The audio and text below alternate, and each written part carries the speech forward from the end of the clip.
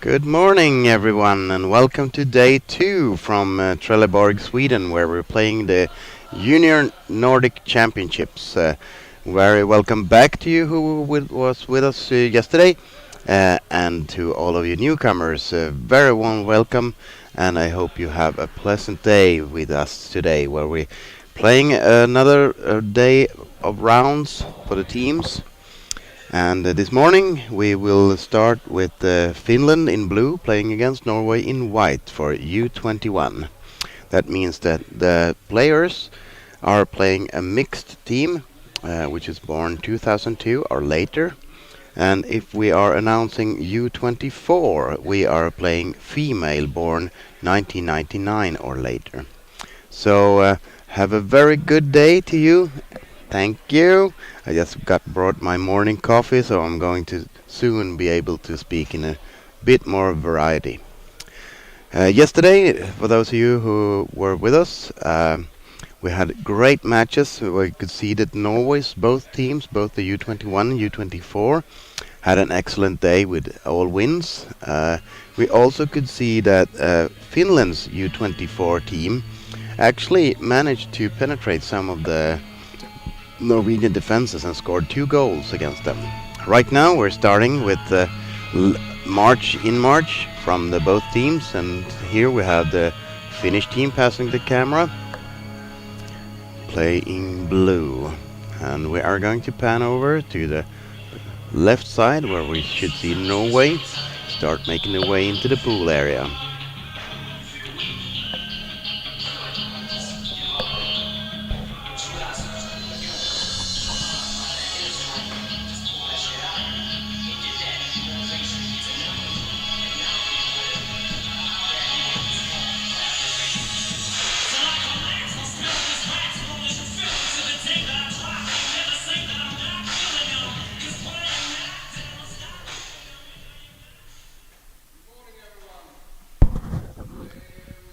And now Anders Wåhlin, the chairman of Trelleborg's team, the hosting club in Sweden here, are announcing the colors, and we have the anthem for Finland.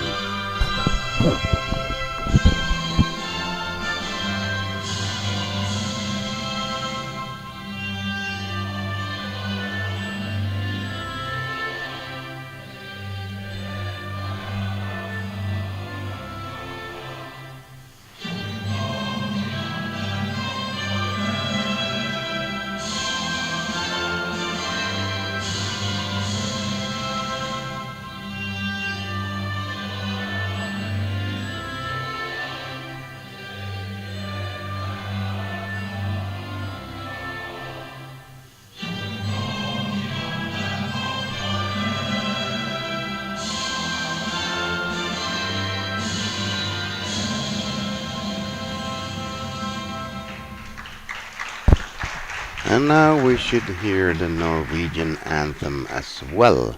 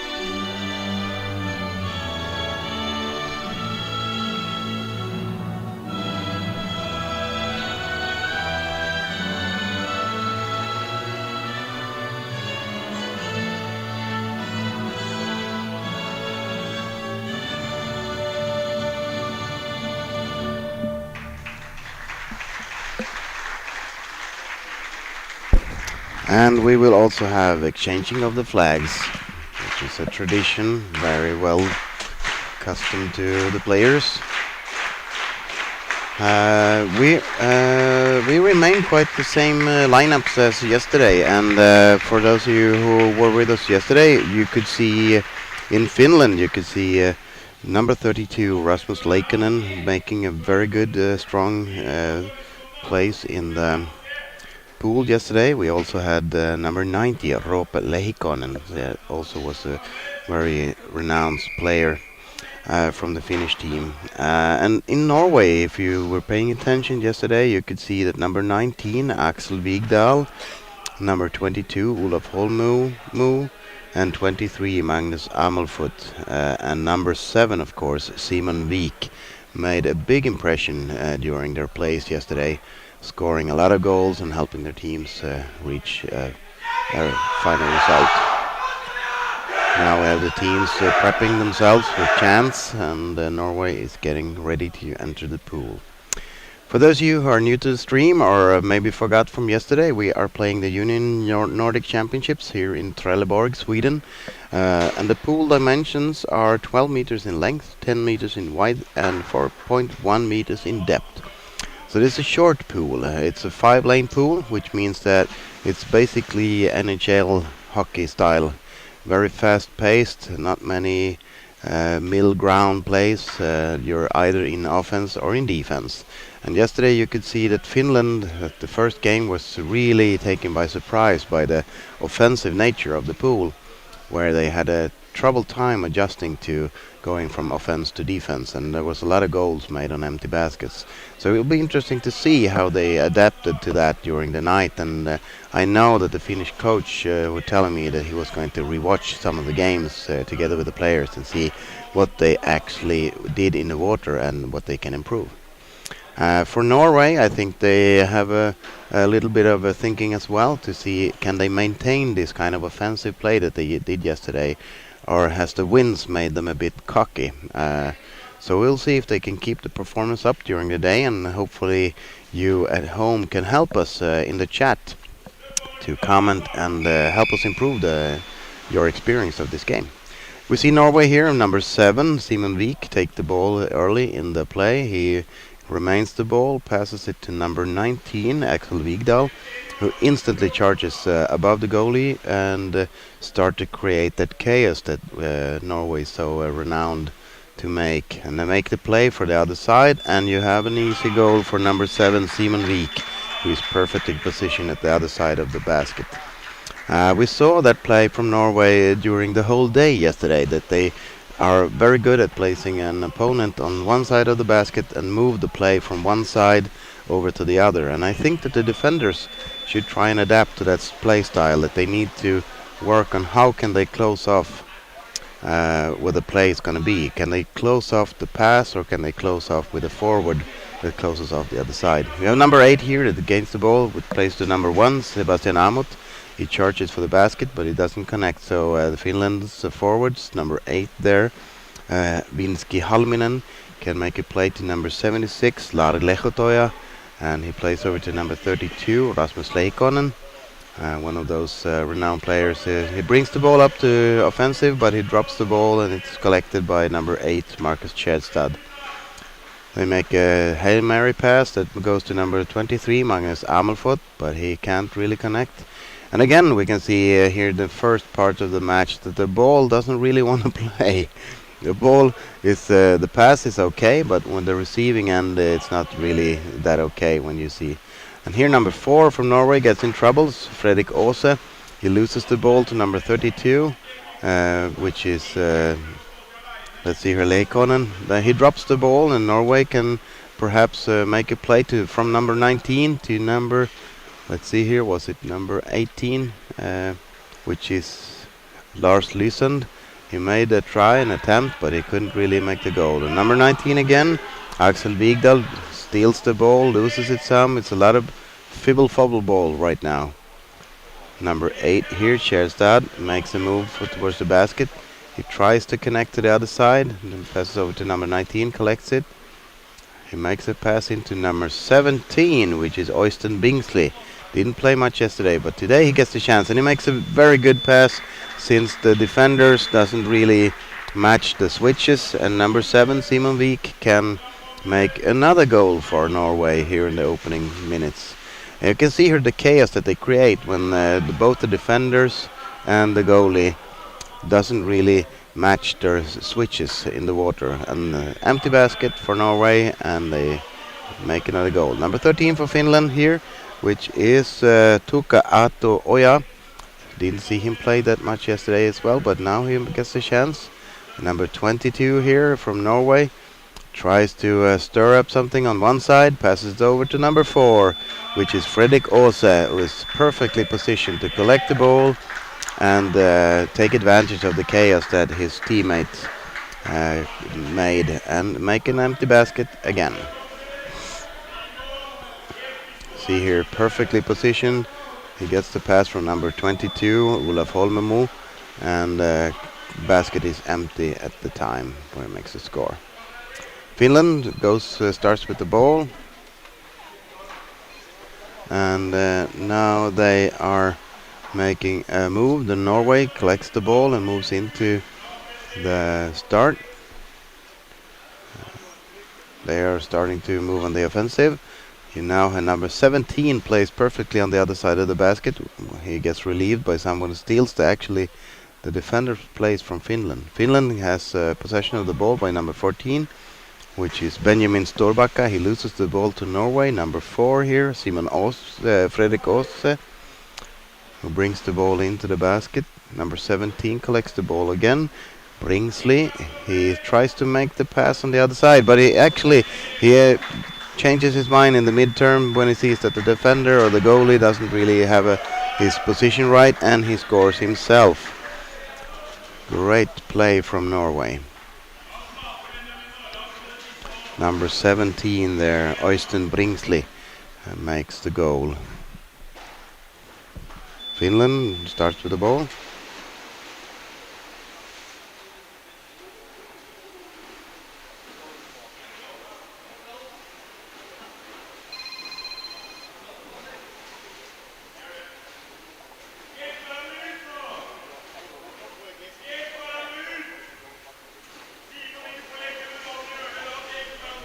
Finland moves in by number 19, you see there, which is Axel Vigdal. And number 1 has the ball right now, passes over to number 14, Åse. And Norway is charging in with more and more people in the basket. And right now, number 7, Simon Vik, again makes the score. And you can see that they're constantly filling up with players on the baskets, Norway, while Finland has trouble maintaining a cycle at the positions in defense. So you can see here that there's 3 players coming in, constantly 2 players on the basket, and the third one's moving in to change. Number 13 again from Finland starts with the ball. Tuka Ato-Oja, really good. He makes a pass for number 32, passes over to number 10, Vilmo Muitto, and he has number 8 behind him. Can he make a pass? No. He makes a pass to number 76, which is Lari Lehitoja. Now number 32 with possession of the ball. He has a friend below him. Doesn't really see that one, so he makes a pass out in the field to number 11, Urho Örjele. And he passes to another teammate, which has a good position to move in under the defender, but he got caught up on something that couldn't make it. Norway makes a play again with Tigerfinn. And he moves into the corner to try and make time for his friends to go into the basket. And you can see now 3 Norwegians make an offensive play here. And they make a perfectly triangle around the basket. It makes it really hard for the defenders if you're not in a good position to start with. Then it's really hard to try and get that position back. You can see here that on the left side for me on the screen, Norwegian is blocking the Finnish player, and actually he has a few seconds more to make his final attempt on the goalie, and they score. Norway is making another goal, and they are now in a comfortable lead. And Finland makes their play. They are actually really good at surviving first contact, Finland, but second pass doesn't really connect that well. Norway charging up with at least 3 players. They have 2 players on the basket now. And you can see their score for Norway again. really fast changing of tactics and speed, momentum from Norway from the first contact, where Finland makes the first pass, but the second pass doesn't really make it for Finland, and then Norway snatches it up and moves rapidly with three players all the way to the basket. High momentum, high aggressivity. And they make another goal. So I think at this point Finland needs to take a timeout, which they do. And I think Norway just needs to talk it over, see that everything is going according to plan, I think. Finland, on the other hand, seem to still struggle with the information given to them yesterday, where they need to close off the other side of the basket or somehow counter the fact that they always make the play around the basket. It's never the one bringing in the ball who is actually ending the play with an attempt on a goalie. They always make a pass for the other side. A short burst to the basket and then pass on the other side so they can make a finish move. And I think the Finns need to close the other side off somewhat. They focus too much on the carrier and not too much on the playmaker. Okay, you can see here now that the timeout is over. So you can see here that the Finns are reorganizing in the water, and the Norwegians are also making their way down into the pool, and we have a lineup ready. Finland starts with the ball, and you can see here number 6, which is Apu Palojärvi, who brings out the ball. Finland survives first contact again. After the second pass, it's hard for them to create the third pass, and which actually is the one that opens the field. I think if you can make the third pass, you can move around the Norwegians a bit better. Norway again with the ball. Number 14 passes to number 7, I think. Or it's number 1, Amot. Now Norway is moving into the basket. They again tries to seek the other side. This time Finland can close it off, but they can't really move out from the defense. Number 22 collects the ball. Number 14 makes a good push for the goalie and scores. Number 14, Niklas Wold. I didn't see him a lot yesterday, so I think he gets a bit more water time today. And he makes an excellent push with his shoulder, connects with the lower back of the Finnish goalie. And I think that the goalie there, if he had been aware of that the pass was made, he could have turned and maybe deflected some with his hip. But right now, Norway is charging on again. It makes a wrong pass from number 14 in Finland to a Norwegian player. They immediately charge for the basket here with number 17. Passes over to his friend in number 7. But right now, number 8 in Finland made a good disruption for the attack. And Norway has to start again from the corner. See that everyone is moving onto the basket. Number 3 moves into perfect position. Can he return the pass? No, he can't. And there's maybe the chip in Norway's armor. If they make that pass too fast, you can easily close it off. And you saw there that the strategy was again passing on to the other side, but they made it a bit too early, which gave Finns the chance to close it off. Number 8 in Finland here, Vinski Halminen collects the ball, but he's instantly charged by 2 Norwegians. It breaks off the ball, and now they can move in again. Come in from the left side here, moves on top of the goalie, and it hits the rim, so they can make it. Now there's no goalie, so Finns have to try and deflect. Number 32 collects the ball. Great defensive play by Finland there. You can see the number on that player, but he really took 2 positions and saved the goal from another one for Norway. Norway again moves over for the other side. Number 17. That was a chancy pass that connected.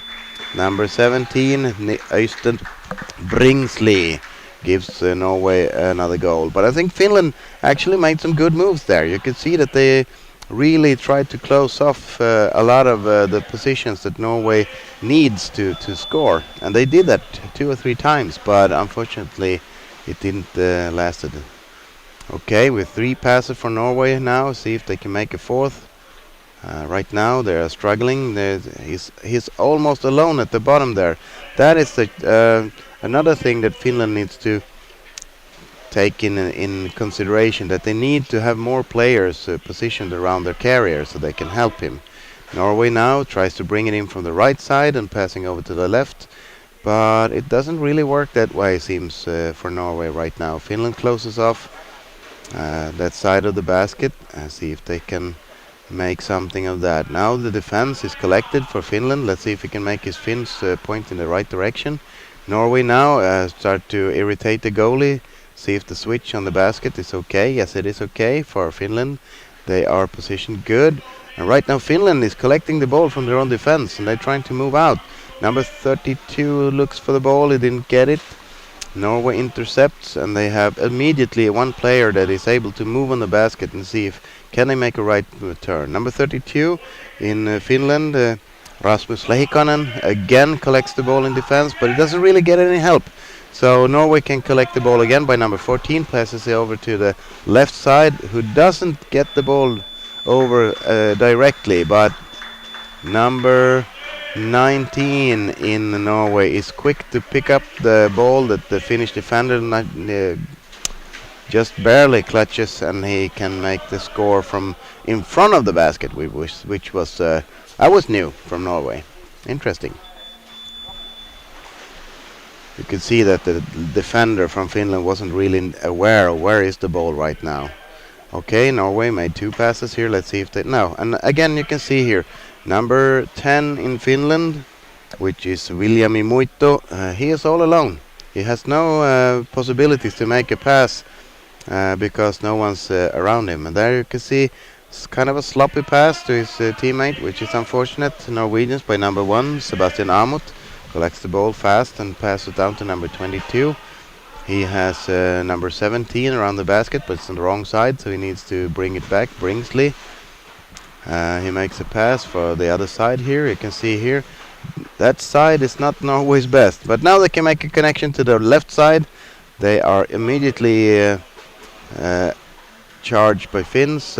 Right now, the defender in Finland is making a really good job. Number 14, Benjamin Storbacka. Made a good push, defensive push there. Number 32 for Finland charges the Norwegian players. Number 8 tried to disrupt.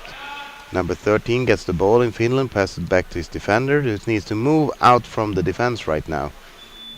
Okay, we have a referee call here. You can see the judges are pointing towards the water.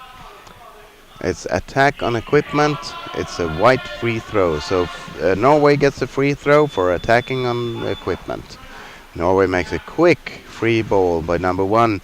And there you have the Norwegian special, where we have a rapid pass from one side of the basket to the other, and they couldn't actually connect right now with the defender. But they try again, come from head side, and that was a headbutt against the goalie, and you can see a signature play from Norway here. They make the score once again.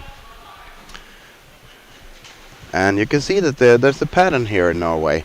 If they can come in from the left side, they are very good at moving the ball over for the right side when they are connected to the basket. If they make the pass too soon, the Finns are able to close it off.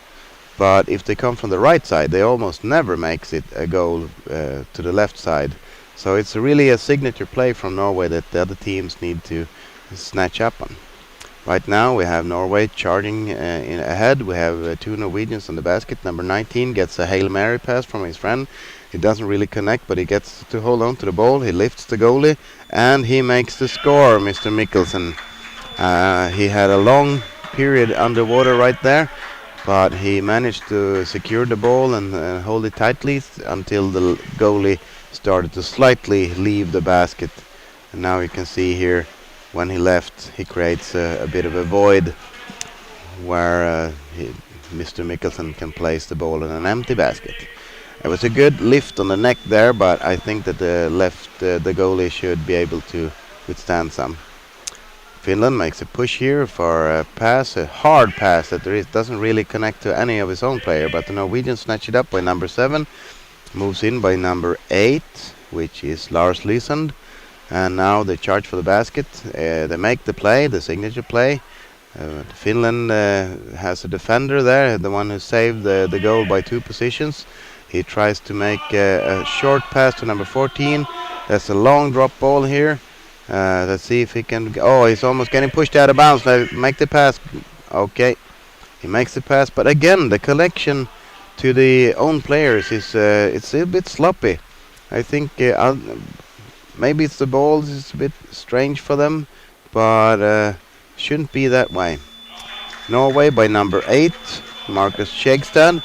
He moves comfortably over all positions and see that there's an opening on the goalie, and he makes a score on empty basket, while the Finns are actually there but not actually on their positions. See there, he moves slightly off the center of the basket, the goalie, and that creates a bit of a gap, and you don't need much to actually make a good shot for this basket.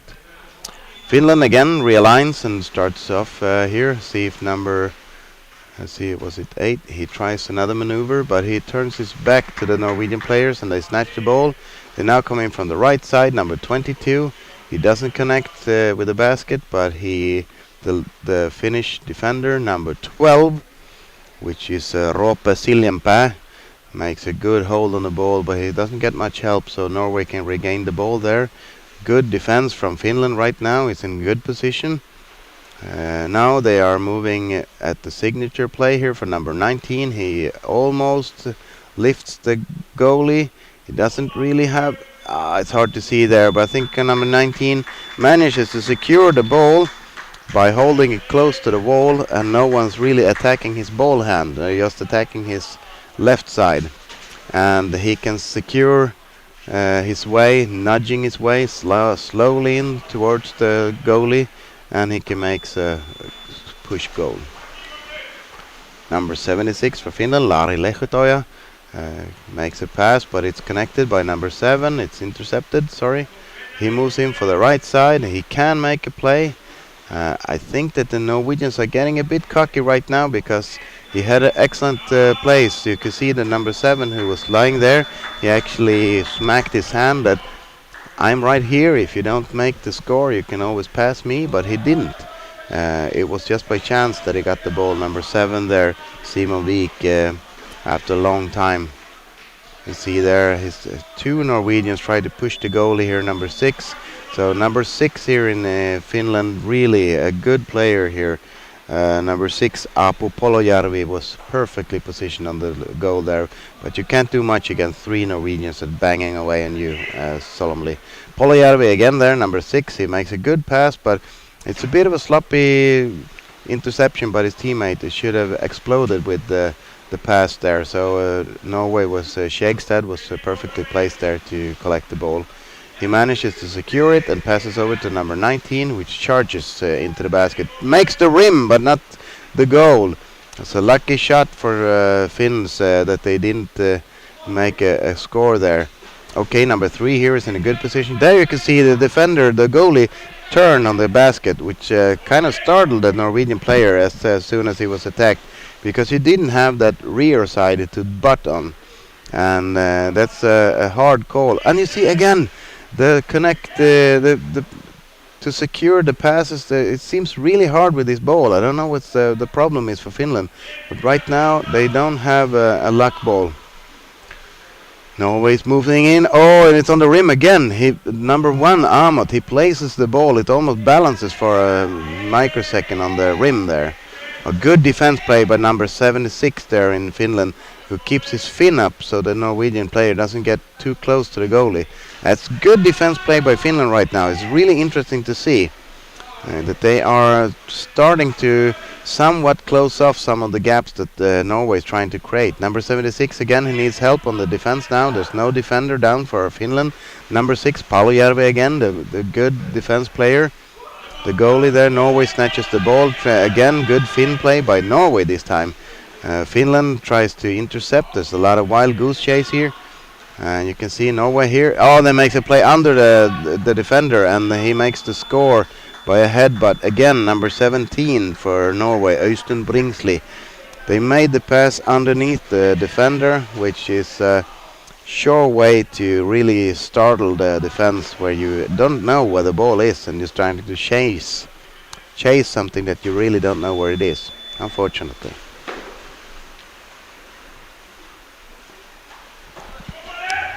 Okay, that's a referee call here. You can see the surface judge pointing down to the pool, which means that the water judges have made a call. You can see they're attacking someone without the ball. And it's a white free throw. Collected the... Oh, you saw there that the Norwegians have stole the basket by number 22, which is Olav Holmemo. And if the basket is stolen, then you need another way of defending for Finland. You need to defend against someone that's gonna take a pass from his teammates. So you need to guard the pass actually. And right now you see that Norway is getting ready to receive, and Finland doesn't really make the first pass this time. And Norway can charge with at least 3 people on the basket. Number 7 here tries to move in. He moves in on the left side. They don't make the goal there, but he climbs over on top of the goalie and scores. So we have number 22 there, Olav Holmemo, that makes the score for Norway. And they tried on the left side. They didn't really connect there, but they dislodged the goalie from their place, and they could move topside and actually make the goal. And you can see that the switch for the defenders should be a bit tighter. This time it's period. It's half period. It's half time. Yesterday I had a bit of trouble. I am blaming it on a 16-hour workday, but yesterday I had a bit of trouble ending all the matches after first half. I will not do that today. I will welcome you all back in 5 minutes to the second half of the first game on the second day of the Junior Nordic Championships here from Trelleborg, Sweden. And we hope to see you in a while. Thank you so much and have a good morning.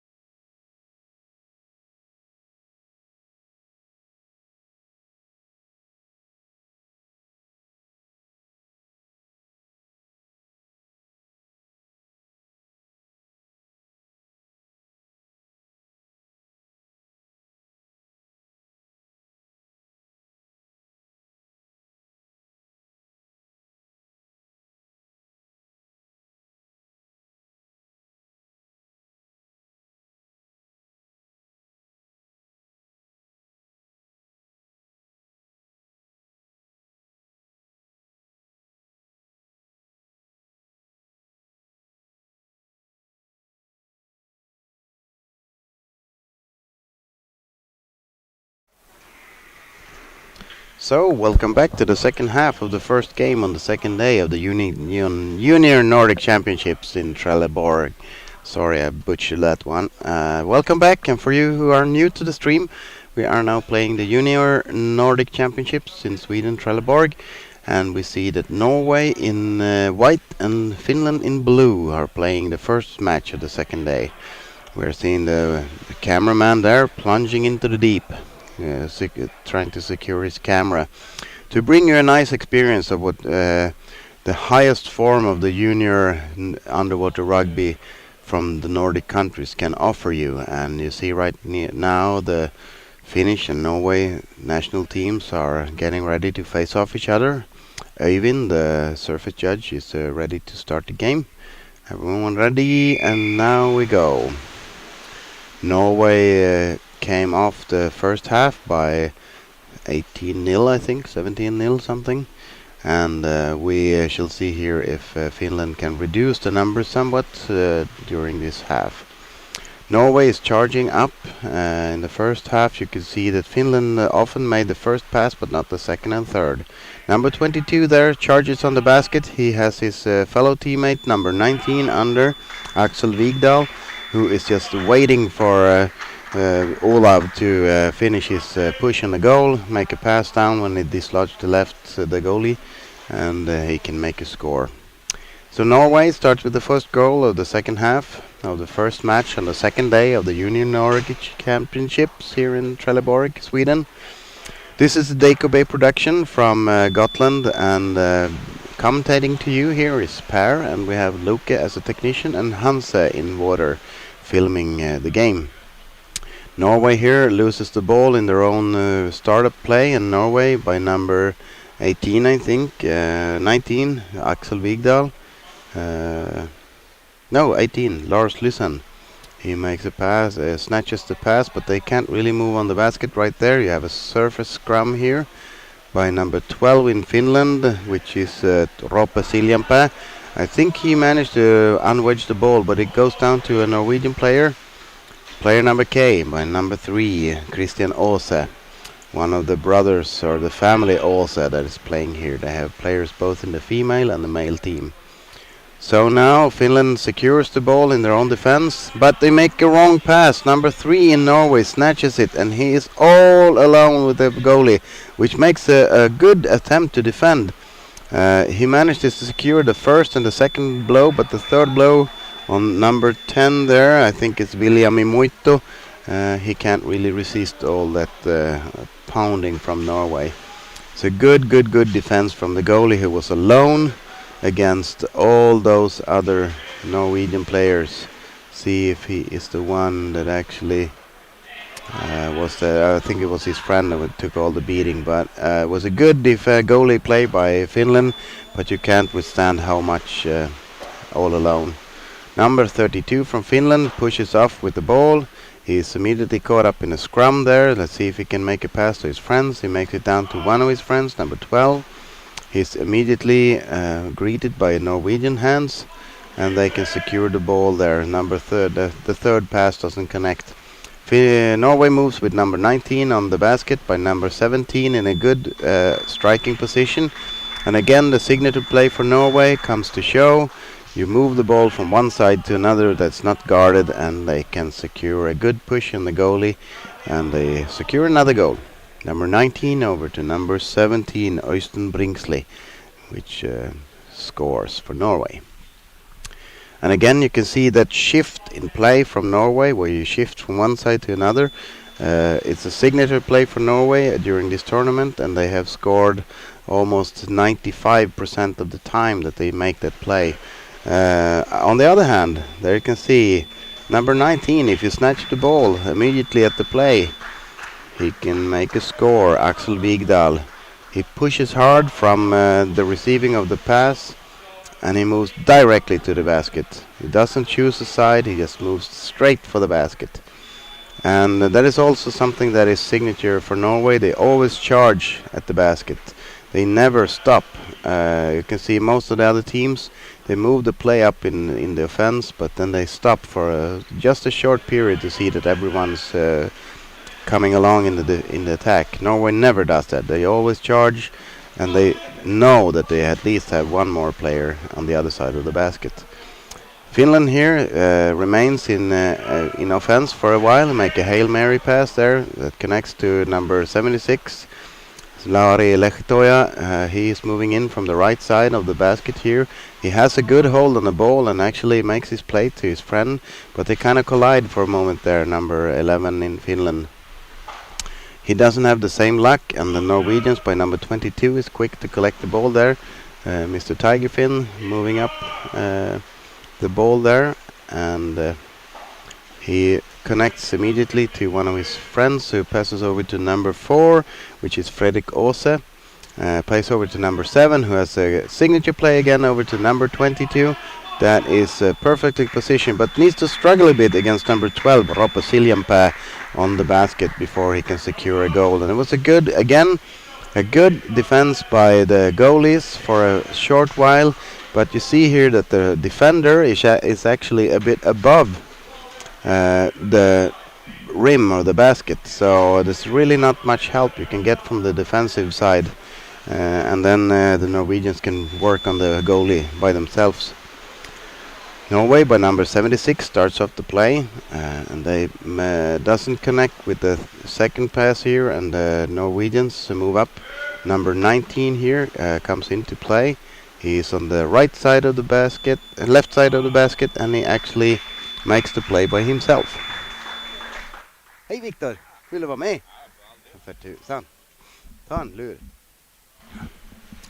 And again Norway scores, and right now I'm joined by Viktor, the Swedish coach. Welcome, good morning. Yeah, thank you. Good morning to you as well. Yes, we have started the first match of the day, and you can see Norway again making their signature play around the basket when they move the ball from one side to another. And Finland hasn't really studied the video footage from yesterday. They haven't. Right now they're moving in from the right side, and they move the ball over to the left side. And as I said, with this play they score about 95% of the times, and unfortunately Finland hasn't recognized this that much. When they make the opposite play, that they play from one side to the other, they don't score. They only score like 20% of the time. So it's really a signature play from Norway to try and close off. Right now I think Finland is doing quite a good job actually. They're doing a really good job in defense. They are managing to hold off longer and longer periods between the goals. And I don't think we will see the same numbers as yesterday from Norway, because Finland actually makes a better concentration around the goal. But you can see sometimes that the defense in Finland doesn't really connect to the bottom in the defense. They're a bit high up, and then the play, as we talked about yesterday, it's a 360 sport, so you need to close off some of the areas. And now you can see Norway here pushing off with number 76 here, which was Lari Lehtoja. They often make the first pass, but they doesn't make the third pass. Okay, there's and that's not one of the troubles. Finnish people there. No, now you see the signature play again, number 4 here, which was Mr. Åse. He didn't connect to the goalie. He makes a pass to Mr. Tigerfin. And number 32 here makes a good defensive push here that pushes up the player to the surface. It's good. Norway still in possession with the ball. They still have some sloppy rotations on the defensive positions. Yes, I think it's been worse during the second half. They had better connection in the first, but as you say, they're a bit sloppy in their exchanges on the baskets or in the defense, which creates those gaps we talked about yesterday. So really not much have changed from the yesterday's game that you and I saw. Yeah. But a few times they actually managed to secure their positions. You see here a timeout is taken by the Finnish team, that they need to talk over some things, and that makes a good time to talk to you. How did you think of yesterday's games? I think our games yesterday were really good. We really opened our eyes because we got our Norway kicked everyone's butt. Exactly. They had a good day yesterday. They had a really good day. We watched our games last night, and I think it was an eye-opener for our team. We've done some slight adjustments Okay. to our team. We won't ask what those are. No. We want to see them in Yeah. play. But how did the players react to the footage that they saw? Oh, well, there was a lot of grunts and Cursing started. Okay. like, oh God. But they did realize what they were being shown. Definitely. So I think they're going in with a different mindset this time. Good, And, good. hopefully that shows in the results as well. And I hope that's one of the points we're trying to make with this covering of the games, that you have the chance by nightfall to really revise and see I think what that's can we do with amazing. changes. So Yes. hopefully we can bring both an experience to the viewers at home, but also the players that they can take part of. Definitely, I think this is such a great learning opportunity for everyone. Yes. Now we see Finland here starting the play after the timeout, and they make a connection there, number 32 with the ball, Rasmus Leikonen. He gets the ball, but is almost immediately greeted by Norwegians. And now Norway moving up with 3 players. They have players all around the basket, but they don't make that play really right away. And now we see number 13, good catch there by Tuko Otto Oya. Look at that. A Hail Mary That's pass that actually connected. Number 14, that's really good. Benjamin Storbacka moves the ball way up in the field. But also something that I mentioned during the first period, it's you see Norway, they always charge for the basket. All the other teams seem to charge a bit, then wait for the whole team to start to come back. But Norway always charges with 1 or 2 players. It's also signature play. Yeah, but they always have people to fill up, right? So Yeah. that's actually quite a good tactic. If you actually know that you have people that is going to come to your aid, Now then you see Norway scores again, but I was waiting to tell that the first push, the Finns actually did a good job by holding off the Norwegians. They had a lot of Norwegians around the basket, but they managed to hold it. But when the changes started to make in Finland, they don't fill up the changes. Yeah. But I have to say, right now they're actually they have defensive positions there already. It's not like they're swimming in free scores right now. No, it's not that many empty baskets that they were yesterday when they were 33-0 or something. Yeah. I think. So I think that they have improved some, but I also think that Finland they have a lot of matches under the belt right now in the competition. So they actually make some changes that starting to work. They just need 15 more games perhaps to make it really work. But it's one of those learning opportunities that you were talking about, that you'll learn. This is not going to be Finland's championship, but later on they might. Yeah, of course. I actually think It was a good defense there. A lot of people down from Finland that managed to hold off. yeah. Good. I think you actually learn more from losing than from winning, especially Finland didn't. I think that Finland will go away from this tournament with a lot of knowledge, even though it hurt some. Yeah. There you can see the Norwegian player here, number 8, which is Markus Kjærstad. He works his way from the top, but he's not challenged that much by the forwards. When they do the rotation here, the goalie really needs the goalie that goes up really needs to just push up the attacking player as well. Yes. So Now you see the Finns there just barely makes that first connection with the opposite team. They make 2 or 3 passes right now. They are trying to remain in attack position, but Norway grabs the ball there, intercepts some of the passes, and they charge instantly. Number 8 there in a good position to receive the ball. He passes down to number, let's see here what that was. No, one of the Åse families. Oh, he makes a good pass after a while there over to the other side. They're starting to push there. It's not really, they push more to the rim. that's a lot of shoulder in the basket, right? That was a secure shoulder in the basket. And Yeah. finally, number 17 decides that enough is enough. Let's score now. I think the judges are actually waiting to see if they score. I think that the judges also acknowledge that Norway is going to puncture a hole here. They just want to see a few pushes, and if it continues, then they will, of course, signal it off. But you can see here on the replay, that's a lot of body in the basket. But number 17 doesn't care. He scores anyway. That's Yep. interesting to see. Number 19 gets the ball here, moves it up. He has a player beneath him. There's one of the Åse brothers. And number 22 go over to Vik. He's challenged by number 14 from Finland somewhat. He has to stop for a while. Number 17 remains on the water in the attack mode. He starts to push on the defender.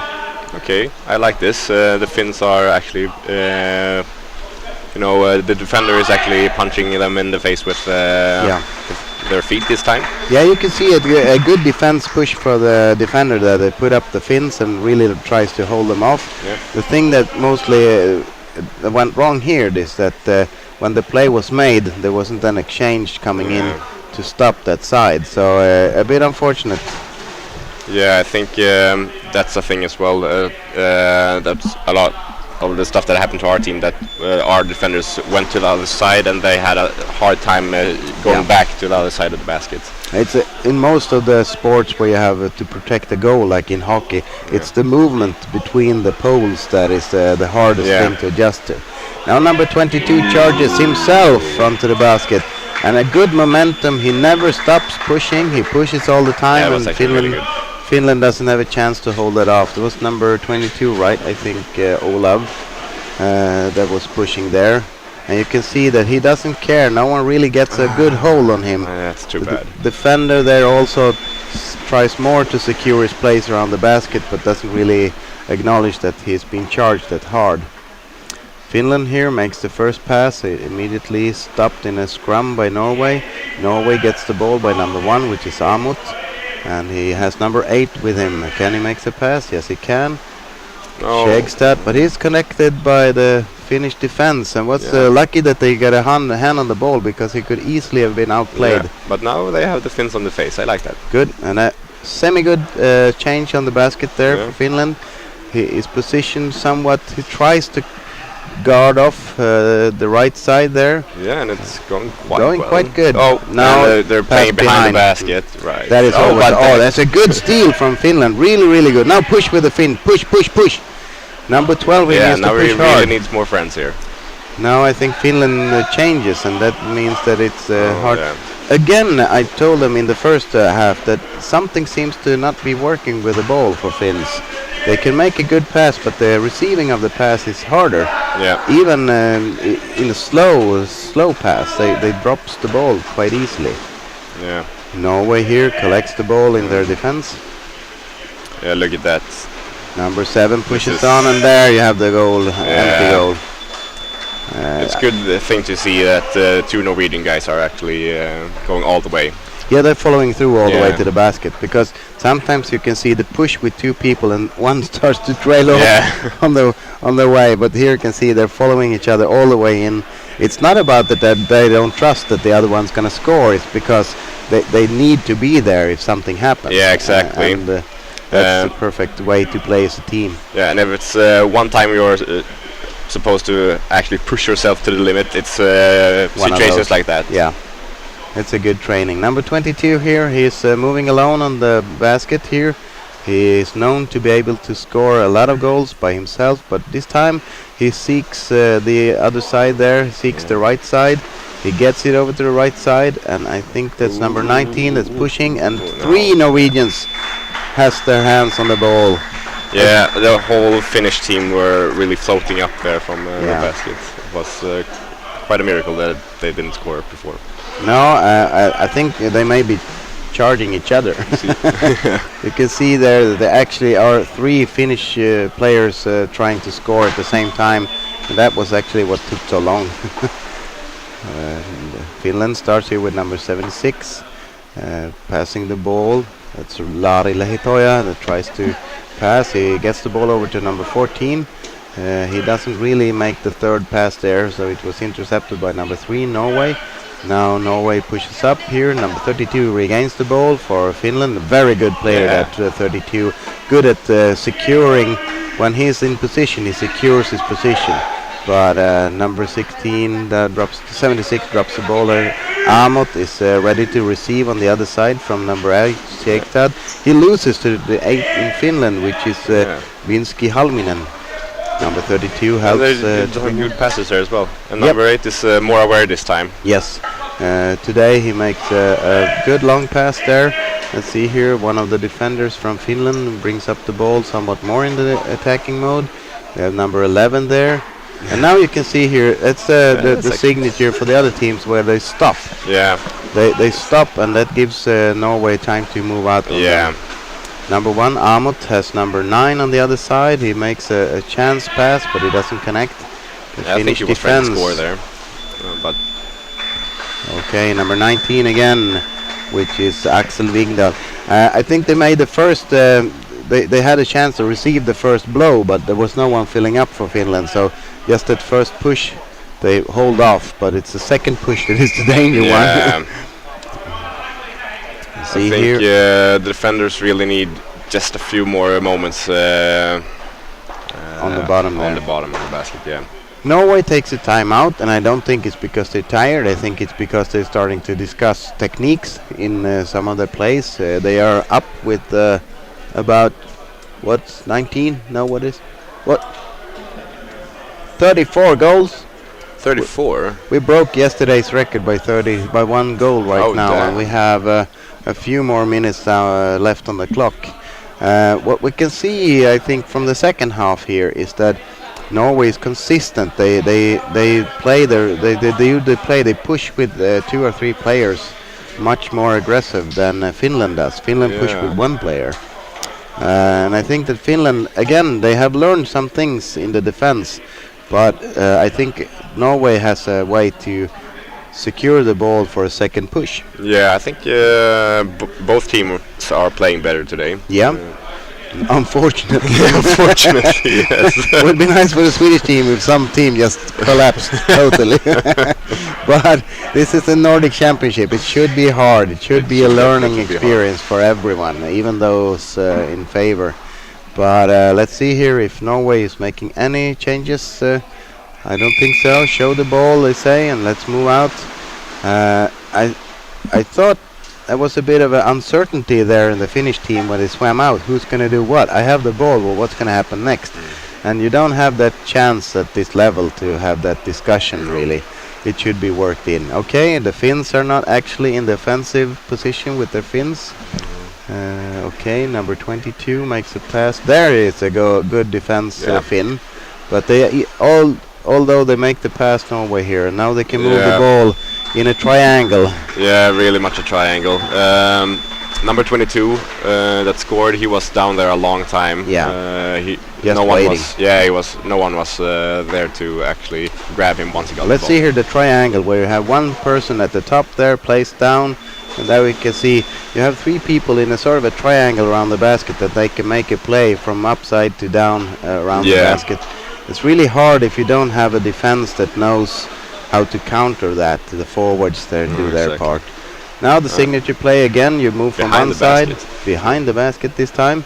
Number 10 there, a good goalie for Finland. It's William Muto, a really good player here. He's number been down 11. there a long time. Yeah. Now number 11 took a long dive there. Umo Yrjele. Umo really did some good defensive work earlier, but you can see here he's down a long time. They can pound on him for some time, and he doesn't really get a defense support. And it's hard. He's alone there. You have one person clinging on top of the ball carrier, and when he moves the ball, there's no one to help. Okay, Finland starts again, makes the first pass, the second pass, and the third pass. And now they're through the Norwegian the sort of charge, and now they can make an actual play there by number 6. Good defense play by Norway there. Needs more people there. Yeah, it kind of ran out after 3 passes. They needed to make a 4th. Number 76 tries to move the ball, remain in the offensive side. We have number 14. Let's see here what.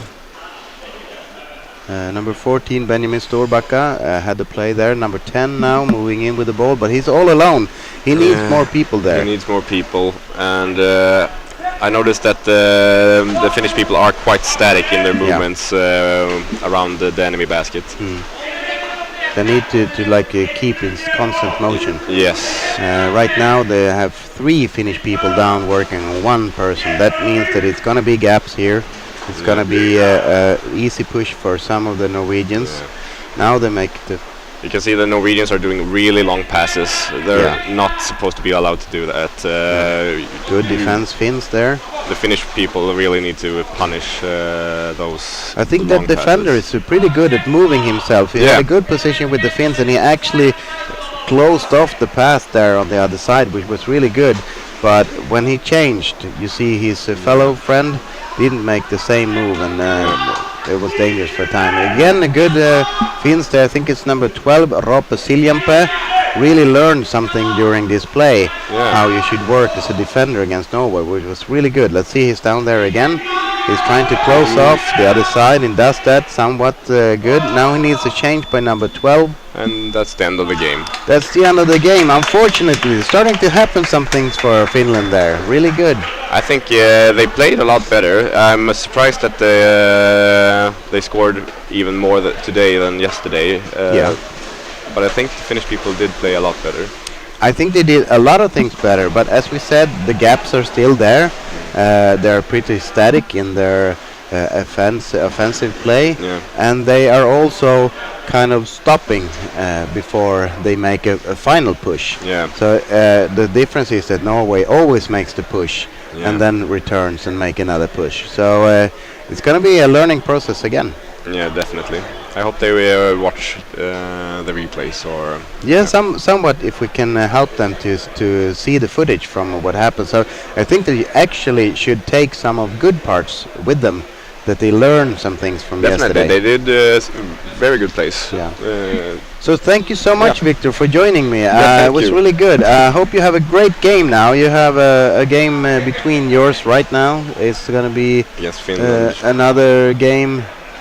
You have 11:30. You should play. 11:30 against Finland. Yeah. So go and prep the guys. Thanks. Have a good day. Thank you. Bra, Victor. Okay, there we have the first game of the day, which we had Norway play against Finland. And Norway came off a little bit better than yesterday, about 3-4 goals more. But as I talked to Victor, you could really see that there were some things that Finland were actually improving from yesterday. And it was really nice to see that they could close off some of the plays here in the later stages of the game. Although you had the signature play by Norway, they made a lot of scores with that, but as the time went on, you could see that Finland started to close off some of the basket areas, and they withstood some of the pushes from Norway. It was really good. Again, Norway with the signature players like 19, 22, and 7 and 8. Which was Simon Wik, Marcus Kjegstad, Olaf Holmemo, Axel Vigdal. They really stretch out their plays and really get some powerful power goals, either alone or, but most often together somehow in some sort of constellation where they can play sort of a triangle around the basket. When you had either way, it's lying down triangle where we have one in front of the defender and two on the sides, or a standing triangle when we had the ball carrier on top of the goalie and you pass down some of the right and left sides of the basket, and you can always see that they connect with a push from that side. So it's a really learning curve for the other gamers, the other teams, to see what is actually going on around the basket. Okay, we're getting ready for the U24 game, Finland versus Norway. Here comes Norway.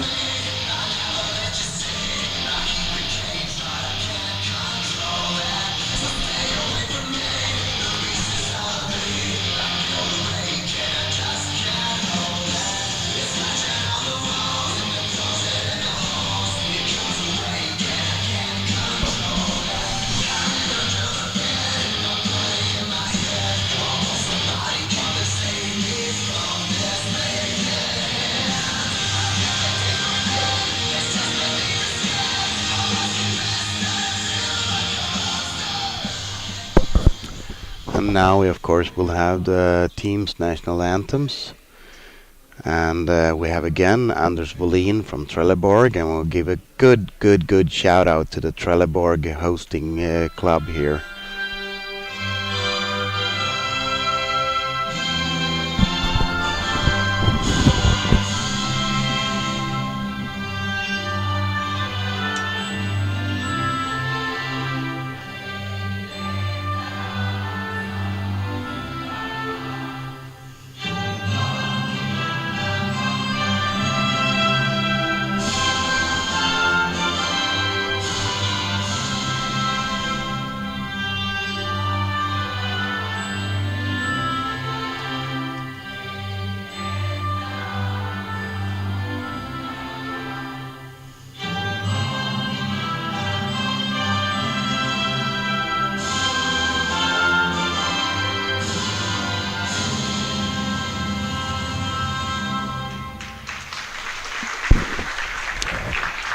As I said, a big shout out to the Trelleborg team who has really done a great job at creating this tournament for us here in Trelleborg.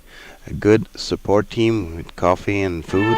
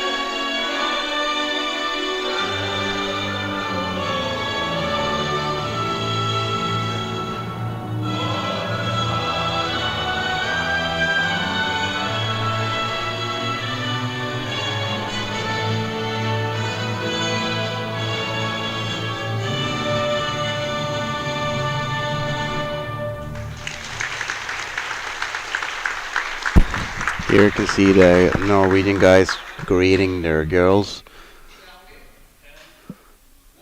And let me continue with a shout out to Trelleborg hosting club here. It's making all this possible for us.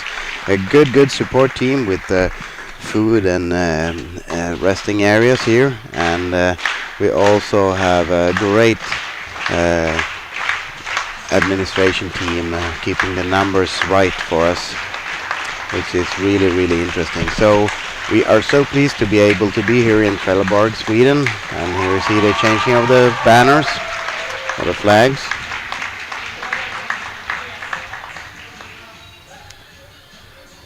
And now you can see here the water cameraman starting to get ready to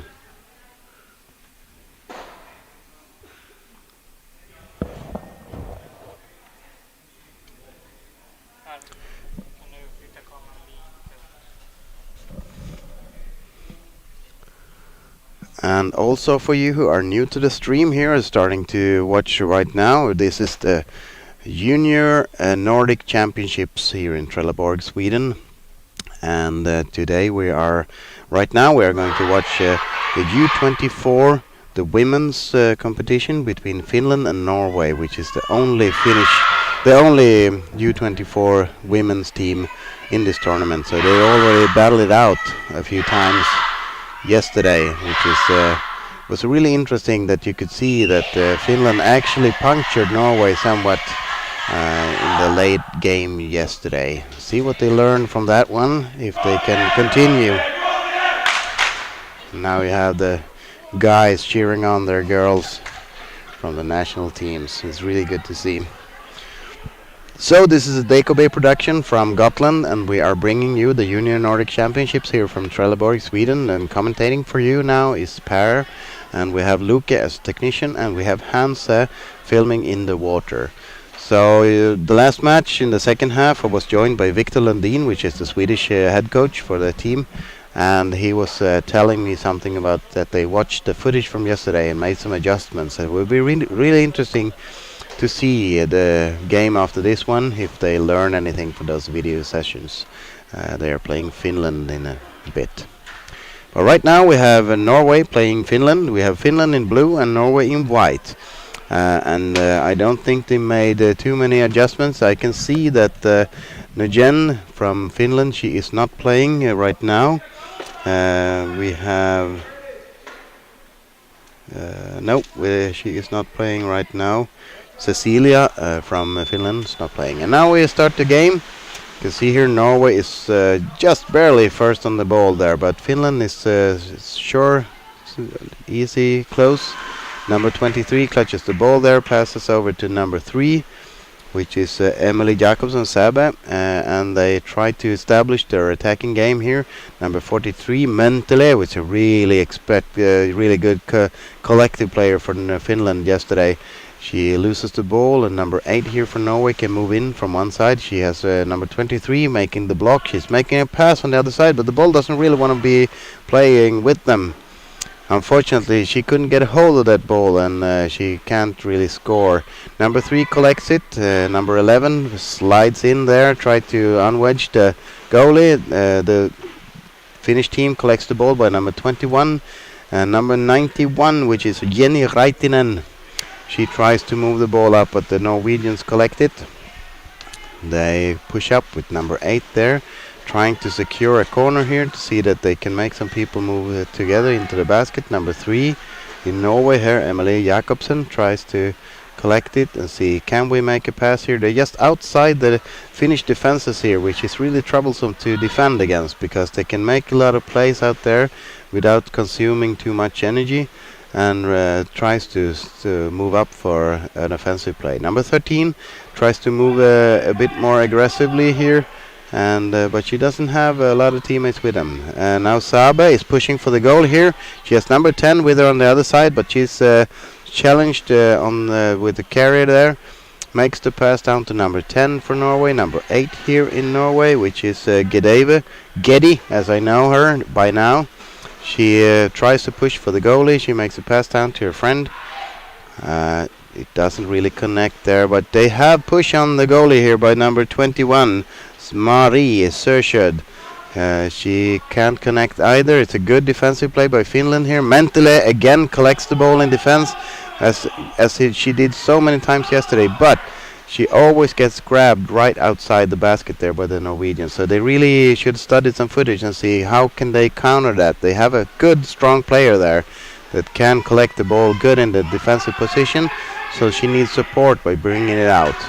Now they're moving a scrum here by number 7 in Finland, which is Josefin Sinikalo.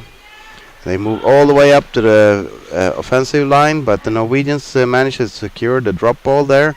Another scrum here at the surface.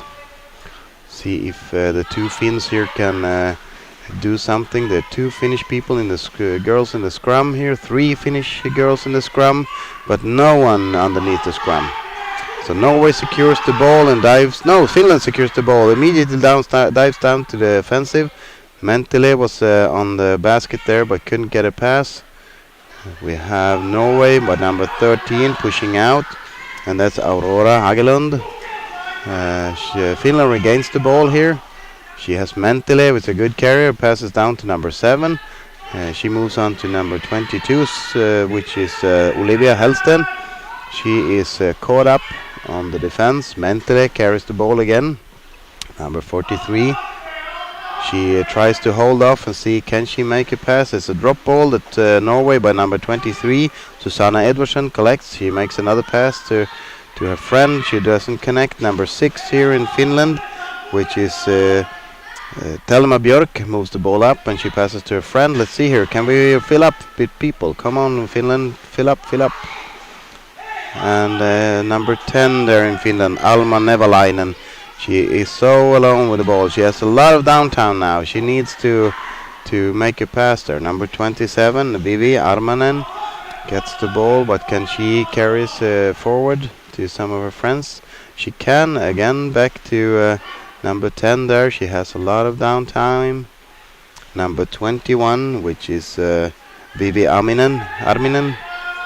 Now there's a good play from Finland around the basket, and this is really interesting to see that today Finland is a completely different team against Norway, where it actually has been 50-50 I think about for the attacking. Mentele here charging, and now you should see a push out from the Finnish defense. It didn't come too fast.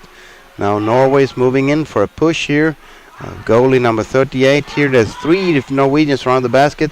And the Norwegians are frantically trying to puncture number 38, Mette Koski. But she nailed it shot. Now number 42 tries her chance.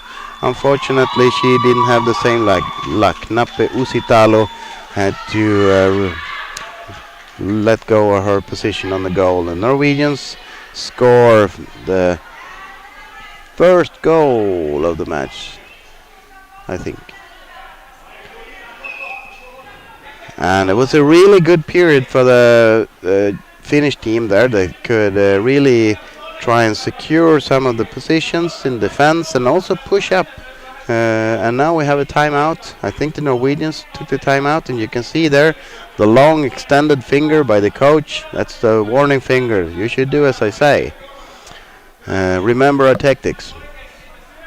And it was a really, you can see there's a whole different way of talking in the Finland side as well. Now it's I don't know Finnish, but it sounds a bit more positive than yesterday. There was a lot of yelling and perkele and stuff from Finland, so I don't think that was a positive one. But this is. They are now telling the players probably that they made good pushes, they made good plays, and try and secure and continue with that one. They were closer to goal than the Norwegians there for a long period. So this play is really interesting to see how it's going to pan out. There's really not a lot of goals made here, so it shows to be quite an interesting match here. We have 10 minutes left on the clock after this timeout, and now the Finnish should show the ball here and start to play. Furiously swimming by number 42 from Finland, Nupu Usitalo, which is really a good show that this game is far from over for any of the sides. Finland's moving in from the top of the goalie here. Let's see if they can make them play. It's a lone attempt by Finland. They should really restock with people. They are still in possession of the ball, which is good. We have number 22 there with the ball right now, which is Olivia Helston. Can she make a play forward? Number 38 is in a good position to receive a ball. She does eventually get the play, which is Mette Koski. She starts to move up in the position somewhat. We have number 7 instead, which is Josefina Sinikalo. Can she make an offensive play? Number 6 gets the ball, which is Telma Björk. She makes a play to number 8 there, Sara Latvira. Now I think we have a straight flush there with numbers. Unfortunately, number 4 snatches the ball. She moves in alone on the basket, and number 4 strongly shows the Finnish girls that if you give me time, I will score. And you can see there a lone solo attack on the goal, and you had 3 Norwegian goals against 1 defender, the goalie, and that's a certain goal by 100%. And she delivers. Number 4, Vera Ellansen, doesn't mess about. And it was a good offensive play by Finland, but they really didn't move too much on the basket. They stayed outside the offensive side. Number 5 here, which is Elisabeth Åse, one of the family Åse in this tournament, that is securing the ball in the swim out from Finland. And the Norwegians keep the ball in play. Number 23 there, which is Susanne Edvardsen. She plays down to her friend here. That is moving in, number 8, I think. It's Giddy. Oh, there's a referee call here. You can see the surface judge pointing down to the water. So, see what they show. Pushing on the goalie, which means that the Norwegians, without the ball, is pushing on the goalie to try and dislodge her from a place. That's not allowed. So now we have a free throw for Finland at mid-section of the field, at lane 3. Show the ball, please. And now she makes the play. Number 23 wasn't really on that one. Number 23, unfortunate pass. No, number 27, Vivi Arminen. Sorry. And Norway can move up for the attack here. You see that the Norwegian girls have a different strategy than the guys, that they move more often out to the corner and collects the team in a different way than the Norwegian guys do. They collects the team for an assault, but and then they move in. They are pretty good at ball handling, the girls, which means that even challenged they can remain somewhat. But there you can see number 3 in Finland, Kuro Sovalainen. She quickly intercepts the ball from the Norwegians. And number 22 here from Finland, which was Olivia Helston. She remains the ball in attack position. Number 42 here struggles to remain it in attack moment, Nupu Usitalo. Number 21 with the ball right now, which is Mata Kitonoja. She passes a forward pass, and now we have a push for the goal here by number 22. They drop the ball, but the Finnish girls remain in possession. by number 3, Kura, I think. She has friends to play there, number 8, which is Sara Latvina. She has a fellow friend there on the basket, but passes back to number 21, Kitanoya. Oh, and the ball there again is a bit slippery. Number 27 with the ball, Vivi Arminen, passes down to 38, Mette Koski. Number 43, Mentile, is in a good position behind the defender there. Again, good at collecting the ball. Let's see if she can get some help. Help, please. The play is made for number 7. The ball is dropped and the Norwegians can pick it up. Unfortunately, number 7 there, Josefina Sinikalo, didn't connect with the pass that was made for her. And they need to chase it back. And now you see Mentile again with her signature work. She collects the ball good in a defensive way, but she gets immediately locked up by the Norwegians here, close to her own basket. Number 6 here, Telma Björk, again secures the ball by Norwegians, and they push in with the solo player. Number 3 there from Finland makes a really good defensive push, Kura. She lifts the Norwegian player up. And now we can see there's a referee call here.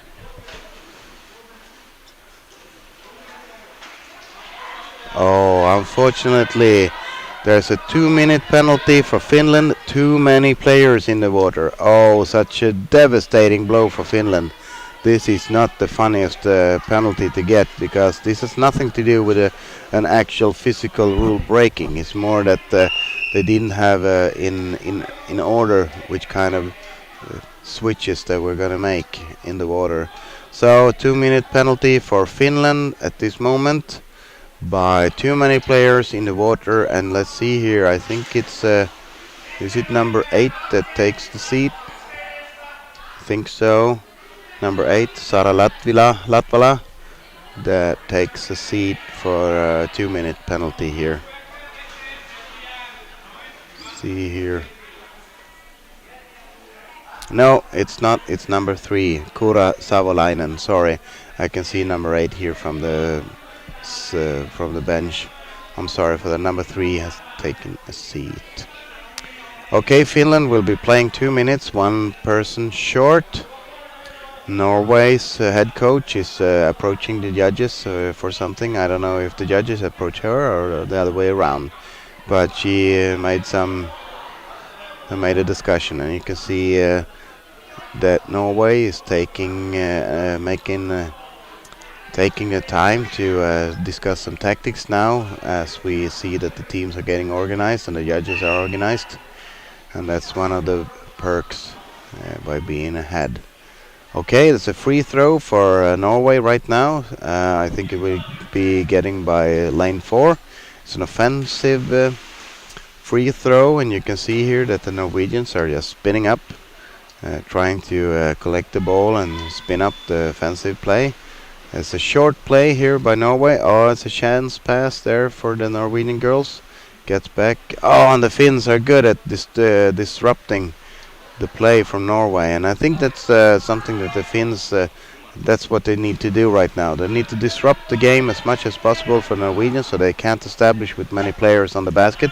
They make a push here, signature push here from one side to the other on the goal, but it doesn't connect. I think it was number 4 there, Vera Erlandsen, that didn't get a chance to push on the goal. Number 20 now for Norway, Kristine Hagelund. She makes a pass for her friend 5, she's Miss Åse. Number 22 in Finland collects it. Olivia Hellsten is really good. Just hold on to the ball. Number 11 collects the ball in Norway. She pushes down from the top onto number 38, which is a really good defensive player, the goalie from Finland. And you can see slightly there, Norwegians are pushing on the basket, just slightly. You only see it if you look at it. Norway remains with the ball, but number 6 here, Björk. Number 6 here, sorry. Yes, Björk. She is able to secure the ball, and now she really needs to just hold on to the ball, kill some minutes or times or seconds. But Norwegians take it by number 23 here, which is Susanne Edvardsen, and they push with Åse, number 5 here. She makes a push, and the goal is secured. And that is something that she doesn't mess about. Miss Ase, Elizabeth Ase. She is really good at the finish, a really good finisher for Norway. And she distinctly takes a good grip on the number 42 here, Julia Mentile. And sorry, Nupo Usitalo, number 42 here in Finland, and this pushes on. Norway in possession, and now we are even teams. Norway pushes on with 2 players on the basket. Finland secures it in defense, which is really, really nice.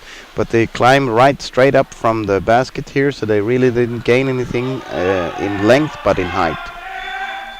Oh, standing on a ledge, I would guess. That's a surface call, and you can see here that it's a white free throw, and it's standing on the ledge.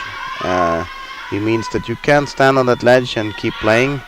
That makes it to be a free throw for Norway. Finland intercepts a fast ball there. It's really good by number 11, right? 10, Alma Nevalainen. Really good catch there. Really, really good. Number 22 for Finland, which is Olivia Helston, collects the ball again. She is... oh no, she drops it, which is really unfortunate. She pushes it with a fin to her own teammate, but she is always... she is immediately approached by the Norwegians. Number 27 here, Vivi Arminen. She tries to dislodge the ball. She has it right now, but can she make something of it? Push out, push out. She makes the play to her fellow teammate, but she doesn't really connect either. Who should she play? Number 10. Oh, I take number 22, I think. Olivia Halstan, she's immediately greeted by the 21 from Norway, which is Marie Seasherd. And she passes to number 8. Onward to number 13. Let's see what she can make from it. She makes another pass for her friend there. And now you see number 3 makes a very long passes here. It's not really what you should do here at this type of games. Norwegians secure the ball slightly. Number 22 here, can she get a hold of it? Yes, she can. Number 22, Helston from Finland, moves up to number 42 there, is greeted by 2 Norwegians. You can see some of those beautiful hero marks on the girls there, the blue puncture marks from just handling the game. Number 43, Mentally, again in a safe position with securing the ball, but she doesn't have anyone to pass. There's a lot of switches made in Finland. She makes a pass to Björk, who's moving into an offensive position. You have number 43 there, 53. Alisa Salminen tries to push on the basket. Mentally again securing the ball. She has 2 players on the other side of the basket, but she can't really make that play. Oh, and unfortunately, you have a referee call. Seems like holding. So it's holding, and you have a blue offensive free throw at lane 2. This is a really interesting place to have a free throw, because you can secure the basket and you can make a fast play on either side of the basket. And again, for you who are new to the stream, welcome back to our Junior Nordic Championships here in Trelleborg, where we are seeing the girls U24 by Elizabeth Ase charging the Finnish team and securing a goal for Norway here, where you have a strong finisher in Elizabeth Ase, and I think she is related to some of the guys in the U21 team, Fredrik and Christer Ase, I think it was. But anyway, she is a really good finisher, and she doesn't mess about when she comes close to the goalie, and she secures another goal for Norway, which is only at 4-0, not too much. So let's see if Finland here, yesterday they punctured some of Norway's play with 2 goals. Let's see if they can do it again. They have had more chances today than they had yesterday, but again they're stopping just short of the basket. On the other hand, Norwegians are moving all the way into the basket, but they don't secure a finisher. They have maybe a few finishers in Norway, and when they aren't in play, it doesn't get too many goals. Norway is now pushing, but they are intercepted by number 3 from Finland, which is Kura Sovalainen. She's good at collecting the ball in the defense, but can she make an offensive play? She is stuck here just outside her own basket, and Norway secures the ball instead. And by Erlandsen, I think. And now Norway is moving out to the corner here, tries to have a defensive fin here in offensive mode. Number 23 for Norway, Sanna Löden, moves in for the basket. And we have another push for Norway. They come from underneath now, but can they make a push? No, Mentally again securing the ball in her own defensive. Good defensive forward, I would say, Mentally there. And now we have number 10 for Finland, which is Alma. She's all alone. She needs to have friends to push with her. Number 21 joins her, Marta, but she doesn't really have too many players as well to play. Number 8 here for Finland, Sara comes in. She has another player with her, but number 6 here was the last person on the ball, Telma Björk, but unfortunately game is it's half time, so they should switch sides. I always want to call it by the first half. I don't know why, but right now it's switching sides for the second half of the game. And for you who are new to the stream, welcome to the Junior Nordic Championships here at Trelleborg, Sweden. And we are watching the U24 game, Finland against Norway, where Norway is in a lead right now. And you can see here that the teams are switching sides, and today we see a lot of rematches from yesterday. You can see that the Finnish team from yesterday's games have improved a lot. They are moving a lot more possession into offensive line, which is really nice to see. On the other hand, you have a few strong finishers in the Norwegian team that when they are in play, they are almost certain to make a goal. You have Erlandsen, you have Åse, you have also Frida, which was really yesterday was a good pusher for Norway. So again, a big shout out to Trelleborg, who is the hosting club here for the Nordic Championships here in Sweden. And we are playing in a very fast pool. The dimensions for the pool are 12 meters in length, 10 meters in width, and 4.1 meters in depth. So it's a very fast pool. You don't have a lot of middle ground to play around with. And you can see yesterday that the U21 Finnish guys teams, they had a trouble adjusting to the fast-paced game that they were experienced from Norway and Sweden. They are more used to a bigger pool that makes for more of a middle ground play. And they really had to make some adjustments, and you can see in the first game today, where Norway played Finland again, that they had made some adjustments and some learning curve from yesterday. But again, Norway has a signature play where they could play out around the basket and secure a comfortable win by more than 30 goals against nil. So today we will in a short while see the second half of the U24 game, girls women's game, Finland against Norway. We have about 2.5 minutes left of the half-time break, and at the same time I can see around me here in the swimming pool that the Swedish team and the Norwegian team are really studying the games, both the current games and the former games that has been played here. So it's really nice to see that this is a learning experience for a lot of teams, even those who've been doing the junior championships for a long time. They really need to read up on the competition and look at their own techniques and timings and stuff. So this is a beautiful learning experience for most teams. And unfortunately, this championship is a very, very small championship. You only have Sweden, Norway and Finland playing here. There's no Danish team, neither on the guys side or on the girls side, and that is very unfortunate. And I hope that this means that Denmark is saving up for some of the other championships and not being cancelled from more championships than right now, because it's important for these teams to meet different types of plays, to learn as much as they can before they move on to senior championships. And I really, really hope that this is just a dent in the Danish armor and that they will regain some of their junior championship participations later on.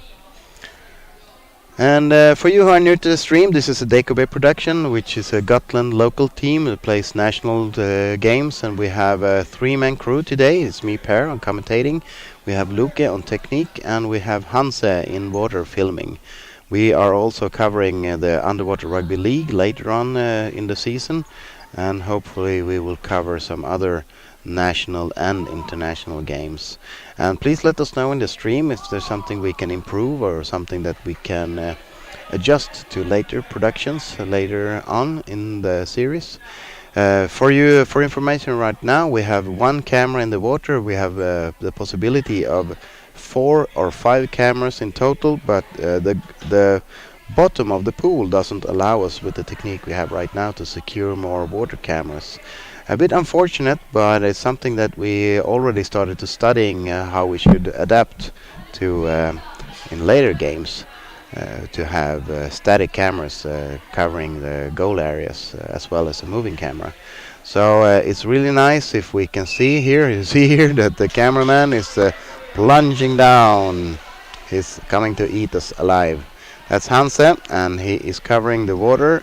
So of course, if there's something that you can shout out to Hanse, he can make notes of it, and hopefully he can adjust it during the day, and otherwise we can have it to adjust it later productions later on. So we're getting ready to play the second half of the women's U24 game, Norway against Finland, where Norway is in a quite comfortable lead 4-0 against Finland. But when you see the play from Finland here, you can see that it's not a certain win by too many goals. You can see that probably Finland should secure at least one goal. Erlandsen in Norway intercepts the ball here. Finland tries to get it back. They are somewhat gridlocked there with number 27, which was Vivi Armanen. She loses the ball. Finland regains in control, but they are in their own defensive line, so they should try and move out. Åse is covering a lot of ground here. She is getting ready to move on the basket. She doesn't connect all the way. She was really alone against a collected Finnish defense. Erlandsen with the ball right out in the corner. The number 3 in Norway, Emily. She has a way to make the play for number 8 there, which is Giddy. She moves down to Åse. She is alone with 3 Finnish defensive players. She holds on to the ball somewhat. She makes a pass to her fellow friend, the 11, Silje. She passes on to Skedstad. Let's see here. Number 8. No, it's Geddy, of course. She doesn't connect too much here. Finnish number 3, Kura. She has quite a good hold on the ball here. Erlandsen changes here in the scrum, and she tries to move the scrum back. Number 43, again, Mentele is good at collecting the ball in defense, but as always, she is greeted by Norwegian hands, and she is stopped quite easily.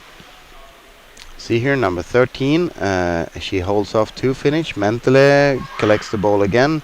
She has a good hold, but no one to pass. Let's see if she can make a push for some. She pushes the scrum away some. Let's see, it's a referee call. Throat hold for, I think it's the Norwegians to make a throat hold on Mentele, and that means that it's a Finnish free throw. That number 43 is a very important play for Finland, that they should really utilize her strength at collecting the ball, so she can be a spider and just pass on to other offensive players. Finland makes a push here. They have a lot of players that was intercepted some by Finland. No, Norway. Number 20 here in Norway is good at chasing around. Christiane. Finland has the ball in offensive with Björk. Now number 22 here. Olivia Helston was good at trying to remain the ball, but number 21 from Norway pushes on with number 23 close at hand, and she tries to make a push for that one.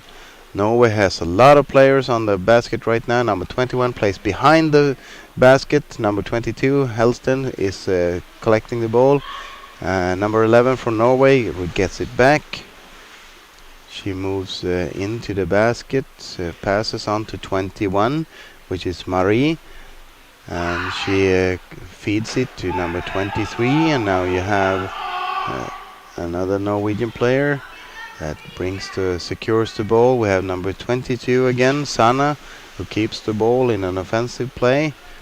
Now let's see here, number 20 down to number 11, Frida Lysand, significant player yesterday. Number 23 here moves on to the basket. Let's see, can she connect to someone?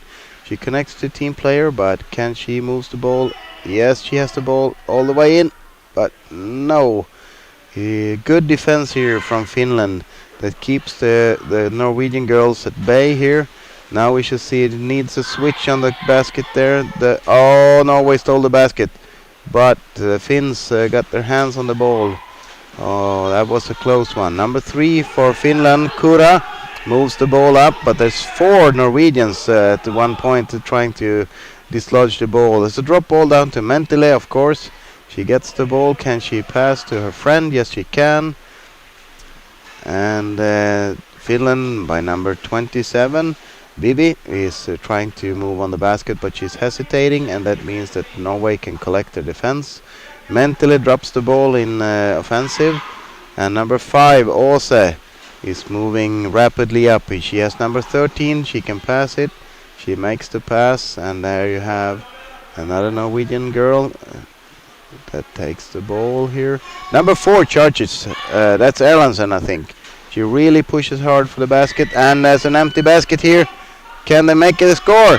Number 13, she even made a pass on an empty basket, but eventually she scores. Aurora Hagelund, you can do this. And you had 2 chances, and you secured the second pass there. Maybe you see in the replay, she makes the pass, and it's an empty basket actually. There you have the pass behind the basket. Number 8 misses, and then she can again secure the goal. That's beautifully to remain there, not to reach for the surface once you made the pass. And that shows that if you stay, you can really get a chance again to score. Beautifully made. Number 22 from Finland pushes on. Number 42 with the ball right there, passes back to number 22, which feeds the balls over to... And that's a good finish push here. Maybe number 22 can make something of it. She is hung up by Åse, who brings the ball out. Number 20 drops the ball to Finnish player number 21, who charges up, but she's alone, so she can't really do much. Now it's a switching in Finland, I think. And number 22 again there, which is Olivia Hellstrand. So she is a really solid rock for Finland, collecting the game, passing the game, pushing the game. So it's really nice to see her in the water. She makes a very good team effort here. Number 21 here in Finland, Marta, passes on to 38, Mette, but she has a trouble making an offensive play. There we have Björk. Björk is a bit hesitant, and she can't really be that. When number 3 there, Emily from Norway, she moves rapidly and snatches the ball right out of her hands, which is really irritating. Finland with the ball in a defensive position here, right over their own basket. A drop ball that Norway collects by number 3. Number 23 is moving onto the basket here, gets a grab on the left, the goalie, and they still push by number 11, which is Frida, of course. Number 22 passes behind the basket to number 4, and you can see Vera. Let's see if it was Vera. No, it was 21 who scored. Number 21, Marie Sjösted is perfectly placed after a pass around the basket, and you can see here she just uses her right elbow to push the goalie up on the lower back and pushes the ball in the gap. Okay, seems to be a timeout for the blue team here.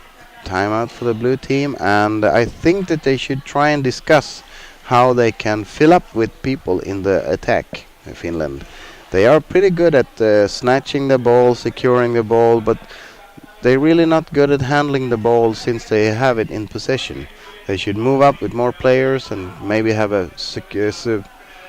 move up and have a defensive line so they can secure the ball for a few seconds, because Norway is pushing hard, and it's a trouble. So it's tough to take on that kind of play, but I think they need it if they're gonna puncture Norway's play here. Norway is in the lead by 6 goals, and it will be interesting to see if they can make some adjustments to the game.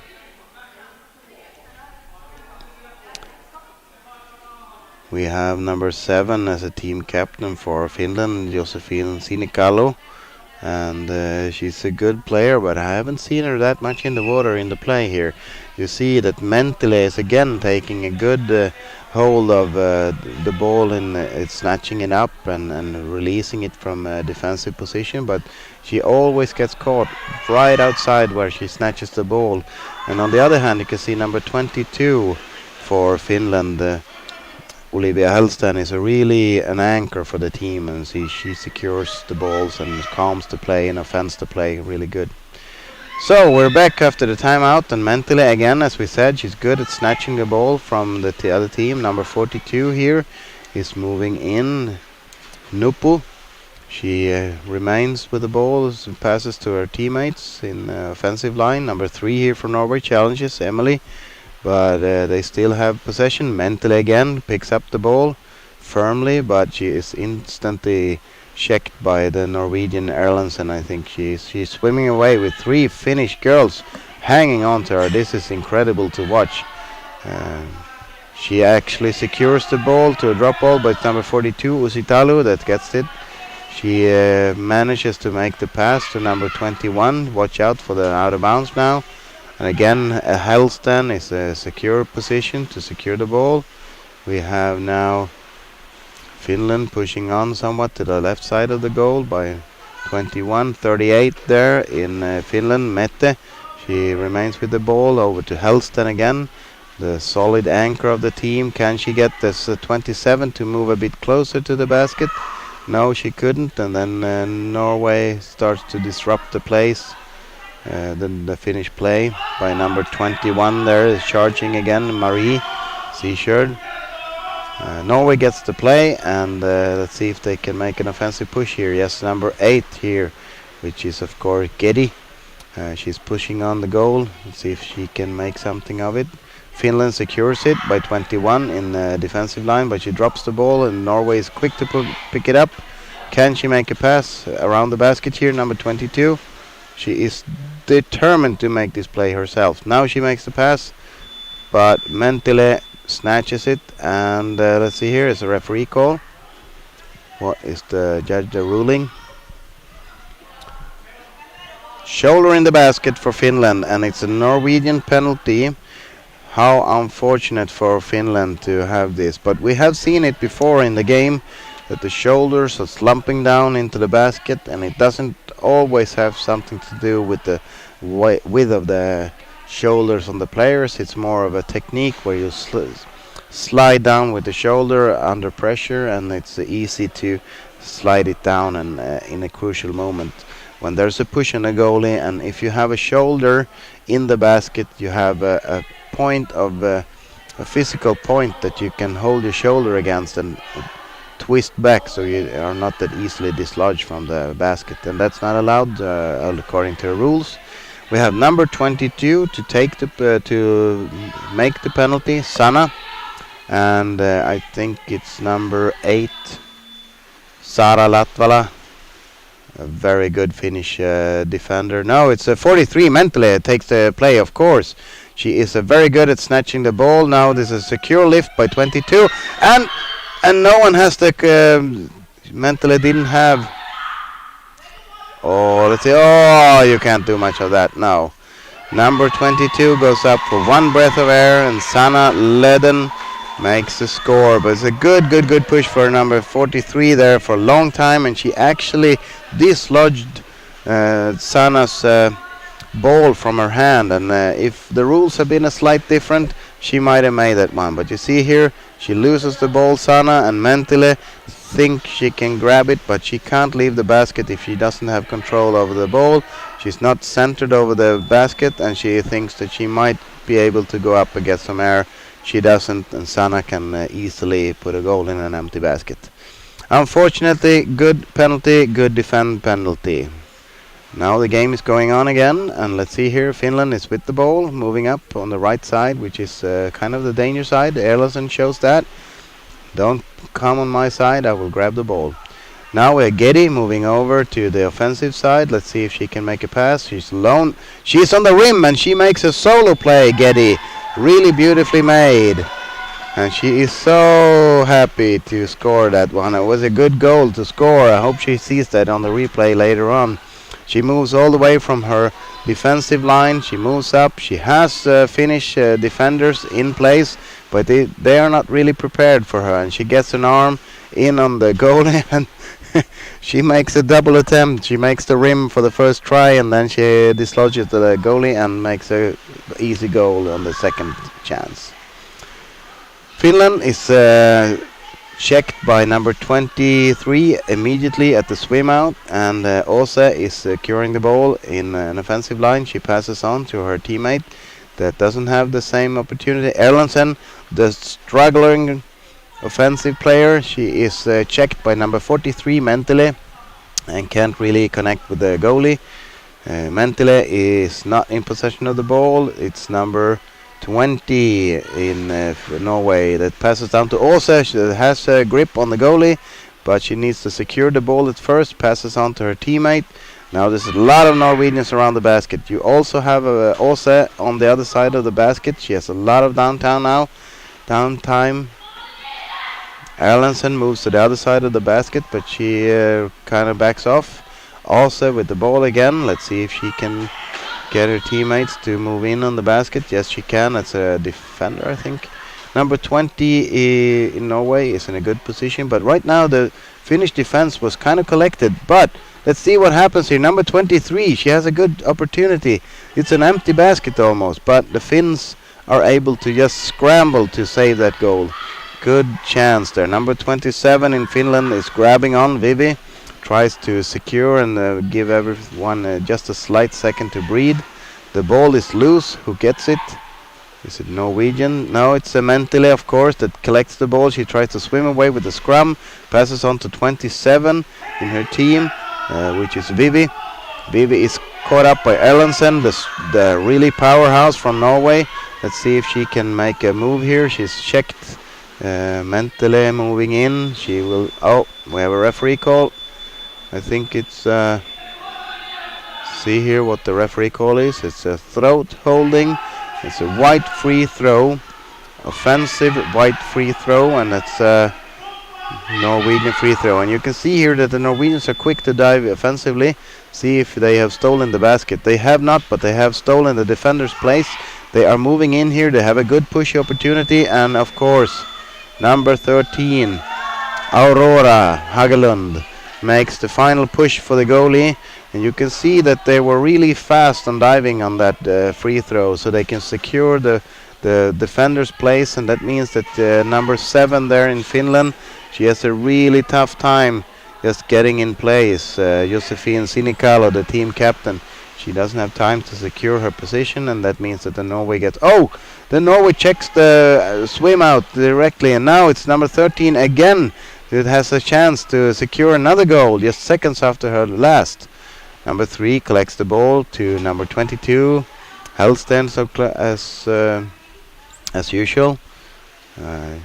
She is really good at anchoring the balls, but now we have Getty getting the ball over to the Norwegian friends, and let's see here if they can make another play. There were a tight play there. No one really pointing towards the basket. Number 8, Getty again, has a chance to play number 3. She doesn't. The Finns get a hold of good technique with the ball. The Mentele going bottom this time. Let's see, push on, look for the basket. Don't look for the teammates, look for the basket. Okay, number 21 is ready to receive. Number 21, Marta. Let's see if they can have more Finnish girls come in. Number 6, Björk, is ready to receive here. A good technique again with the ball, moving it from left to right. Number 20 is in position now. Cecilia Nguyen, she has been switched in from the first half. Number 20 from Norway tries to dislodge the ball there.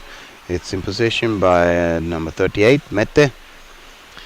Metikoski makes a play for Björk, but she doesn't have a good hold there. It's a really tough pass, and Asa is securing the ball and moving swiftly into the basket. She has Erlandsen winning. This should be an easy goal.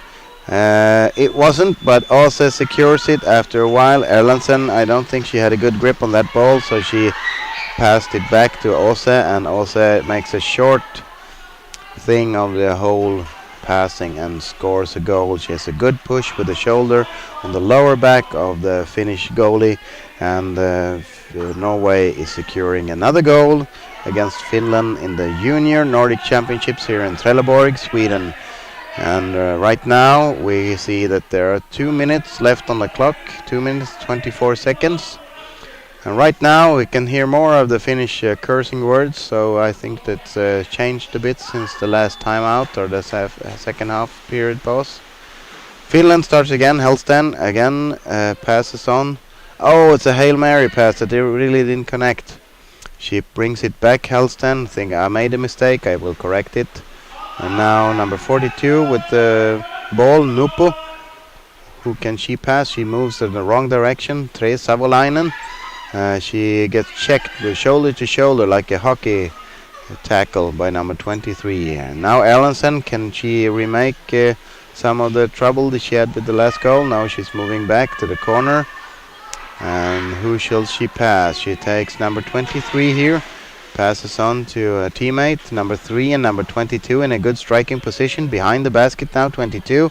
Can she push for it? Can she push for it? Yes, she can.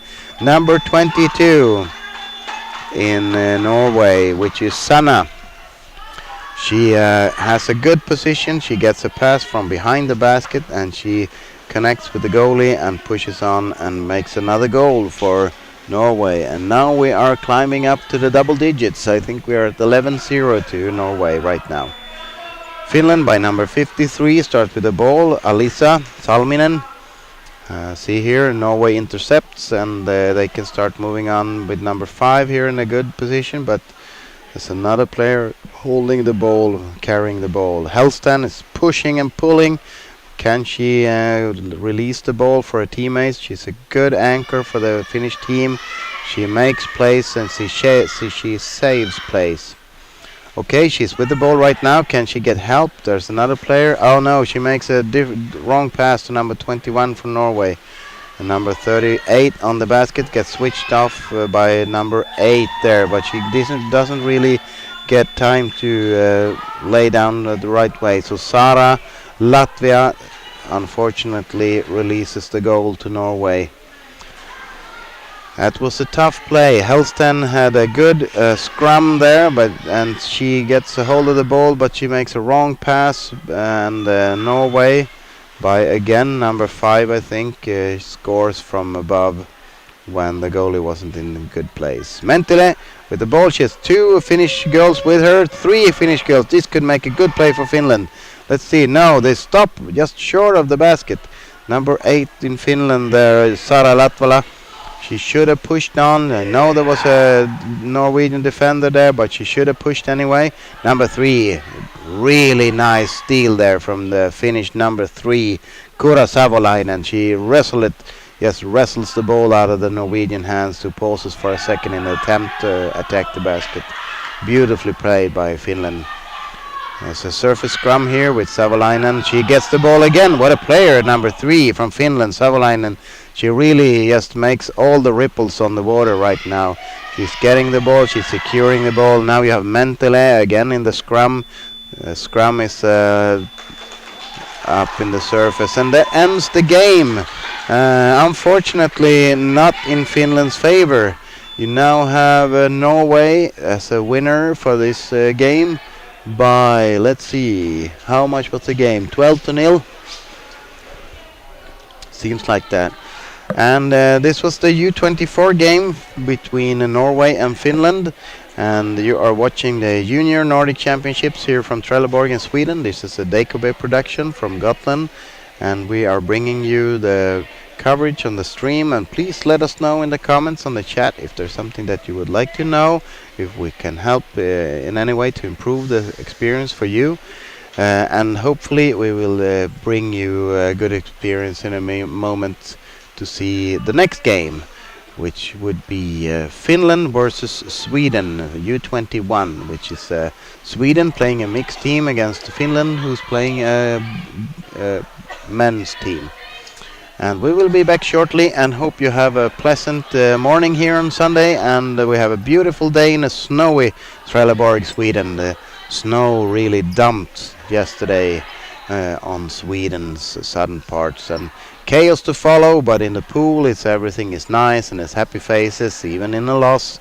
So this will be a good day for everyone to learn a lot.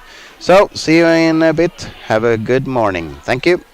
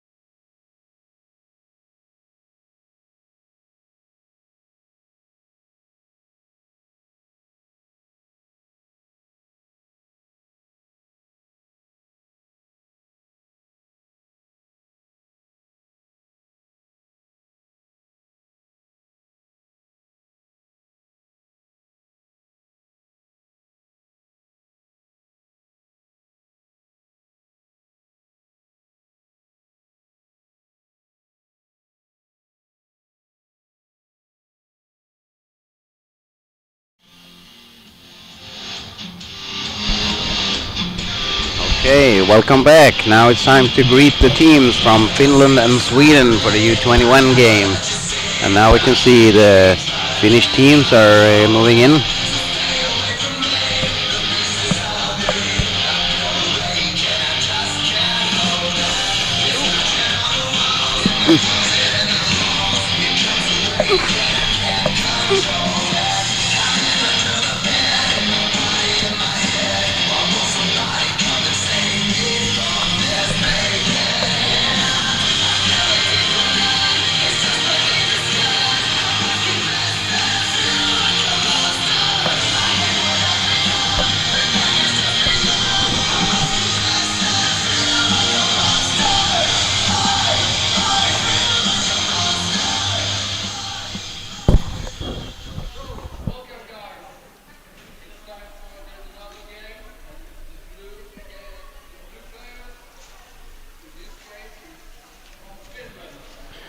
Okay, so now we have almost the startup of the game. We have now the Finnish anthem.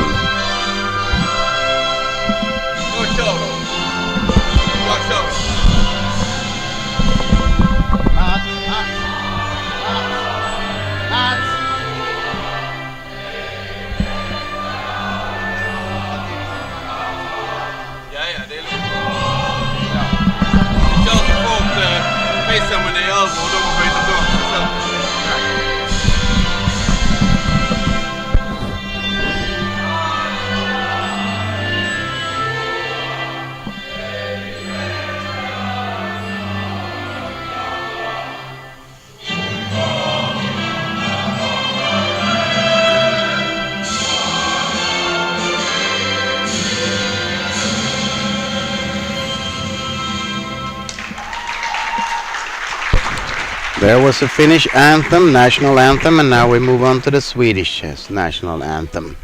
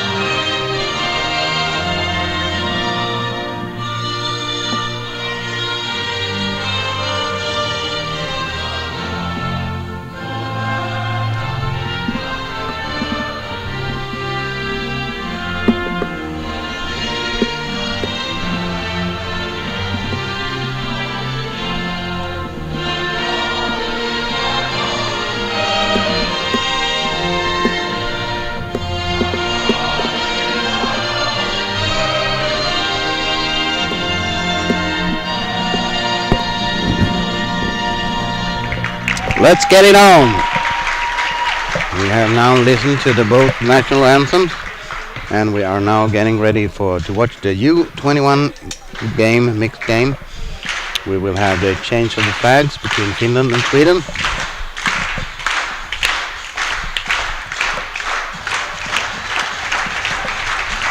We talked earlier this morning to Victor Lundin, which was one of the coaches for a Swedish team. And he said that they have made some changes from watching the footage from the games yesterday, which is beautifully how we should use the video footage of the games. We don't see a lot of changes in the lineups for today, but we will see perhaps, I see that number 55 in Sweden, Elias Svedjalt, is not playing this game, at least not from the start. He didn't do the warm-up.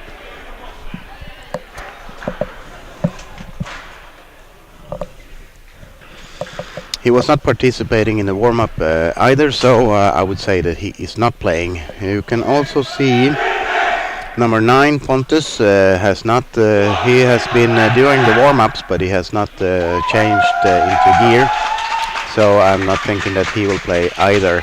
And I also see, I think it's Viggo Wåhlin, who is warmed up but not have made any exchange to gear right now. So there's 3 players that will not start for Sweden, but we will see what happens. Yesterday it was a quite comfortable win for Sweden. Uh, I hope that Finland and Sweden have made some adjustments and also looked at the footage from yesterday. And it should be interesting to see what kind of changes they made in play style. This is Junior Nordic Championships that you are welcome to from Sweden, Trelleborg. And we will now shortly see what the DKB production that is bringing you this Nordic Championship can deliver for you. We hope that we can give you a pleasant experience of the game, and hopefully we will try and help you identify some of the relatives or players or other things in the water that is interesting for you. We can now listen to some chants from the Finnish girls, the women's team. They're chanting on the Finnish guys and see can this make any difference. We are ready to make the play, and we can see here that we have Peter as a deck referee, Sami as a water referee, and Øyvind as a diving referee. And the DKB production that brings you this is consistent of three people, which is Per on commentating. We have Luca on technician and Hansa in the water filming. Sweden wins the first ball by number 91, which is Isak Andersson. He's instantly checked by number 90, Roope Leikkonen, a big lad that gets a firm grip. We have Lavina Johansson in position. We have Lovisa Rydgren gets hold of the ball. She passes on to number 69, Philip de Roy, which tries to move in on the basket here. He doesn't have an opening for Albin. Albin, number 42, gets the ball there. Back to number 91, Isaac. They have Lovisa with the ball now. We have number 32 in a good striking position on the other side of the basket. Lavina Johnson drops the ball after being checked by one of the Finnish guys. A short play to Philip de Roy there. He gets instantly checked by 90, Roope. Albin, number 42 here, tries to make a push for the goal but doesn't really connect with the goalie. He now has a chance to play number 32, which is Julian De Valesco. He drops the ball to number 90 in Finland. A lot of water time for number 90 there in Finland. He's good at collecting the balls, but can he secure it to move up in the field? Yes, he can. Now he moves up. He is very strong and he pushes on to the defense on the Sweden there. Makes a bit of a chance pass there to number 6, which is Apo Palojärvi. He doesn't really connect to the basket. He's checked by the Swedish defense and Lavina pushes him away, and number 12 there in Sweden also makes a push, which is Nicholas Kostas. Number 28 with the ball here in Sweden, which is Melvin Lundberg, passes on to number 44, Leopold Liljeblad. Good playmaker for Sweden. Let's see what he can do. He passes on to number 96, I think it was, 69, Philip de Roy. Over to number 20, Axel Nilsson. Can he make a play for it? He passes on to, I think it's Julian or Viggo. See here what makes the play. Number 44 with the ball there, Leopold. And now it's a push there. You can see number 28 in a good position, Melvin Lundberg. He has a good position, and it was on the rim there for Sweden, but he didn't make a goal there. Number 12 makes another push, and now it's an open basket. Let's see if they can push in. Push in with the goal. No, they didn't succeed. Number 6 with the ball now, which is Aslan. Can he make a play for he loses the ball to number 14, which is Tuka. He moves rapidly into the Swedish defense line. Leopold chases him. Number 32, which is Rasmus Lehikoinen. He secures the ball for Finland. Number 76, Lari Lehetoja, with the ball right now. He's looking for his teammate, but he looks up, not down. We have number 10 here in Finland, Viljami Muito. He loses the ball to number 91, which is Isak Andersson. He moves alone to the field, but he has some players with him. Philip de Roy is in with him. We have number 42, Albin Berg, secures the ball. Can he move out to the corner? He tries to maneuver. He is not. He's been checked by number 32. Number 32 gets the ball, which is Julian De Valesco. He needs to move in and see if he can make a pass there, but unfortunately he passes right in the arms of number 13. We regain the ball to Levina. Levina has the ball now, passes to Lovisa.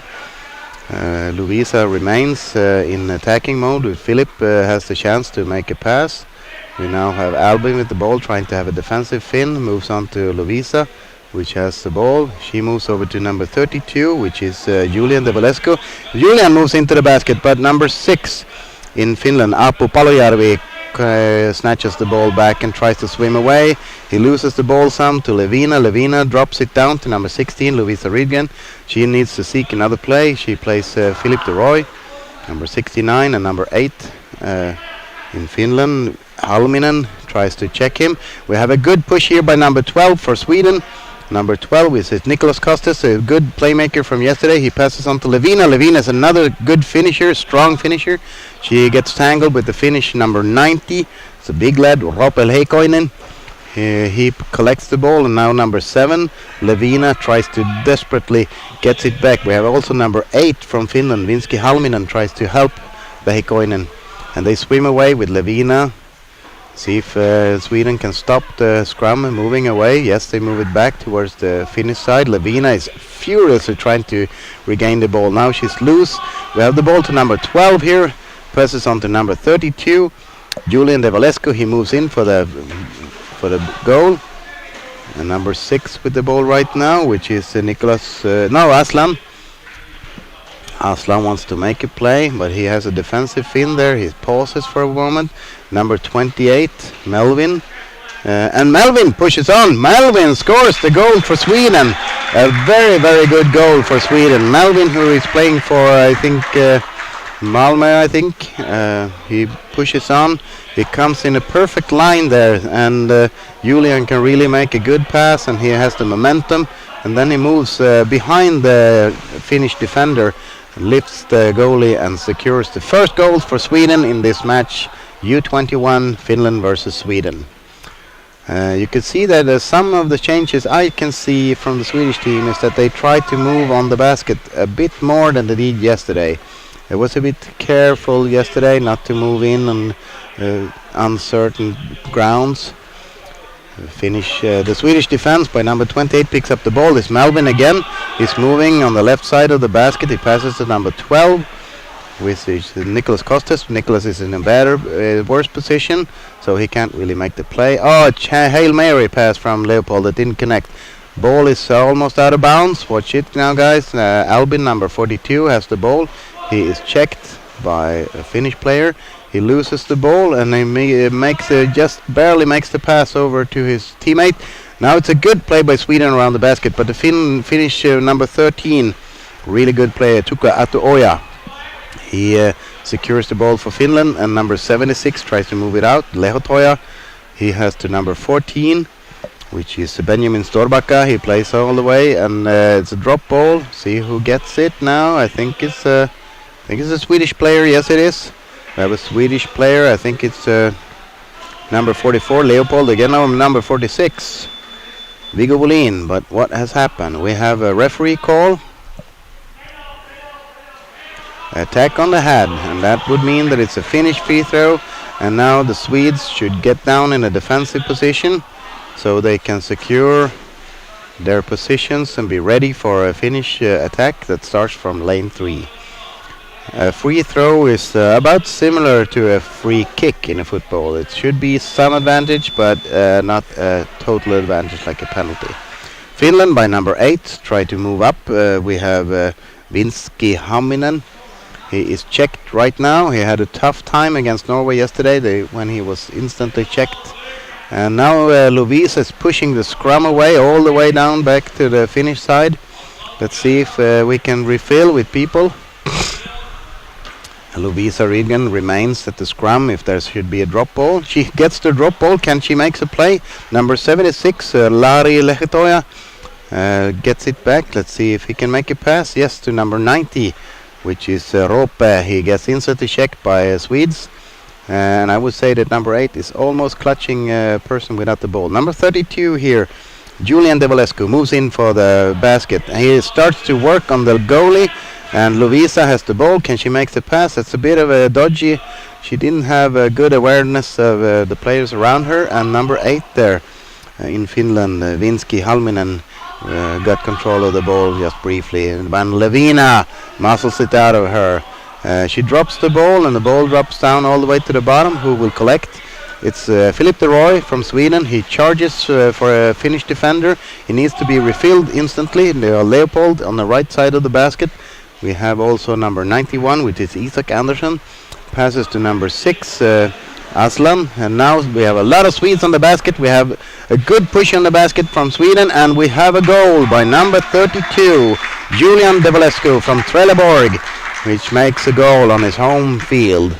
That's beautifully played by Sweden. They put a lot of people around the basket, and I think that's one of the things that Victor talked about with the team yesterday. We need to place a lot more players around the basket than we're doing right now, and you can see that it pans out really good. All the goals that Sweden has made has been with a lot of people around the basket, and when they do that, they outmaneuver the Finns quite easily. A timeout has been taken by the Finns, and we get a breather. Even here in the commentator sections, it's a welcome breather. That's a good push from Sweden early in the game, and they punctured the goal 2 times now for Finland. And for you who are new to the stream, you are watching the Junior Nordic Championships in Trelleborg, Sweden, where we're playing a U21 game, which is a mixed team section for people that are born 2002 or later. And right now we have Sweden in the lead, the white team, by 2-0.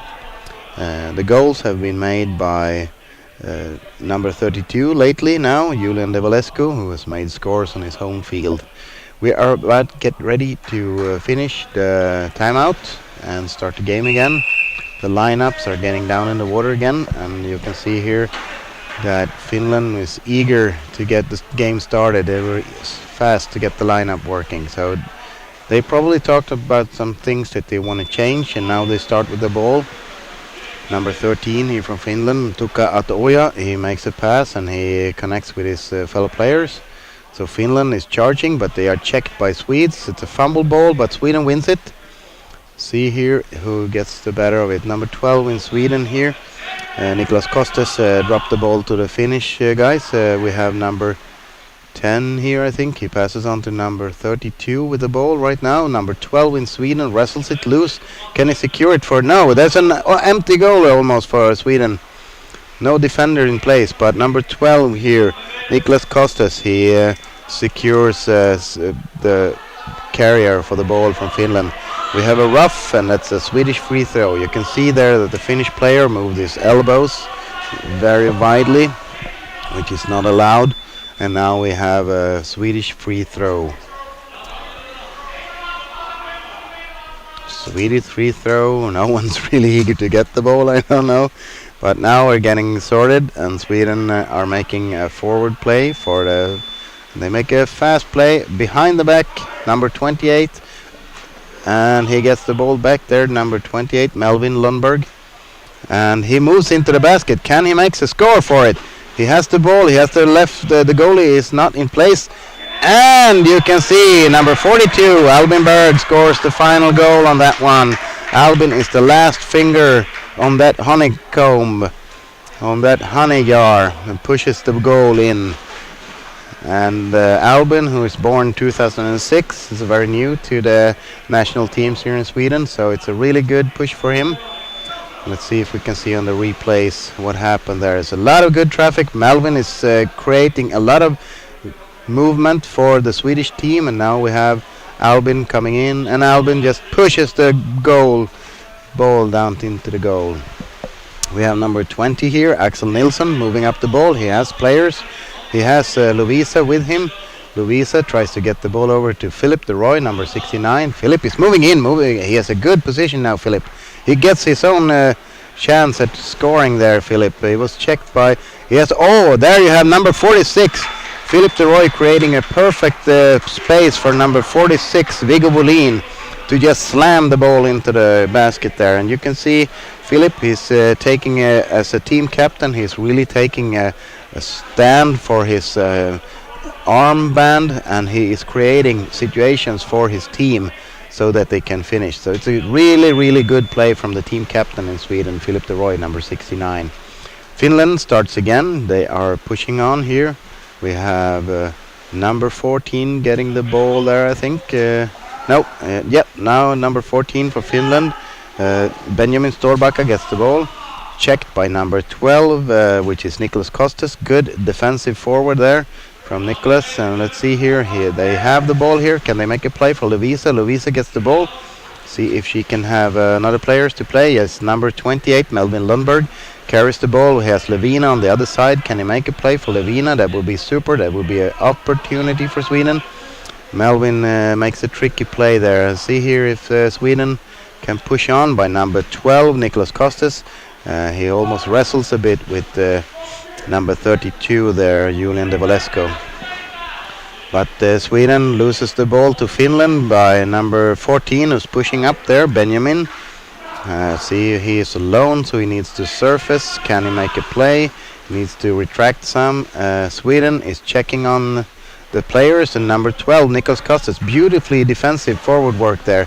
He can really gain some points there by just securing the ball and holding it on, getting help. Number 46 now, Viggo Wallin again charging ahead. Lovisa is almost losing the ball there, but she's passing on to number 32, Julian De Valesco. Julian doesn't know where the ball is. Luckily, number 12 does that, and Albin scores again. Albin Berg, number 42, scores another goal for Sweden. When he pushes down the ball, he's perfectly situated. He sees that there's no goalie on the basket, and he can situate himself close to the goal. Let's see if you can just barely see it on the replay here, that he pops up. Albin has the last hand on that ball, which is beautifully. 2 goals for Albin Berg. Okay, we now have a bit of a filming problem, but number 12 again. Number 12, Nicholas Kostas, makes a beautifully defensive work as a forward. And right now, number 32 for Sweden. Now we have a lot of Finns on the basket here. Number 32, Rasmus Lehikoinen. A good position there to block off the Swedish defense. Philip de Roy, the team captain, brings up the ball high up in the attacking zone. Can he make a play for the other side?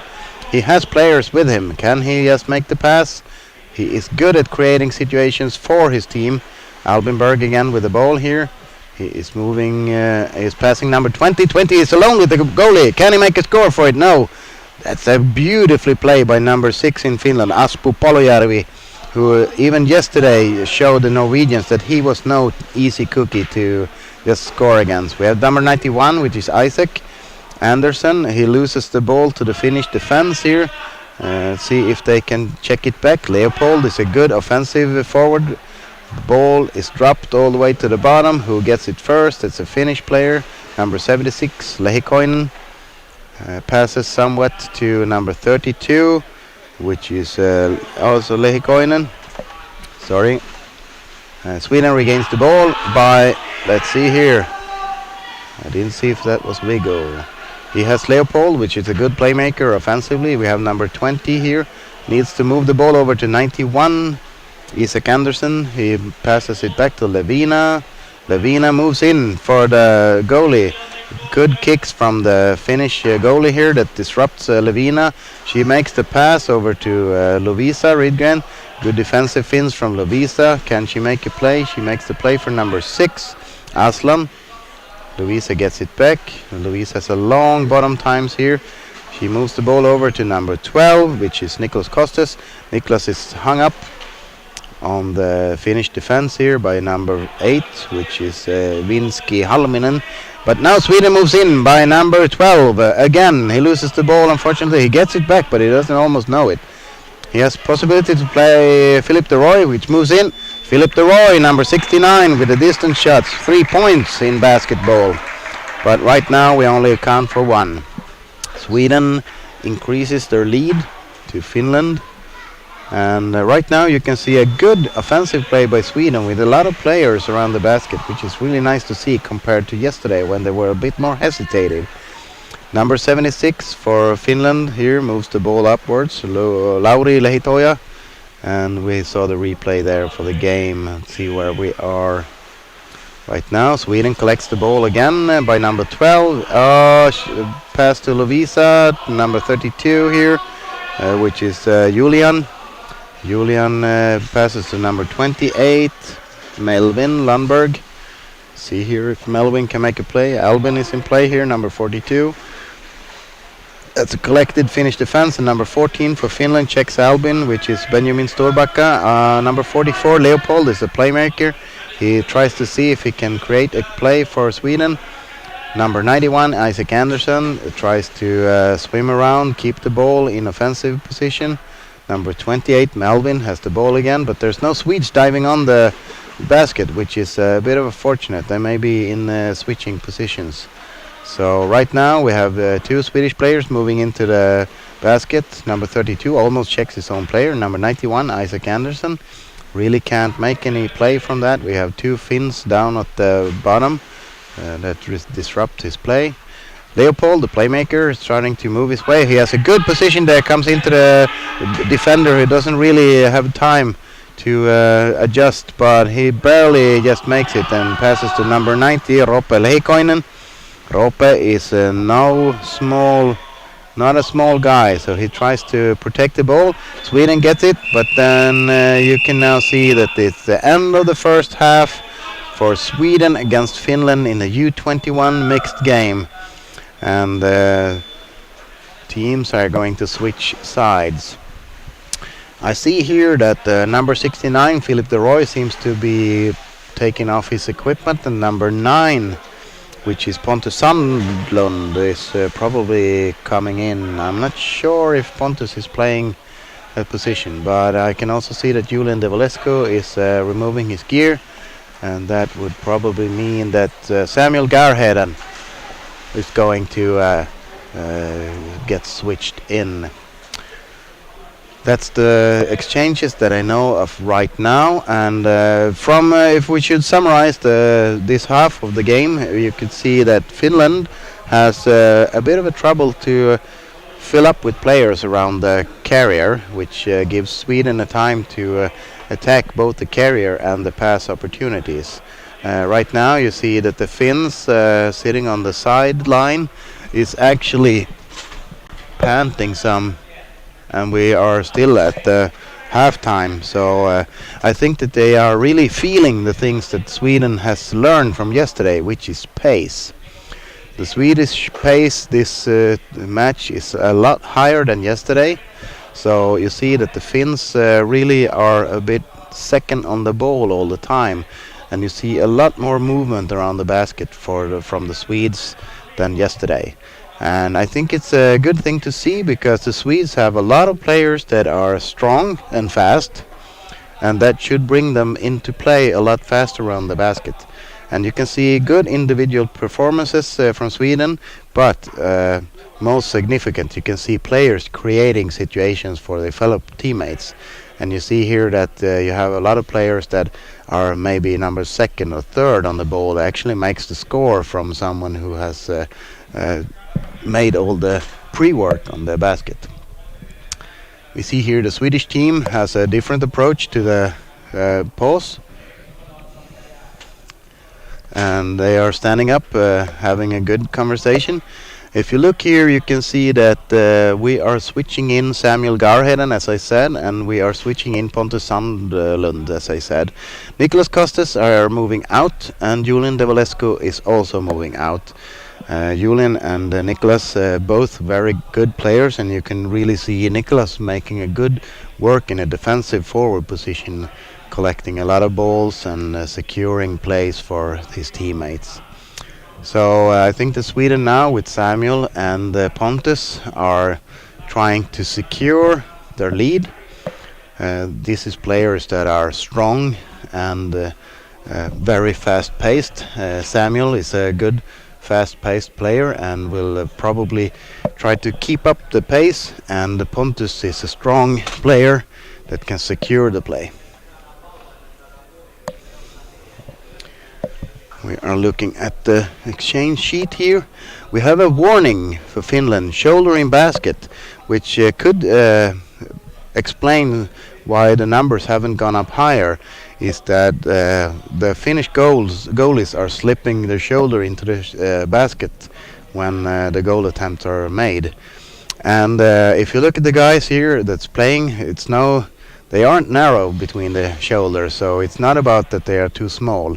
It's a technique that some goalies adapt, and it's not, I think, by purpose, it's by pressure. So if you are stressed and under pressure and you're not having a secure position on the basket, it's easily that you slip your shoulder in when a goal attempt is made, and that's not allowed according to the rules, because that gives you a solid object to push against when you are lifted, and that's not allowed.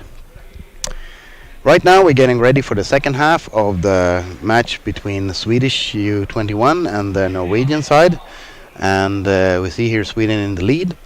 And please let us know in the comments if you would like to discuss something or point out something for us in the commentating section. It's really nice to try and give you as good an experience as we can.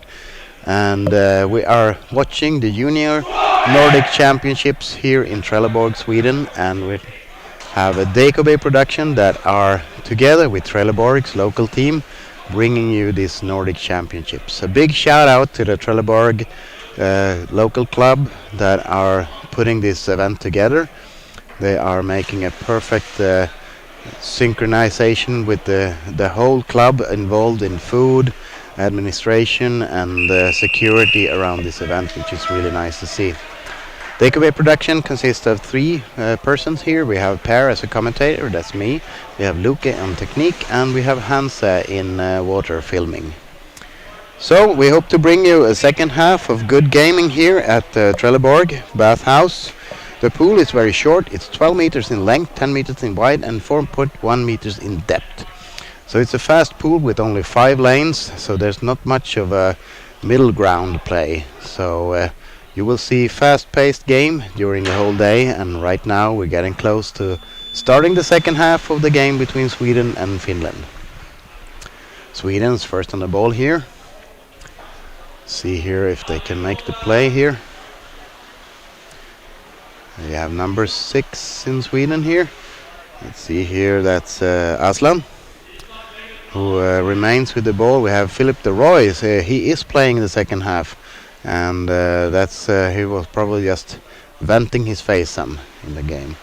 We have number 91, Isaac, playing to 20, which is Axel Nilsson. Axel is just waiting outside, but he is fast checked by the Finns, and number 13 in Finland, Tuka, can bring the ball out to number 8, which is Vinsky Halminen. Finland making a really good push here in the start of the game, and they are pushing in with some people, but it's a collected Swedish defense that has the Finns in the right way. Lovisa is disturbing the Finnish attack here. Number 20, Axel, leaves his position slightly. Number 28 instead, Melvin, is in a good position for the defense. Sweden by Samuel Garheden gets the ball in defense. He plays back all the way to his lefty, Albin, 42. We have 3 Swedes moving up to the defensive line of Finland. Albin with the ball carrier. He tries to make a pass under. He has number 28 that he makes a pass to, Melvin. Now it's chance pass to Leopold. Leopold has Samuel Garheden behind him. Samuel is now leaving, so we have number 46 instead taking over his position, Viggo. Plays to Leopold again, back to number 6, Aslan, and now we have Albin with the ball, tries to fill up with 26. Albin is checked by 90, number 90, Roope Lehikoinen, which is 3 times Albin's size, and that's not a fair competition. Number 32, Rasmus Lehikoinen, grabs the ball.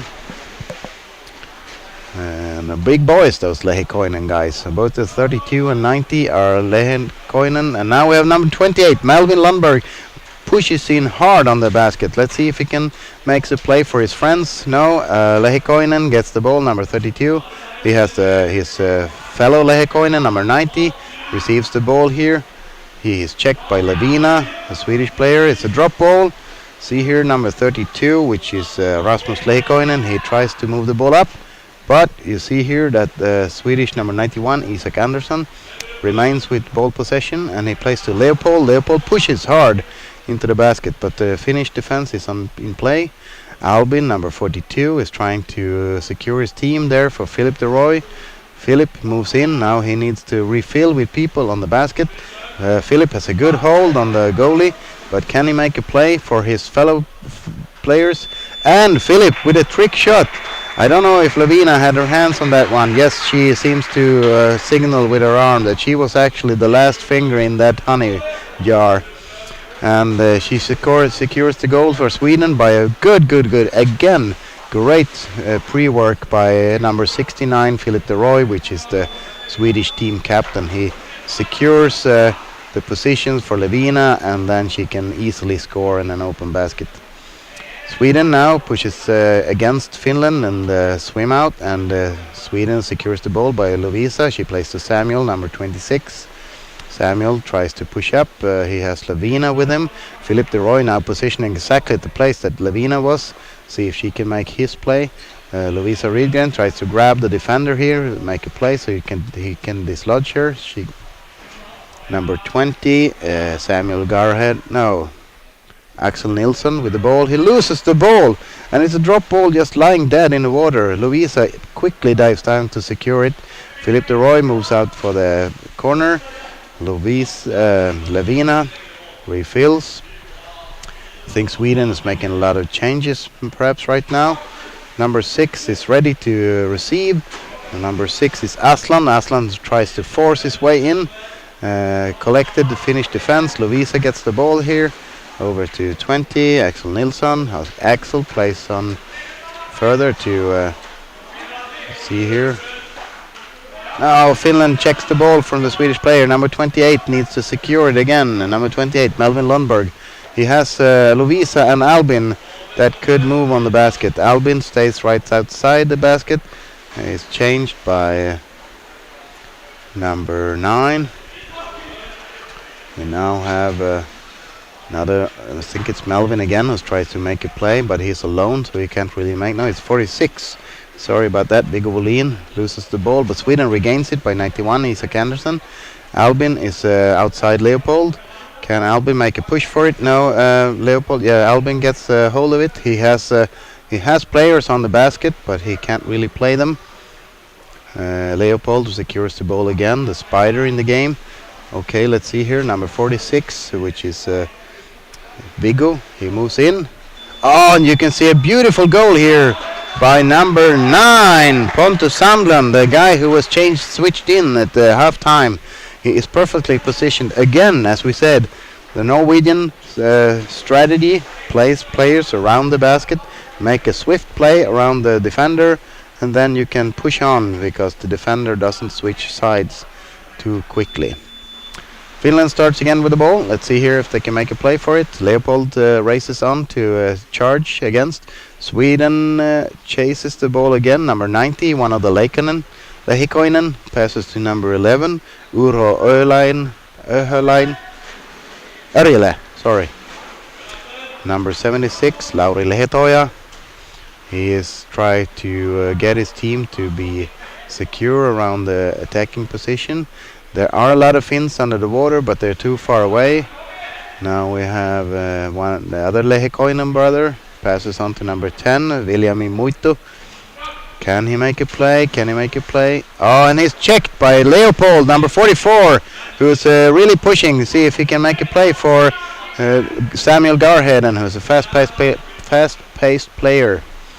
Unfortunately, he couldn't get control of the ball quite. Now we have number 20, Axel Nilsson, trying to move the ball into one of the sides. He plays Lovisa, number 16. You have a good block on one side there by Pontus, one of the Lehikoinen brothers. He tries to secure it. Number 28 for Sweden, Melvin gets it back. Samuel, number 26, with the ball right now. Lavina, number 7. She charges. See if she can move all the way in. She has a good grip on the left, the goalie.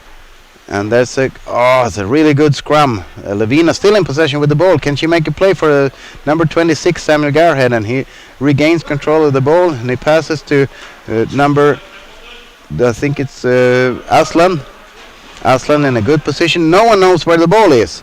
Yes, Lovisa collects it. Can she hold on to it? She needs to be refilled by her fellow players. Yes, Samuel Garheden races to help her. And Samuel has a good grip on the ball. Can he wedge it? The scrum is moving. Samuel is caught up by the Finnish team here. One of the Lehikoinen brothers, Lehikoinen people, are holding on to the scrum. Lovisa is trying to push the scrum away with Aslan. Samuel is still in the hold of the ball. You have good position by number 28, Melvin, underneath the scrum. Let's see here if they can push it out. I see that they are pushing it out, but who wins it? It's a Swedish win for that ball. Who can they play? Oh, that's a daring play to number 9 that it didn't really pan out. It was Pontus Sandland that didn't get hold of the ball. Philip de Roy tries to disturb this Finnish play up. Now it's one of the Lehikoinen again with the ball. When we get it loose, briefly, Pontus has it loose. Aslan has it loose. I'm sorry. Number 9, Pontus, is moving towards the goal. He cannot secure that one. There was a good defensive fin from Finland. Lovisa plays to Philip de Roy. Levina is in an excellent position there. Had taken one of the positions close to the goalie.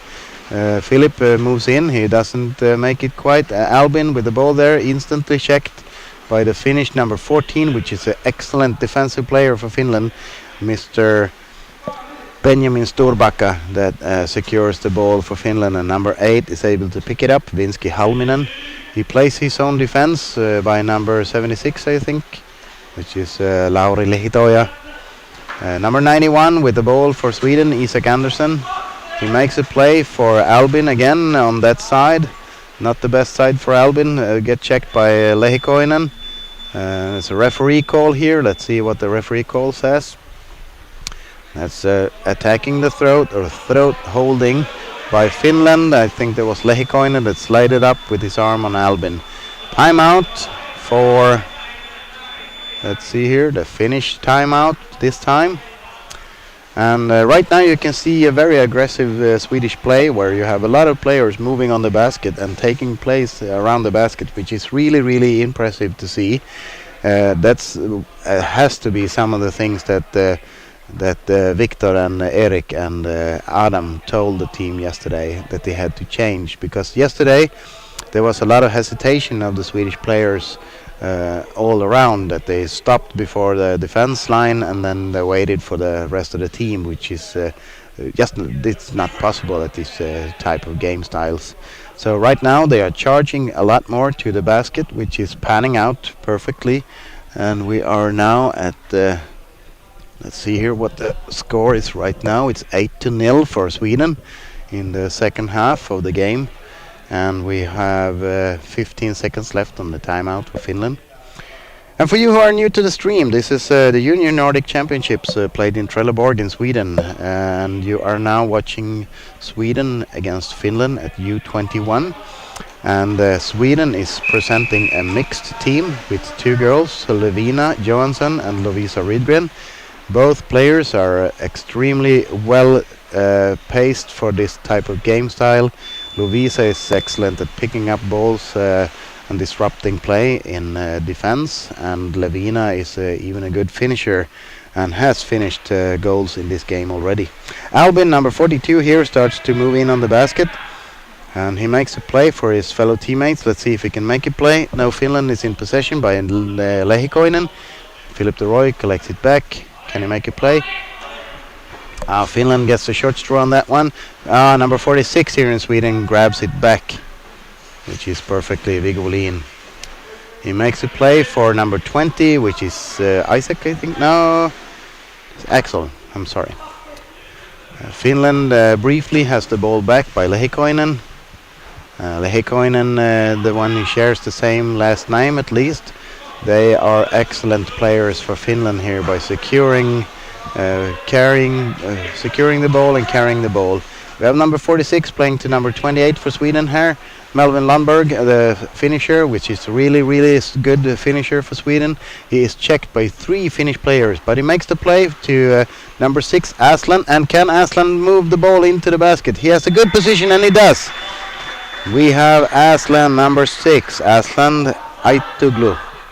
Scores for Sweden here after a really good performance by Melvin Lundberg, who again shows that making a team play where you create the situation for your fellow teammate can easily secure.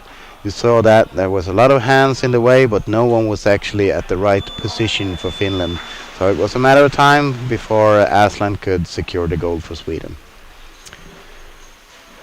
Yes, as we said, Finland has some really good support players that are good at securing the ball, getting the ball back, or check the ball for Sweden. But they lack the finishers that Sweden today are showing. That was a Hail Mary pass that didn't pan out. We have Sweden in position with Lovisa. See if Isak can help her some. Yes, he can. He gets the ball loose. He started to change the place to be. Number 28, Melvin, with the ball there, tries to gain grounds for Sweden. That's tough. It's a technique call there. He makes a pass for Lovisa. Lovisa tries to bring the ball over in attack mode. Pontus is alone there, number 9. He has number 91, Isaac Anderson, to play. Isaac doesn't really... He really wants to move in behind that player, behind Levina. And it's a beautiful play to Melvin. Almost securing the goal for Sweden, but Melvin was a bit hesitant of what he was going to do. Melvin in possession with the ball in the Finnish defense line. He makes a pass. Number 6, Aslan, with the ball right now. He has a possibility to play Pontus, I think, but he didn't pan out. Lovisa collects the ball, secures it for Sweden to remain in the assault. Levina Johansson moves in on the basket from the top. Can she make? She has a good hold, but she gets dislodged with the ball by number 8 from Finland, Vinski Halminen. Good defense play there for Finland. Now 28, Melvin again, charging towards the goalie.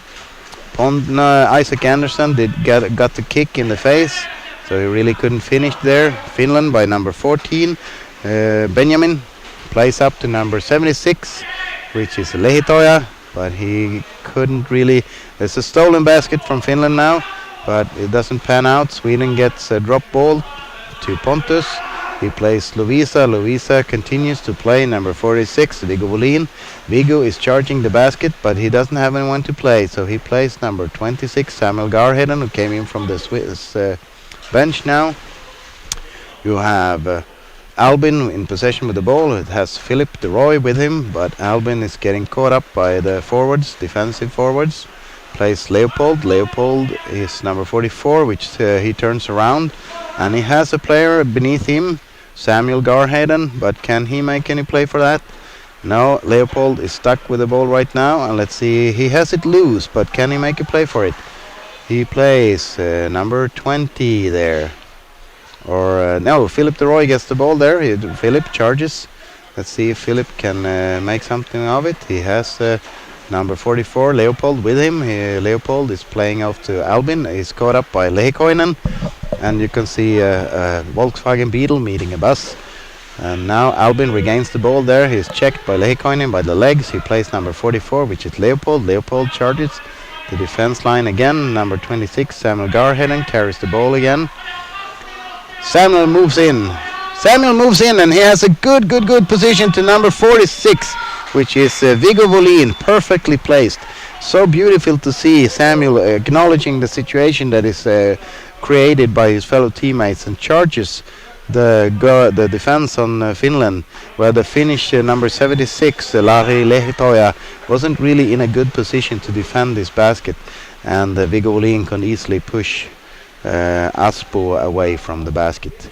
Leikkonen moving up with two fellow teammates, number 8 and number 11. Sweden regains the ball by number 91 here, who's pushing on to the goalie, but he's very much alone, Isaac. What can he do? He almost passed the judge. I gotta pass someone. Lavina finally gets hold of the ball, moves it to Leopold. Leopold is trying to pass number 28, Melvin. Doesn't really pan out as she wanted to. Sweden are tough checked, but Melvin is still moving on the basket, and Melvin, he secures that goal. I don't know if Finland knew where he was or what he had, but Melvin Lundberg again scores with the real power goal, where he checks the whole Finnish defense line by himself. And right now you can see two Finnish players just panting on the side of the pool, trying to get up. It's one of the Lehikoinen brothers. I can understand that. They have a lot of water time. Finland starts with the ball here, with a dropped ball that Sweden secures. And let's see if they can move on that ball. He passes 44, Leopold, again the playmaker. And we have Isaac Anderson, number 91, who is trying to wedge his way. We have Melvin Lundberg behind the back of that player. Isaac has the ball. We have Vig Aslan on the basket. Leopold is trying to get the ball to Aslan. Aslan gets the ball, but he doesn't carry it on. Can they move the ball outside to remake the play? He tries to remake the play. Leopold gets it. He immediately plays that to Melvin. Melvin is alone. He has number 26, Samuel Garrett, with him, but he can't make the pass. Okay, Levina is in position here, number 7. We have 1 second left of the game, and there you have it. That is a Swedish win by, let's see, in the total. We have a total of 11-0, and that's close to yesterday. I think it was 18-0. But it's a good change for the Swedish tactics here. But you can see a lot more of the Swedish players are charging the basket. The numbers aren't running up that high, but you can see from the lineup that Sweden had that they didn't have some of the fastest players playing in the water. At some of the times you saw Julian was changed out. You had Elias didn't play. And there was a few players that are really good at pushing the pace of the game that weren't playing for Sweden. Finland, on the other hand, also made a lot of adjustments that was really good. You can see a lot more play time on the Lehekoinen brothers. You could see that Benjamin Storbacka really stepped up, and Mr. number 8, Vinsky Halminen, had a lot of ball carrying time as well. What's funny enough, in this game you had a few more referee calls than the last game, and you could see here that they're playing more physical this game than they did yesterday, and I think that's good. I think that's something that both teams should really address when they play more aggressively, but not play foul. So now we're getting ready for the next game of today, which is going to be, let's see here, we have U24 Norway against Finland, which we have seen this morning already, and the Norwegian girls just pummeled their way through the Finnish defense line, and they could puncture it. I think it was a lot of double digits on that game to nil. Yesterday we saw that Finland could penetrate the Norwegian defense 2 times and score, but let's see if they can remake it in this match that they were going to do. So hopefully we will see you shortly. Thank you for now.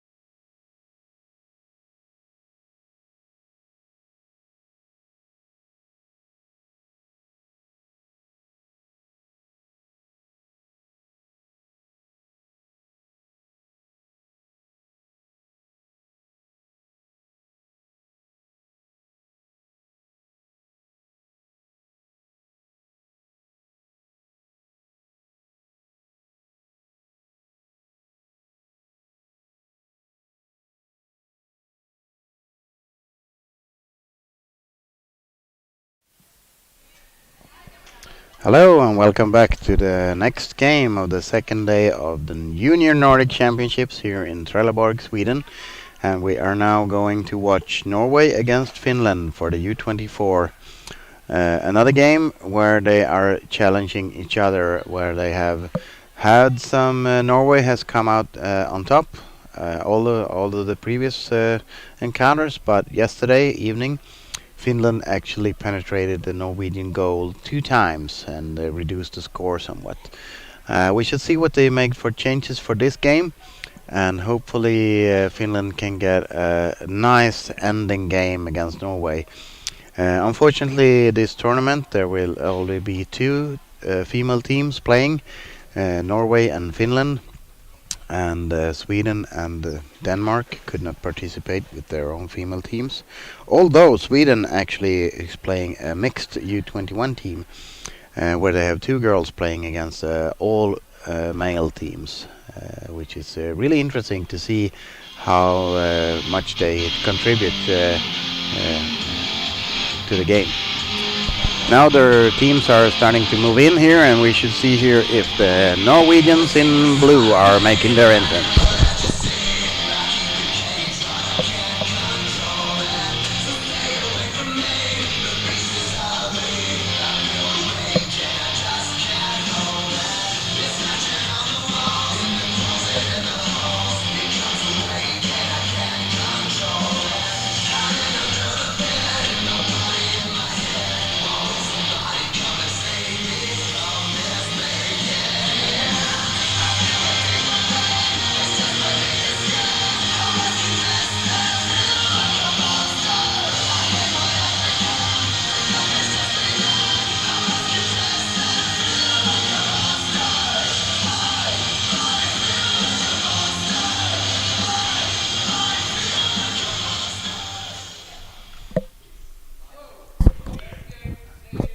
And we are now getting ready to listen to the national anthems for both teams.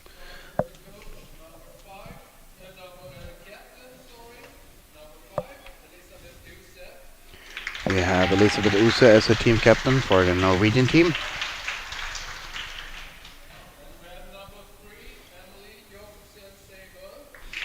We have number 3, Emily Jakobsen Sebe.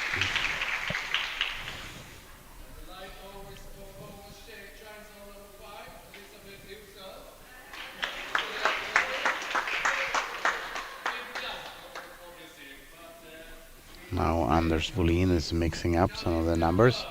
We have also number 4, Vera Erlandsen.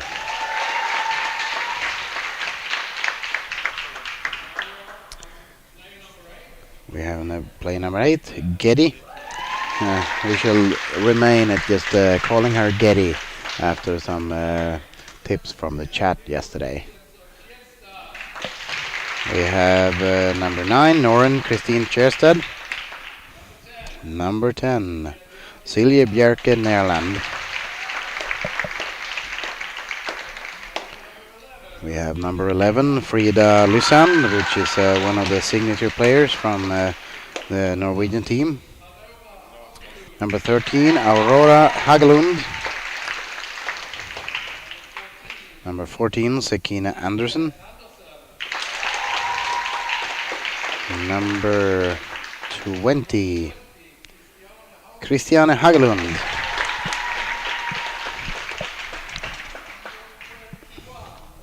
Number 21, Marie Sishord Nyvold. And I'm again hosted by the Swedish coach, Victor. Welcome back, Victor. Yeah, thank you. And congratulations to your last game. It was a beautiful play to watch. No, thank you. Thank you very much. How was the players' reaction after the game? Actually, I haven't really checked with them. I came straight here. No, I think they're quite happy. I think. Yes. They're reading right now. Good. Now we hear the Norwegian anthem.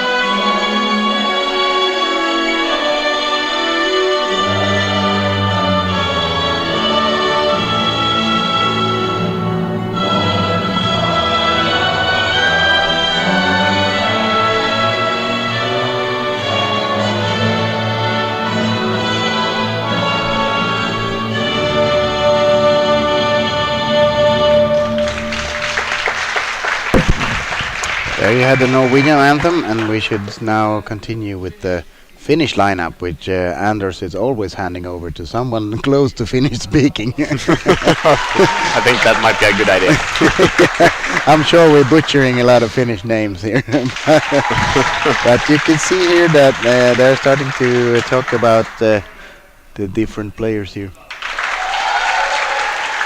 And I can name them for you. We have number 3, Kura Savolainen, number 6, Telma Björk, number 7, Josefina Sinikalu, number 8, Sara Latvala, number 10, Alma Nevalainen, number 20, Cecilia Nugent, number 21, Marta Kitanoja, number 22, Olivia Helston, number 27, Vivi Arminen, number 38, Mette Koski, number 42, Nupi Usitalu, number 43, Julia Mentile, number 53, Alicia Salminen, and number 91, Jenny Raittinen. And as we discussed earlier, number 43 and number 22 in Finland are really significant players that are really moving a lot of plays, both securing play and driving the game forward. Who did you say number 22? Number 22, I said Olivia Helston. Yeah. And I think, as we talked, she is a very good playmaker, and she also secures the game, like calm it down or driving it forward. So it would be interesting to see what she can make against the Norwegian girls this game. Yeah.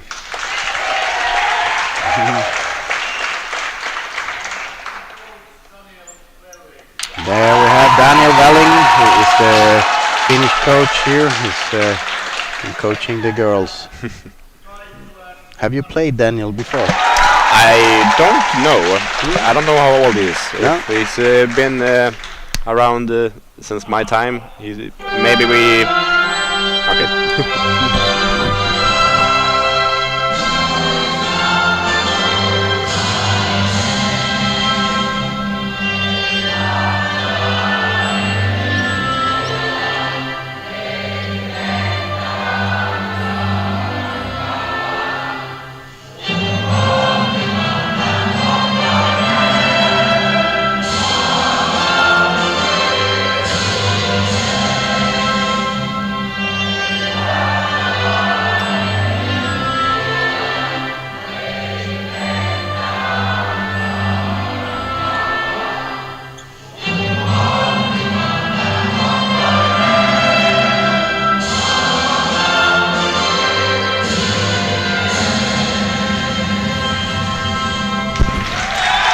Powerful anthem for Finland, and they really chore it in when they sing it. I really love that one. Yeah, it's a really good one. Okay, we have a changing of the banners here. Norwegian Dykkerforbund and the Finnish Diving Association. Thank you.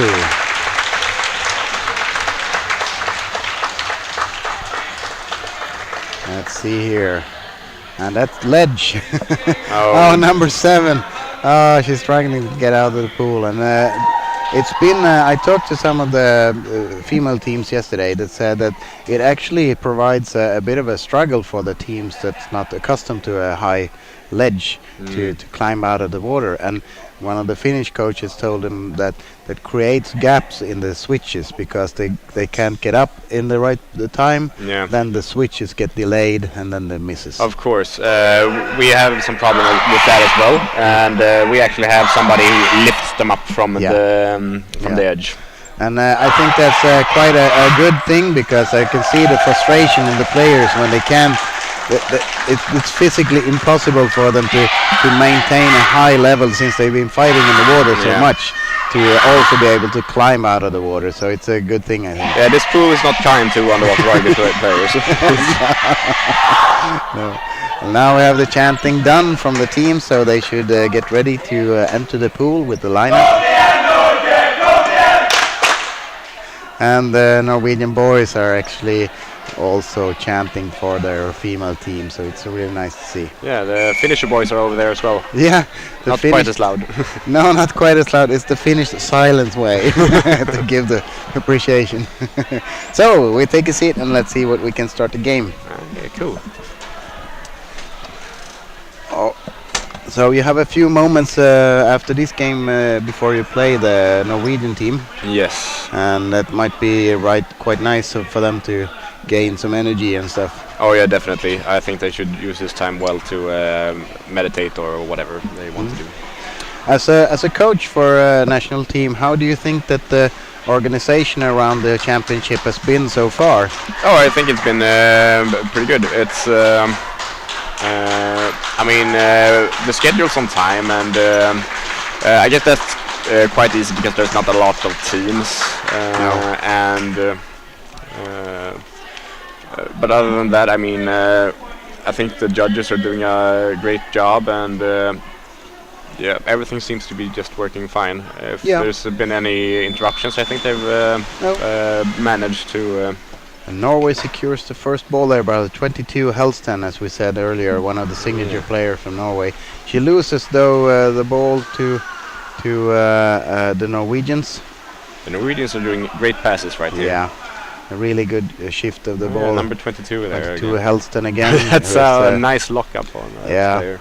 Norway secures the ball by number 3 anyway, and Åse, number 5 there. She is also one of the signature players for Norway, who single-handedly made a lot of goals in the earlier match.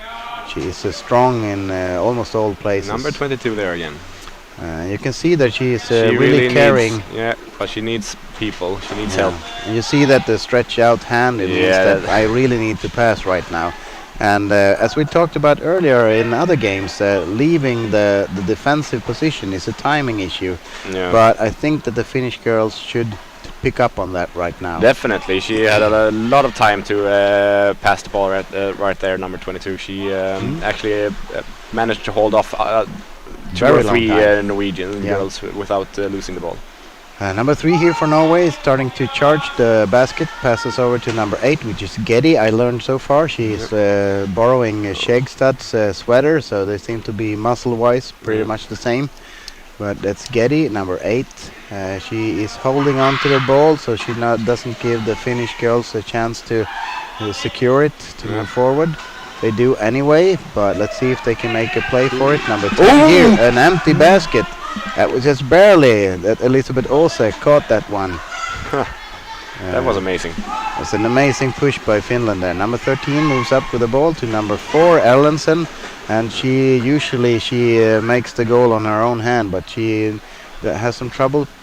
There was a lot of Finnish girls right there, but now we can now see it's an empty basket. Number 20, which is Kristine Hagelund, scores for Norway the first goal, and you can see it's a good preparation for the rest of the team. It gives her a drop ball that she can place in an empty basket. Okay, not enough time on that replay actually analyze it, but that's okay. But it's interesting to see that the Finnish girls are actually pushing up really good here at the start of the game. Earlier they had a bit of a difference of trouble to just producing the ball into attack, so it's a really nice change-up. Yep. So how would you rate the female teams so far? They've been playing a lot this tournament. Would you say that they have made would you see some of the Finnish girls supporting the guys in a mixed team, or? I think I think that a lot of the Finnish girls could actually lift the male team there, but I get that you need 2 different teams, and it's the same with our team as well. We have 2 girls in our team that are very good, and if we had a female team, they would probably play with them, and that would make our team less effective. But I do like that they prioritize the girls' team. Yeah. I was discussing with the Norwegian team yesterday at the dinner. I had a chance to speak with some of the girls there, and they said that they were kind of missing that Sweden didn't bring a team together with Denmark this year. Yeah. Because she said, we always have a good time with the Swedes and Danes off the field, and it's important for us to meet a lot of teams. Now Getty is trying to move in on the basket. She couldn't connect though. And the Finnish girls are making a strange play here, but they make it, and trying to see if they can move forward. Right now they can't get out of the defensive position. Oh, this is really dangerous. Oh yes, It's a fumble ball after fumble ball, and now the Norwegians have a free chance to score here Actually did it. by number. Let's see here who made a score here. I'm sorry, I couldn't catch the Finns on that one. But again, it was a fumble ball after fumble ball that trickled down to a free move on the goal. Let's see here again. Getty is positioned. I think number 3 there is a goalkeeper as well. I would have just gone down and pushed my goalkeeper down. Keeper in place. Yeah, keeper in place. Okay, Finland by number 53 is moving the ball out towards the game. Let's see here. She can make a move for number 3 here. Number 3 is really pushing hard here. She makes the play to number 6, and we have a Finnish player here bringing down the ball, but no one really follows her down. No one follows so it's a bit of hard to make an offensive play. That was impressively dangerous pass, but she makes it. Number 42 here for Finland coming in with the ball. She doesn't really have anyone to play as well, so no, the Finnish girls had a bit of a problem with their teammates not appearing. Yes, which is strange because in the second game they played yesterday, they were much more eager to fill up. Here they stay sort of the half deep in the pool, which is also a strange tactic. I would also say that they're a bit on the slow side. Not number 10, but but they kind of stop swimming when they get the ball. Yep. And I mean, you can do that maybe 1 or 2 times, but then you need to step up so you can get a change in pace. Definitely. Now Norway is moving up. They have no problem keeping up the pace here. And now they are moving in with number 11 here for the goal. And plays to number 23 here. Now the camera is a bit off. Erlandsen tries to push. Yeah, there's always a Norwegian to pass. Yeah. And number 3 is ready to get a pass, but she moves up. If she just goes in there, she would have had an excellent time. Also with the ball there in the corner. Let's see, she has a defensive fin there. Yeah, that's actually really good. Yeah, number 23 with a throat grip by a Finnish girl, but the referee lets it go. Norway makes a tricky pass, but he makes it. Number 5 also again charging for the basket. Very good charge. Really good charge, and also secures another goal. And you can see the change in momentum for her.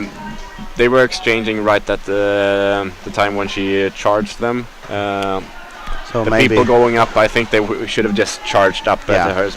You see number 27 just going up there. She should have just done a final push. Put up a hand or something. Yeah, just a final push towards the charging player. Because I think with Elizabeth also, it's important that you try to disturb her on her way of gaining momentum, so she doesn't really have too much of an easy go. Yeah, that's what I'm telling all my defensive players, that every time you go up, just wait a few seconds until the attacking players come, and you can just do an easy charge up.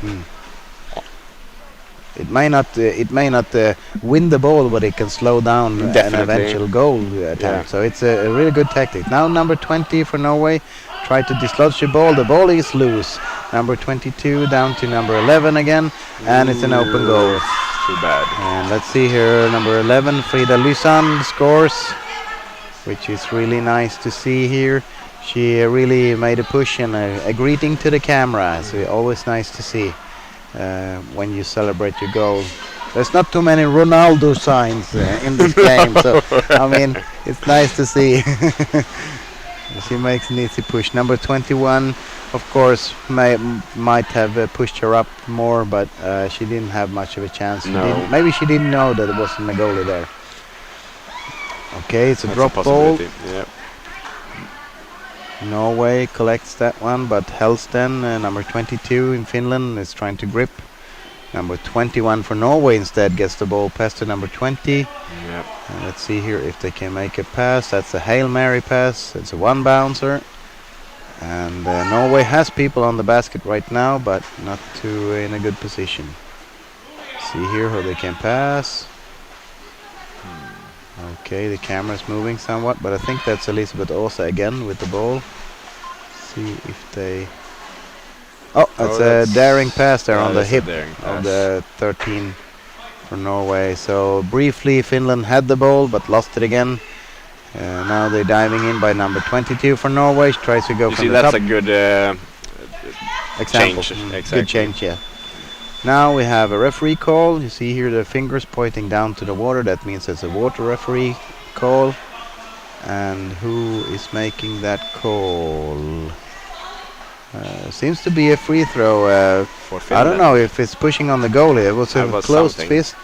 So maybe it's Punching roughing. Maybe, I don't know. I don't know. I didn't really see it, but I would say that it's a free throw, so it can't be too much of a penalty. No. Now the water referee and the surface referee are not aligned in their lineup, but that doesn't matter. Nope. They make the play. Okay, and the Finns are trying to make a push here. Norway is making it hard. Erlandsen is moving up they here. have Number two 23 really has good a pass there on the other side. It's a bit of a. Let's see if she can make the pass now. She couldn't connect quite, and the Finns are getting the ball back by number cool. 10. She couldn't pass really to number 21. Also And gets the no ball. defender there right now. That's too bad. They pushed up too hard with the defense there, but they managed to secure that it wasn't a goal in the first time. Also going. now with the ball. Yeah. No, number 23. That's an it's excellent a save. really good save by the defense there from Finland. Number Yeah. 21, which is, let's see here, that's Marta Kittonoja. The Good save. job, Marta. Saves the day for Finland there, right there. Keeps the ball in play. And Great move now by we number need to 3. help number 3 here. And She gets loose somehow, and that's really good. She moves above the basket. oh, but they she- have an excellent chance. Maybe Yeah. not. There's Norwegian. I think she was kind of holding it on a bit too long Yeah. because she should have made the play a bit earlier, but she got caught and didn't make a good pass. Number 20 now, moving in for Norway. She moves to the corner. I don't know. It seems to be that the female and male team in Norway has a bit of a different tactic when they attack. The female teams move more from the corner than the men's team. Yes, it's very much seems like that. The Norwegian guys are really good at swimming around. Yep. I think the females are good at swimming around as well. But I it's- see they tend to move more to the corner Yes. than the male team. Now we have an open basket here, and that's a goal. of course, she scores the goal. You could see that she was really holding her hands out. Give me the pass. I Yeah. will secure this for us.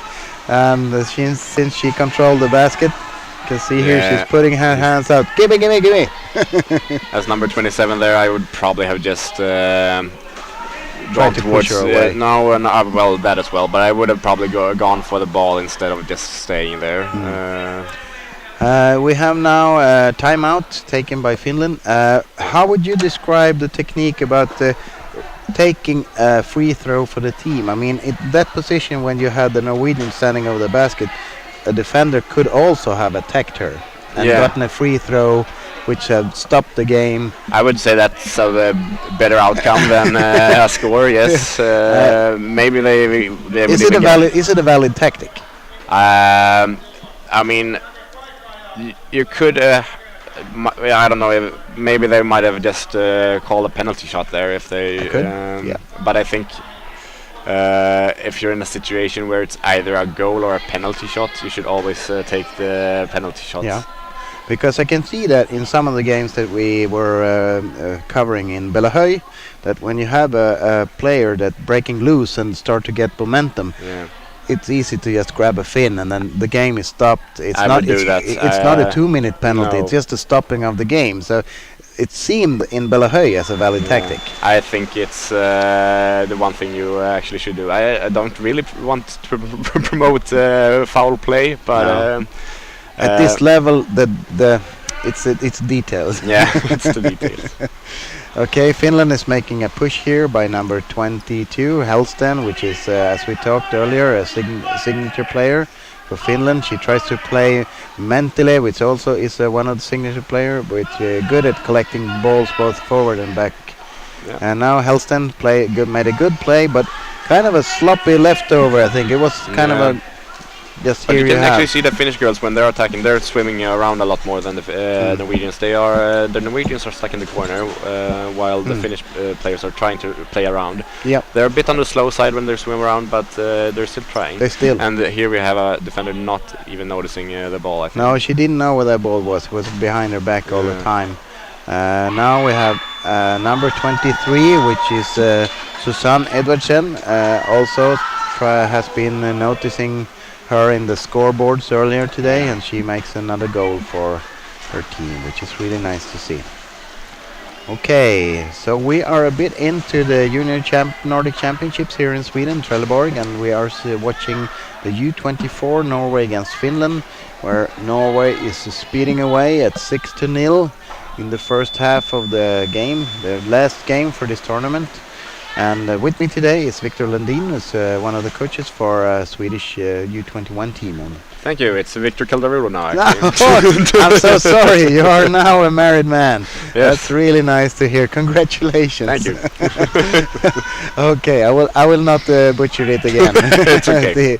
Okay, but now we see the Finnish girls again are pushing for the goal, but unfortunately they didn't have control of the ball, and the Norwegians can get hold of it by Åse. She is pushing hard on the basket here, and she secures it. That was unfortunate for the Finnish girls, but they were sloppy at getting down. Yeah, that was a bit of a slow play by the goalie there. I don't know if it's still a tactic, but I know when I started to play, my coaches always told me you should rush down and you can calm down when you're there. So if you're rushed down to your position, you can always calm down when you're in a position. Yeah, I would say so as well, especially in this such a short pool. You know, it's not far to swim to the other side. You really need to secure your own basket. Yeah. And if it's safe, then you can chill and maybe even go out. Oh, the Norwegians collect the ball right there at the swim out, and they move on to the basket with two players right now. 22, which was the scorer just about. It's a fumble ball on the basket here. Let's see if the Norwegians can make something of it. They are in position, but not at the goal right now. I think the Finnish forwards are focusing too much on getting the actual ball and not stopping the players. They should really just stop the momentum of... And there you have Erlandsen, who really makes a textbook one-on-one push on the goal there. You saw her just pushing the goalie away and let the ball use the physics to just get into the basket, which is beautiful to see. Yeah, as you say, everyone should know their position's value. Yeah. That it's not always about winning the ball; it's about stopping and attempt. And if you're a forward and you just stop the player from moving, one of the defenders can push out and actually get the ball when they're stationary. Yeah. And as we talked about earlier, I think this is a good learning opportunity for a lot of teams, and I hope that they rewatch some of these moves and see what did I do or what should I have done, and learn and adapt from it. And here we see a beautiful ball movement around the basket by the Norwegians. Let's see, the defense of Finland are not aware of where the ball are, or they are missing in their switches. Number 21 there from Norway. Okay. There's a referee call here. Let's see what that is. Let's see what they have. It's a free throw. It's a Finnish free throw. That's holding the basket. Yeah. Oh, maybe that's they did. new. That's a new one. Yeah. At this position, at this level of game, I wouldn't see that too much otherwise. No, definitely not. I've seen. We looked at the games. There was some hole in the basket, but none has been called out before, I think. Nope. So the Norwegians makes a play. The number 21 here has the ball, and let's see if they can make a play for it. Number 22, Helston again tries to dislodge it. She's a really good player. She's was that a play behind the basket? Maybe, I don't know. I'm not sure. I don't know if Elizabeth was the last on that ball. We see on the replay there, but it was a good attempt on the basket, and I can't really understand why the Finnish girls didn't get their hands on that ball, because she was in a quite a good. I think it was behind. Yeah, it was Elizabeth. She played behind the basket to Elizabeth. Yeah, that's a hard play. It's a small ball, and there's a large enough gap to actually do that consistently. That's too bad. It's really hard to defend. As a defender, it's really hard to defend against that kind of play because you need a forward covering that location. Yeah. What you need to do is actually block them from getting into the corner from the start. They can't make the play, so to speak. Number 23 here moves on from the top of the basket, but she's checked by number 3 from Finland. We have Finnish possession of the ball. Number 4, Erlandsson here is keeping her at bay here. Number 53 pushes the ball away from her to Mentele, which is the defensive good player for Finland. And you can hear now that the Finnish girls are getting a bit aggravated and also tired, which is quite normal at this point of the game. I'm impressed of their efforts still against Norway. It's a pretty good play by Helston, but she didn't connect to her fellow teamates, which is unfortunate. It was a little bit of a miscalculated pass right there. Okay, we have Norwegians that are just roaming around. I think it's a shoulder in the basket. I'm not sure, but let's see what they address from the... I wouldn't really know. I wouldn't say so. And it wasn't really a dangerous situation because the Norwegian girl was quite far above. Yeah, but now we have a free throw for Finland. Let's see here what they can make from it. They are trying to organize the free throw, see if they can get around. They make the look. I made the look. You dive and see what the techniques are. Finland in position with ball, good ball technique there, trying to move it from hand to hand. See if they can secure something. Let's see here. Helston is moving into the basket. She holds on to the ball. Now she needs to be refilled with Finnish players. Now they will need to fill up underneath as well. Number 42. Number 42. Didn't get hold of the ball, so the Norwegians by Elizabeth Ose can charge up the field. And now we have a Norwegian attack again on the defense, but good defense Finns there from Finland. Very good. They need to restart Norway, and can they make a play? They play downwards. Number 20 for Norway in possession, but number 3 here, Savolainen, is also very good at disturbing. The defender has no idea where they are. No, the defender, unfortunately, she didn't know where the ball was coming from. Helston is moving up. She is quite alone. I would say when Helston was swimming there, she got the ball, or her arm got extended backwards. She should have just held a firm grip of the ball instead. Okay, Finland secures the ball in their own basket, number 38. She makes a play in towards the field, but did she make it, number 21 here? Let's see. Yes, she can. Number 43, Mentele, secures the ball. And can she move? She's a surface player, Mentele. A lot of the time she resurfaces a lot, but she needs to go down and help on the bottom. Okay, let's see here. Finland struggling to get a hold of that ball, and number 21 has a hold of it.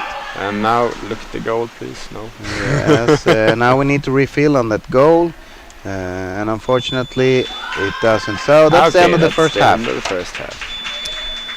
So as we were addressing a bit here, you can see that the Norwegian team might not be as efficient as the guys on producing people in the basket, but they have a lot of solo persons that are going in one-on-one and can make good plays. Yeah, definitely. They have a bunch of girls that are really good. And you see Finland instead has a trouble of feeding the offensive basket with players. They can move the ball up single-handedly, but they have a hard time to restock the offensive plays. Yeah, I think the Finnish girls are actually playing quite similar to the Swedish guys, I have to say. Okay.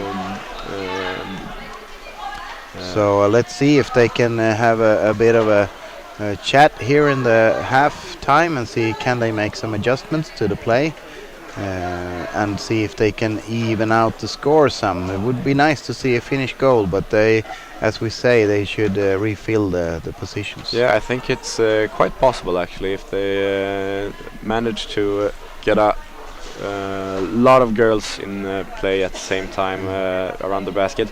If they because right now they go in one at a time, and they get and the Norwegians just lock the ball, Yeah. right?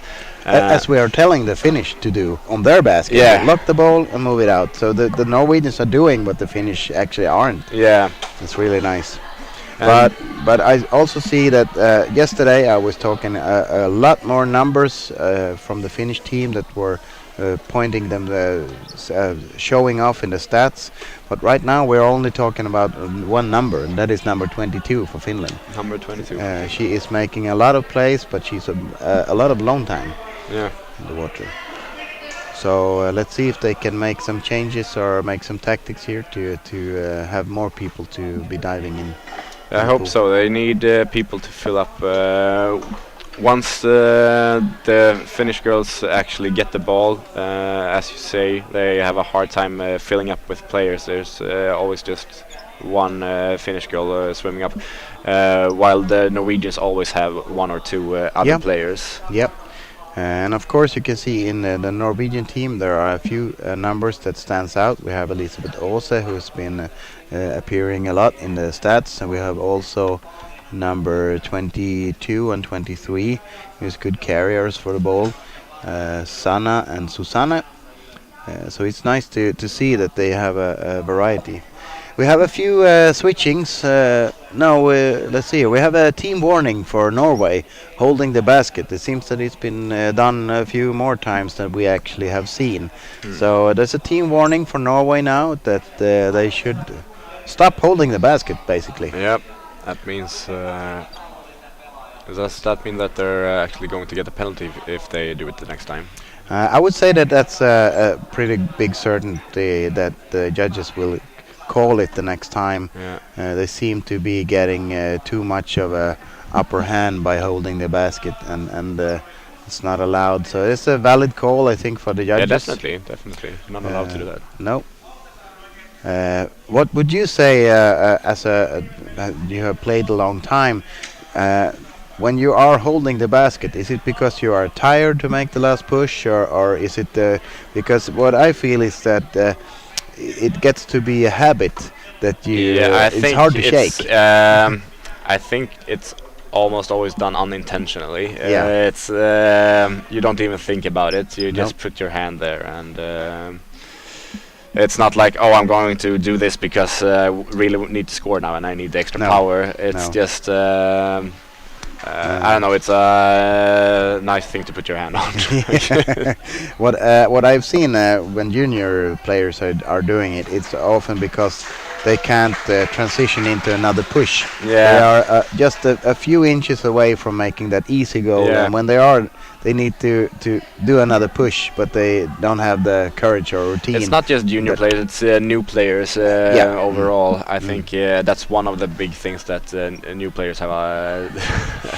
It's a hard time adjusting to, and I think that it's a habit that you need to shake pretty fast, because otherwise it can be a bad habit. It will be a really bad habit if you don't shake it, because if you score and you're holding the basket, even if it didn't really help you, it still doesn't count. It's still a void, or it's a no goal.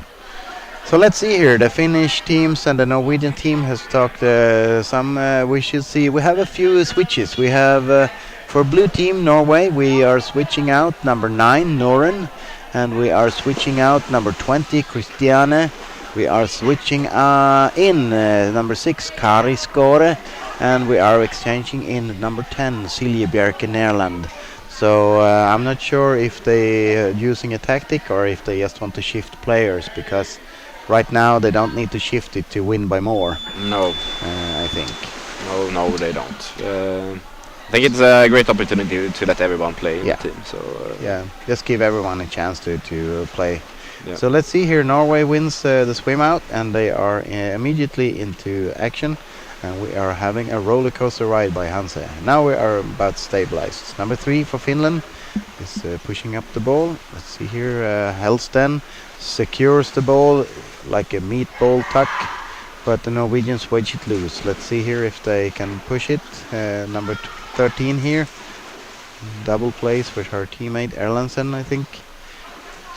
Number 43 here, Mentele. Good for her to push up. Or she She's not just get too the ball there. fast. Okay, cool. Helston just swim with the in. ball, and she needs to move towards the basket, not away from it. The number 7 I here think she in did Finland. quite a good play there. Yeah. Okay, Mentele and with the ball loses it to Norwegian number 3. Number 23 for Norway is pushing up. I think the the Finnish girls are giving up a bit too fast when they lose the ball. Okay. They have an excellent. They are the closest to the ball, right? Yep. So they should just reach out and grab a hold of the person that just took the ball. But instead they seem to just go up to the surface. I know it's quite tiresome to be down, but it's even more tiresome to just swim back and be in the defense.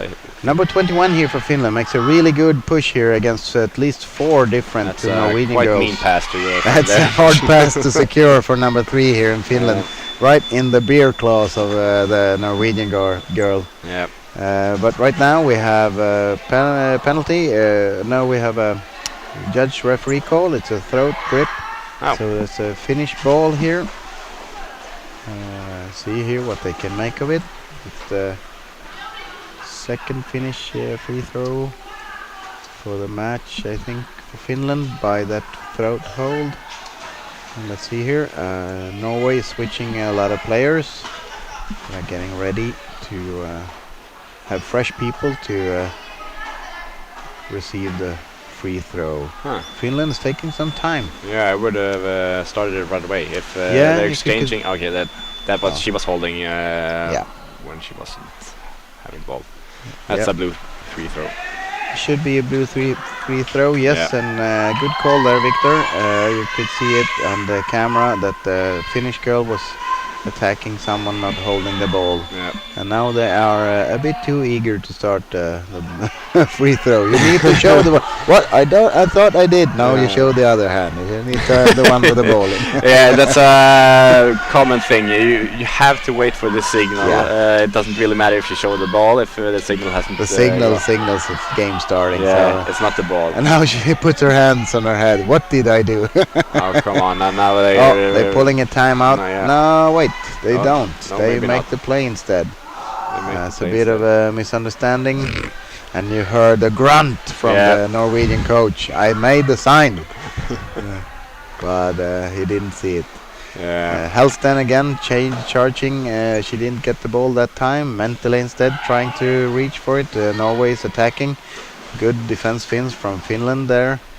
And see here if no, the ball technique wasn't with her at that moment. Helston picks up the ball. Down. You have people down.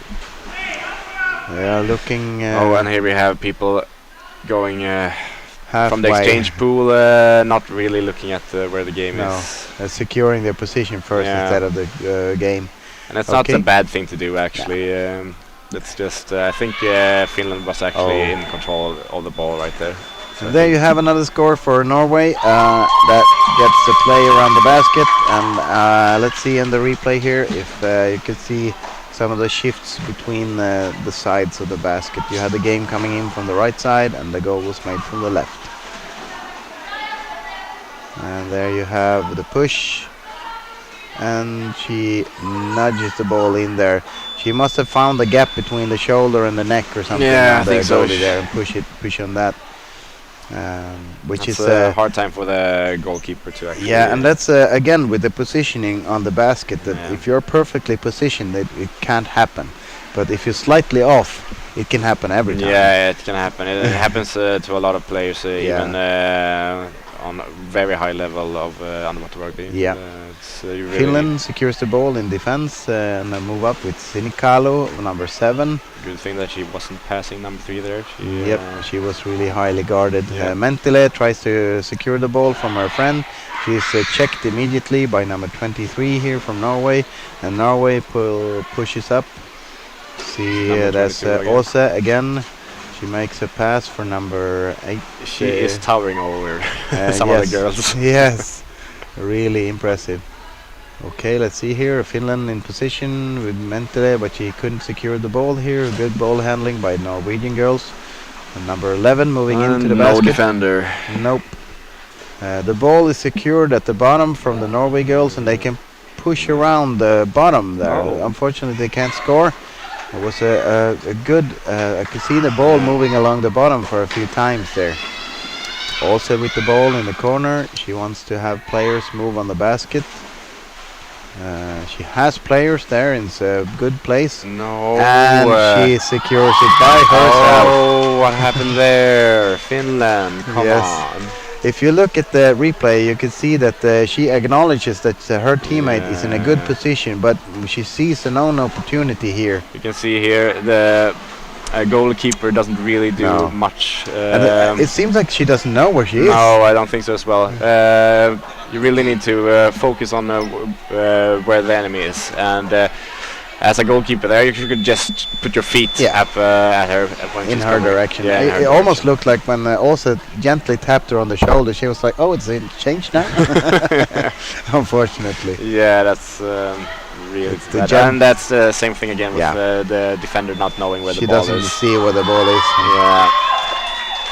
I've been learning through the years that the gentle tap is never a change. No, all people are really dirty when it comes to exchanging. Oh yeah, but it's me. Yeah, Come on, move. the proper exchange is a hard, sharp elbow somewhere. That's me moving. A gentle tap is always the opposing team. Yeah, don't trust them. No, never. Okay, that's a good play for Finland. Really is. That's amazing! Yes! Number 53. Hell yeah! Let's see, Alisa Salminen. Great play from the start here. You can see that the Finnish player exactly made the play. Fooled 2 or 3 Norwegian girls, and then number 53, Alisa, could just move in and score the goal. It was beautifully made. Beautiful play. It's a textbook play. Norway seems to be a bit upset and moves in with all the people to the basket right now. I don't think they should be upset they're winning this game. Then you have. Oh, she's a bit far from the defensive position there. Unfortunate, the Finnish girl. Oh, that's a shoulder in the secure. basket. Definitely. That was a shoulder. That was really the ball just sucked in. Stopped there, dead in the tracks. Number 7. That's if the judges don't see it, you mean? It seems like the Norwegians have gotten away with it too. So I mean, it's not a tactic. Unfortunately, the judges haven't seen it too much. No, it's hard to see as well. Yeah, it's really hard. Number 6 here from Finland is courted by 2 Norwegian girls, and she has to relent it to number 22 from her own team, Helston. Can she make a play? It seems like there's not too many Finnish girls in the water there. Number 43, mentally again, she drops the ball, but to no one. Björk collects the ball again, but now it's a lot of surface play for Finland. I don't know if they're tired or if it's a tactic, but it doesn't seem to be. Number 22, Helston's moving on the basket. Let's right go now. in. Make the play. She comes a bit too much on the top there. Yeah. If she had pushed herself down, she would have had another Here we Finnish have girl right Mentele there. playing Björk. Number 3 here from Norway collects the ball and moves up with a friend, 21 there. Let's see if she can make the play. Oh, let's see here. Oh, that was the defender again. Didn't really know where the ball. That seems to be quite a common theme here. And Marine Søsjød Nyvold makes the score for the goal for Norway here. But at least she was there. There was one person that wasn't even there. So what I thought was a bit disturbing is she was sitting a bit up from the bottom, the defender, which make at least 4 ways to be played in that moment. If she had connected to the bottom, she would at least have closed off some areas. But right now, I think she didn't have a chance in saving that. It's not quite optimal now. So let's see here. Norway is. There's a timeout being taken here. We have 45 seconds left on the timeout, and I think it's just a breather timeout. I don't think they're changing any tactics right now. I think to take away from this game for the Finnish girls is to actually, while defending, always keep an eye on the ball, so you're never surprised when it comes behind you or something. And on that note, I am surprised that the Finns doesn't really recognize it, because it's the first game that I see them so clueless about where the ball is. They have had a pretty good knowledge of where the ball is, but on the other games, but right now they seem to be losing track of it in the water. And the Norwegians are fast, so it's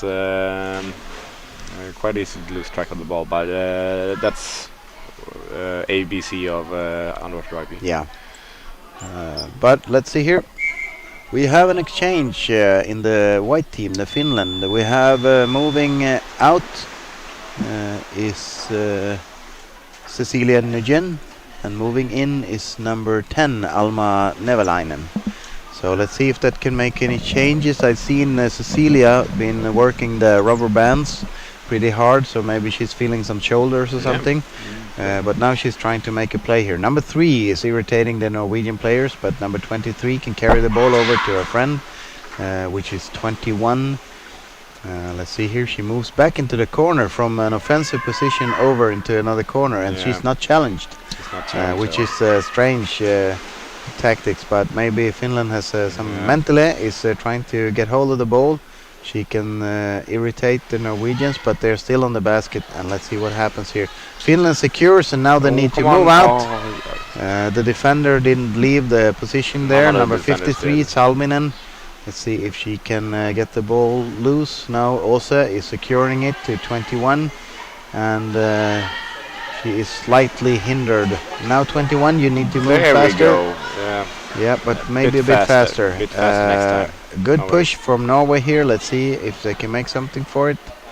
She waited a bit too long, I think, there. She tried to position herself before she pushed on the goalie, the Norwegian girl. Yeah, I think it was available, but also you can see that the Norwegian girls, when they find an opportunity, a gap in their defense, they're just going straight for it, and it's really good. They always they always look at the basket. Yeah, they have an offensive thinking, I think, that we need to move to the basket right now. We create something when we get there. Yeah, it's not always a certain thing, but it's we do something when we get but there. I think they're really good at actually watching the game.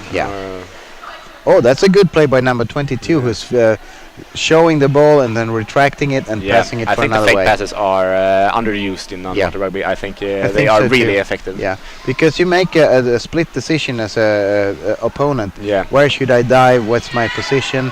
And if you can make that fake pass, it's not even that. It's even if you just move around your hand, it's hard to get the ball. Yeah, it's hard to track it and decide which what I'm gonna move on. What will I do? Halston again moving in on the Finnish, the Norwegian defense. And she makes the passes, but it's a long one, and Norway, Erlandsen picks that up. She has number 3 to pass as well. Let's see if she can make something on that one. Okay, the Finnish girls are expressing their frustration again by in the changes. And of course they are trying the best, but the Norwegians are grinding them down right now. Norway's moving in on the back. Oh, she kind of acknowledged it late that, White, I have an opportunity here. Yeah, she did. Number 3 there. Passes to number 11, moves out to the corner. Once again, I'm going to say that the defenders, while you're exchanging, just push yourself up on the opponent. And now number 11 is pointing, you need to move in to the basket. I'm going to do something. So see here if the Norwegians, now everyone moved in. We have Getty with the ball there. Let's see if she can make anything from that one. She remains in possession of the ball, but now it's an exchange, I think, in Norwegian. They have a lot of players. Number 22 is holding the ball quite openly. See if that works for her. It seems like Finland is managing to hold that off. Number 3 above the basket. Passing over to number 5. No clue where it is, I think. Oh, yeah, 23 there. Is making a play for the basket. Finland is really struggling and fighting everything off. They get a drop ball from the defender. Come on, goalie, get out. move. She should have supported her defender, number 21 there, by joining her out. And now no defender against Elisabeth Åse. It's hard. I think that's certain goal. Elisabeth Åse is showing that she can finish a good finisher for her team. Yeah. And she doesn't really need a long time to adjust to what am I going to do. She's just, I'm going in, I'm lifting, I'm pushing. And It's then a good play for Norway. I would say as a goalkeeper there, I would probably have tried to get down to the back position. Leave the basket. Yeah, leave the basket just to get a foot in the face of the charging player. I've seen some of the plays here where the goalie, instead of having the feet up, if they are alone with no defender, they move the feet down instead, so they can sort of get pushed. I think that's the right play to do if you're alone. If you're alone, yeah. And even if you're not alone, I think 4 feet are better than 2 feet. So. Any feet are better than no feet. Yeah. Okay, Elisabeth also charged again against the basket. She's coming from the top and she doesn't really have anyone with her. Moves over to number 10 and then Getty gets the ball, number 8. Passes back to her friends. There's a lot of ball movement now from Norway. Really nice to see. Oh, and this is a goal again. That's too bad for the exchanging. She had an excellent opportunity to just get a hold of her and get up. Lift her away. Number. I don't know what number she was. But you saw that the fast pace that the Norwegians had with the ball around the basket, and I don't think that the Finns actually knew every time where are the ball, what are we playing against, because even before this replay you could see the ball was moving like degrees around the basket. It's really nice to see. Finland with number 42 here pushing on. She loses the ball to number 13. Another teammate, 27, tries to get it back, but number 13 for Norway passes to number 10. Can she move the ball forward? Yes, she can. Loses it somewhat to Elisabeth also, but she makes a great play down. Amazing. It's really nice. The ball is moving back and forth behind the basket. No one really gets a hold of it. We don't really know where the ball is. Finland has possession of the ball now by number 10, which is, let's see here, that is Alma. Really good by Alma. She is duking it out with the Elisabeth Åse, which probably not that easy. Let's see here. Norway is making a downward play here. And Norway is trying to establish a good foothold in the Finnish defense here. They are remaining in possession of the ball. And the Finnish girls doesn't really know how am I going to counter. And now we have an exchange, I think, from Finland. Need to fill up with players. I would say that the Finnish defense is good when they actually know where the ball is. The problem is when because they're exchanging pretty good as well. It's just, I see here number 6 in the Finnish defense also. She is quite static in moving up and down instead of pushing out for the corner and then go up. But I don't know if she's tired. I can't say that it's the wrong move, but she might be tired. Behind the basket, I think. Yes. So. Let's see here. Finland gets hold of the ball somewhat. Hellsten's trying to help her friend here. She gets the ball, but she's immediately greeted by some of the Norwegian girls. Can she make a play forward? Number 6 is diving in position. Yes, the Finnish girls are moving up here now. But they are greeted. You can see here a Finnish girl who waited quite a long time taking her dive. Look here. Hellsten is held up by some players. Björk is moving down. No, now you need to get down. Now you need all Finnish girls to get down. And the hard part about holding the ball too openly. Number 23 just snatches it out and secures the goal. Very good. Just straight from the exchange bench. Yeah, just Susanne Edvardsen. It's really hard to, or you really need to know where you are in when you're playing offensively, because people exchange from one side of the pool, right? And I would say that was a classical example of the danger zone when you're playing offensively, where you can't really have the ball too openly. You should of course use that play area, but you should be aware of where you are. Yeah, it's play awareness. So. They showed the Finns right. Yeah, it was an excellent play by who was it? 23. 23, yeah, Susanne. Yeah. Okay, the Norwegians make a very long pass there. Can they make a push? Getty pushes over to her teammate. Let's see if she can make another play. She plays back to Getty, who's in good position there. Yeah. That's strange because there was a lot of people on the basket, but she actually made a pretty open pass over to Getty on the other side. See her on the replay.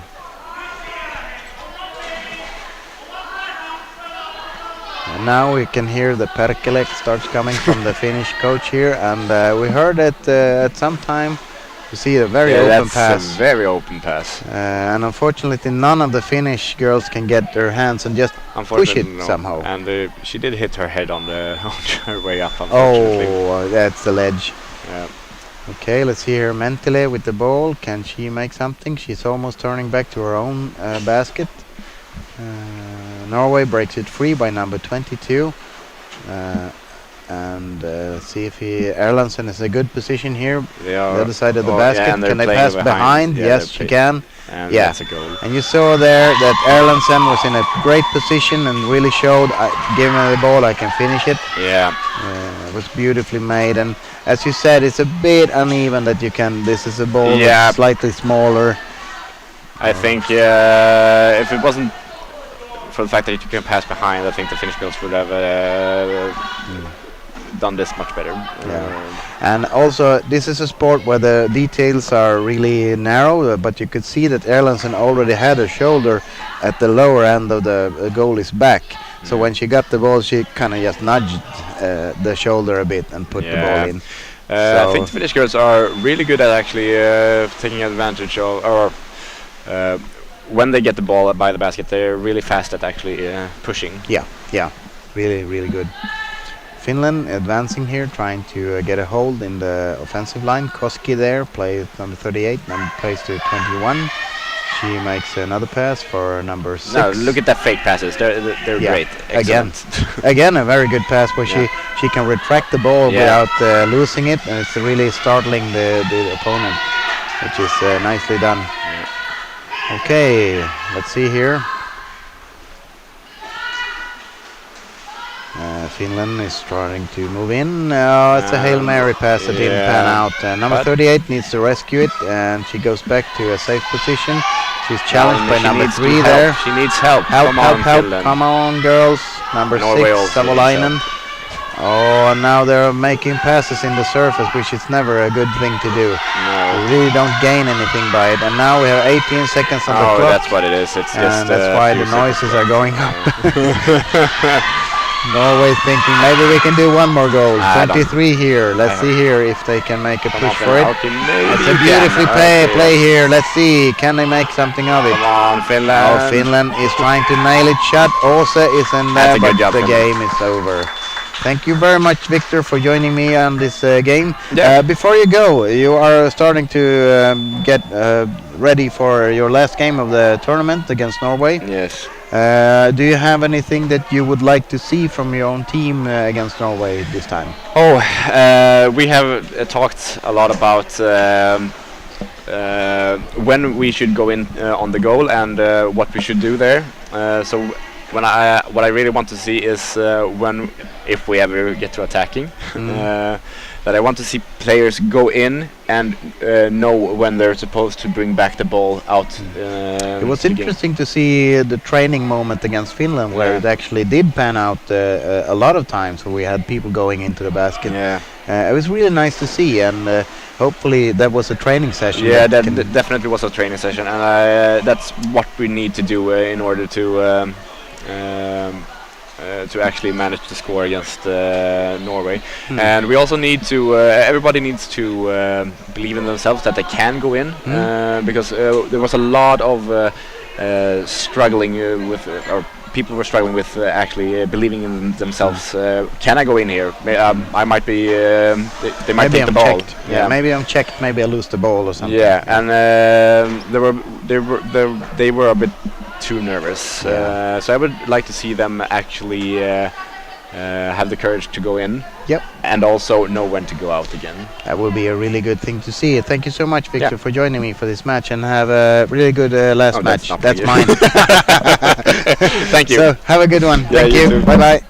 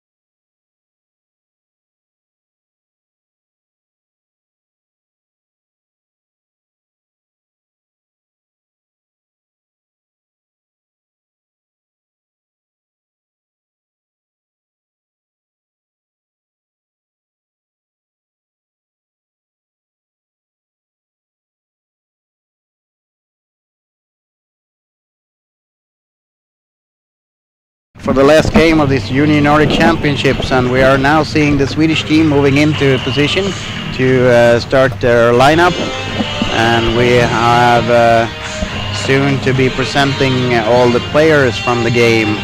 And with me today I have one of the Finnish coaches. Very warm welcome to you. Could you please state your name for the audience? Hi everybody, this is Markus Nevalainen speaking. Great. This will be a fantastic last game with Sweden playing against Norway, and hopefully we will see some really good coverage. Let's see if there's any changes made. You've been playing Norway a few times as well for the Finnish team. Yes. How is your experience meeting the team? Well, as the numbers and the scores tells you, Norway is like the top level team and they are doing really strong work on the pool. Let's see here. We have Anders Wåhlin, which is the Trelleborg administrative head of administration here in the local club, and he is presenting now the team for Sweden for the last time. We have now number 69, Philip de Roy, who is team captain for the Swedish team. He made a solid attempt against Finland by presenting a lot of plays for his fellow teammates.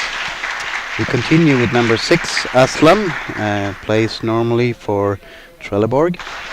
Number 7, Lavina Johansson. Sweden is the only the team playing mixed in this U21. Number 9, Pontus Sandlund. Number 12, Nicholas Kostas, plays normally for Malmö, Sweden. Number 16, Lovisa Rydgren, playing for Stockholm Polisen. Number 20, Axel Nilsson.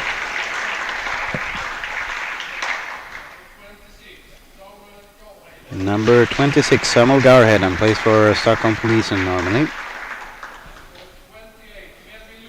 Number 20, Melvin Lundberg, plays for Umeå, I think, normally. 32, Julian Devolescu, plays for Trelleborg. Number 42, Albin Berg, plays for Gotland. Number 44, Leopold Liljeblad.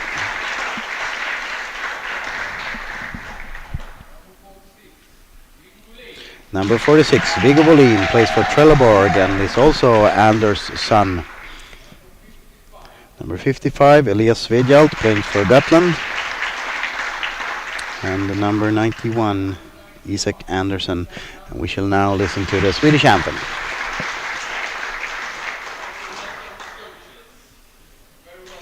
You have now the 3 head coaches for Sweden, Victor, Adam and Eric.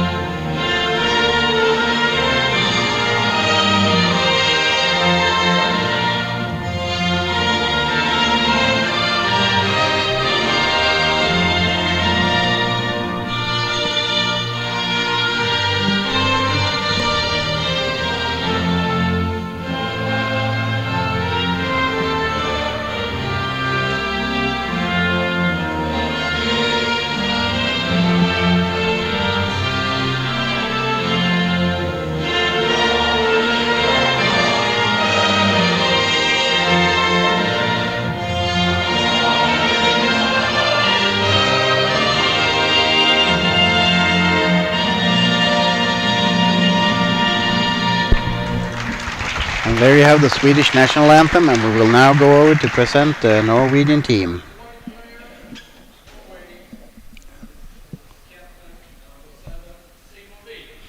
Team captain is Simon Vik. Number 7. Number 1, Sebastian Amott.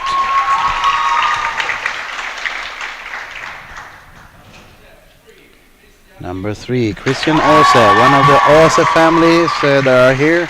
We have Elizabeth Asa in the female team, and now they have probably their brother, Fredrik Asa, number 4.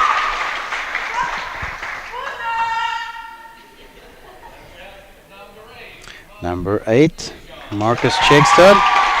He was really known in the scoreboard yesterday. Number 9, Benjamin Wollersten. Let's see if he gets playtime today. Number 14, we have Nicholas Wold. I would guess that we have number 18, Lars Lisand. No, Øystein Beringsli, number 17, also known by the scoreboard this morning. Then we have player number 19, Axel Vigdal. And then we have number 22, Olav Holmemo. And the number 3, Magnus Almedloft.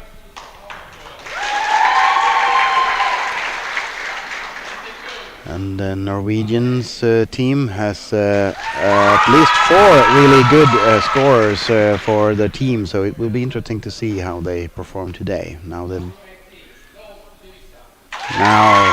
18 gets named last but not least.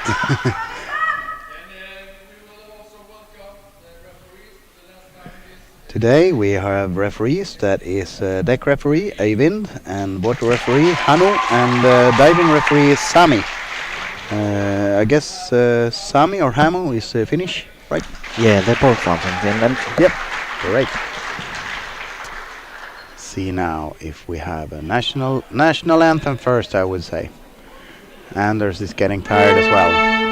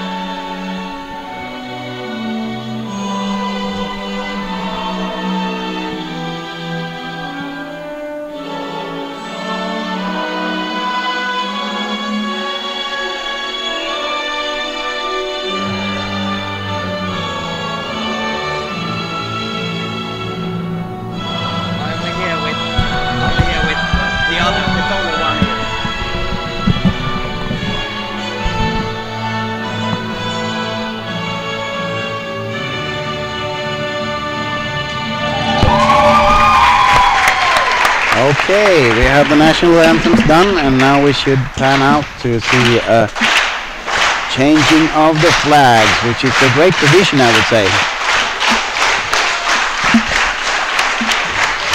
What is the Finnish association called? Is it just the Finnish Underwater Rugby Association?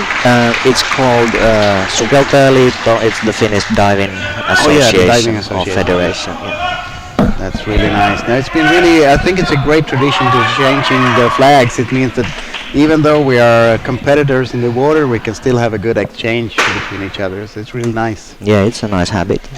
Yeah, and let's see here. We can see that Pontus in the Swedish team is not switched on. He's warmed up, but he's not switched on yet, so he will not perhaps start the game, which is interesting. What would you say is the best tactics for the Swedes in this game? What would you say works against Norway? Well, this short pool, it's difficult for defense anyway, so of course they need to secure their own basket and hope that they will get a quick pass through and maybe make a surprise attack, because we really haven't seen, or I haven't seen Norway going through a struggle in their defense, so maybe Sweden can do that on this game. And yeah, hopefully. We'll Something see. that I witnessed with the Finnish game is that you are really good at making the first pass when you swim out with the guys. You can make the first pass, and you can make the second pass, but when it comes to the third pass, the Norwegians are almost always clutching you. So it's going to be the same for the Swedish team. That can they make those fourth passes? Then they might come behind the Norwegian team, and that because I see that the Norwegians are moving up with a lot of people at start. So can you just penetrate that? It should be somewhat of a void between lane 1 and 2, perhaps. We don't Yes. know. We don't know yet. We haven't seen it yet. Yeah, Norway was playing with a really, really high self-esteem, so they were able to make the passing really difficult for Finland. So Yeah. I think they almost got most of our openings after Yeah. few passes, and they were really dangerous on their first attack, always on the goal. And we're ready to start the game, and you can see that number 22 for Norway is poising to go for the ball, and number 91 in Sweden seem to be the most prominent to go for the ball for the Swedish team. And let's see here. We are starting now. Eivind is starting the game. Let's see who's first at the ball. Seems to be a Norwegian catch, at least number 14 for Norway here. Catch the ball really fast. And now they're moving up. Number 19 is always dangerous. And number 7 for Norway. That's a good ball handling with Norway, transitioning the ball from one side to another, I would say. Attempt here for number 22. See if they can make this triangle work. It started one leg there. Can they move it in to the left side of the basket? They have now positioned the player on the other side of the defender for Sweden, which doesn't really have a connection. Now let's see, there it's stopped there, right there. Now we have a Norwegian defender underneath the Swedish defender, and the Swedish player who was going for the ball doesn't really catch it. We have number 22 for Norway here. It's checked by let's see, Samuel Garheden, right? And Norway is struggling in the center here to get a hold of the goalie. It's lifted.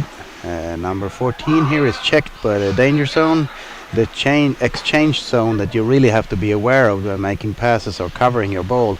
Otherwise you will be easily checked. Number 28, Melvin Lundgren, passes over. He has Lovisa on the other side here. Lovisa catches the ball. Can she travel it? She travels it somewhat, but she's caught up with... oh, it's a great save by Elias Svedjalt, the Swedish defender there. Catches the ball really fast. He's long reach. Melvin moves up. He doesn't have too many player options. This is looking quite promising because Sweden has many divers Look at with that. the ball. Number 12 here in Sweden, which is Nicholas Kostas, the Malmö player, is charging the basket. And it's really good, and we can see here a lot more offensive from Sweden this game than the other game, which is really good to see. Now Norway is moving up with number 1, Amot. He tries to dislodge the left goalie, but he didn't manage it, so he passes out to number 8, Skjegstad. And they are back in the corner, which is unusual. But now they make the triangle play here for Norway. Number 17 is good situated, and you have number 3 here. In Norway is trying to keep the ball in possession. Amot receives it, and right now you can see a lot more aggressivity from Sweden to try to regain the ball in their own defense, which is nice to see. And the first minute has passed well and gone, and no goals for Norway yet, so that's a really nice start from Sweden, I would say. Yeah, that was a little bit sloppy pass. Yeah, And number 55 from Sweden, Elias Svedjalt, tries to find Samuel Garheden, but he also makes a sloppy pass, which is not at this level. It's not a good thing to do. Number 8, Skjegstad, is checked, but number 19 comes in to save the day from the bench. Number 7 here moves in, Vik, the team captain, and now it's a dangerous play because there's no there's no defender for Sweden. Can he? Yes, they make the switch good on the basket. goalkeeping. Albinberg, number 42, manages to secure the basket, but no defender.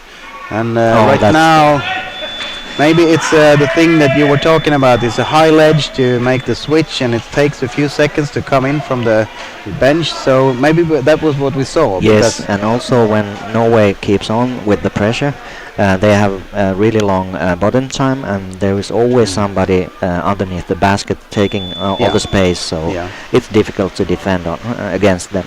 But it's unfortunate because I think the first minutes were really good play by Sweden, that they actually made some really good offensive plays. And I thought that what happened to Norway, did they just change out their fins? But now you can see that they're starting to adapt to the Swedish play style, and now they are moving up again. We have number 19 here, checking with number 55. Can they make something? Number 32 didn't have a knowledge of where the ball was. Unfortunate. That is a really unfortunate play for the Swedish defender, who addresses the attacker with his butt, basically, which is also one of those things that it's ABC in underwater rugby. Where is the ball? Where's the ball? Where's the ball? Yeah, and also the defender was a little bit lost with, didn't know where the ball is coming and couldn't put his foot on the attacker. So Olav Holmamo learned. Let's see here, learned Julian Devalescu how the play should be made, and hopefully Julian learned something from that during his junior time here. Lovisa is challenging the Norwegian defense here. She loses the ball to Norwegians. Let's see if they can get it back. I would say we have Lavina Johnson as well in the water now. She's challenging as well, but now it's Philip de Roy, which is the team captain for Sweden, tries to regain some of the confidence of Sweden. Again, a bit of a troublesome switch for the Swedish team here, in Slovenia goes down on the basket after quite a long time.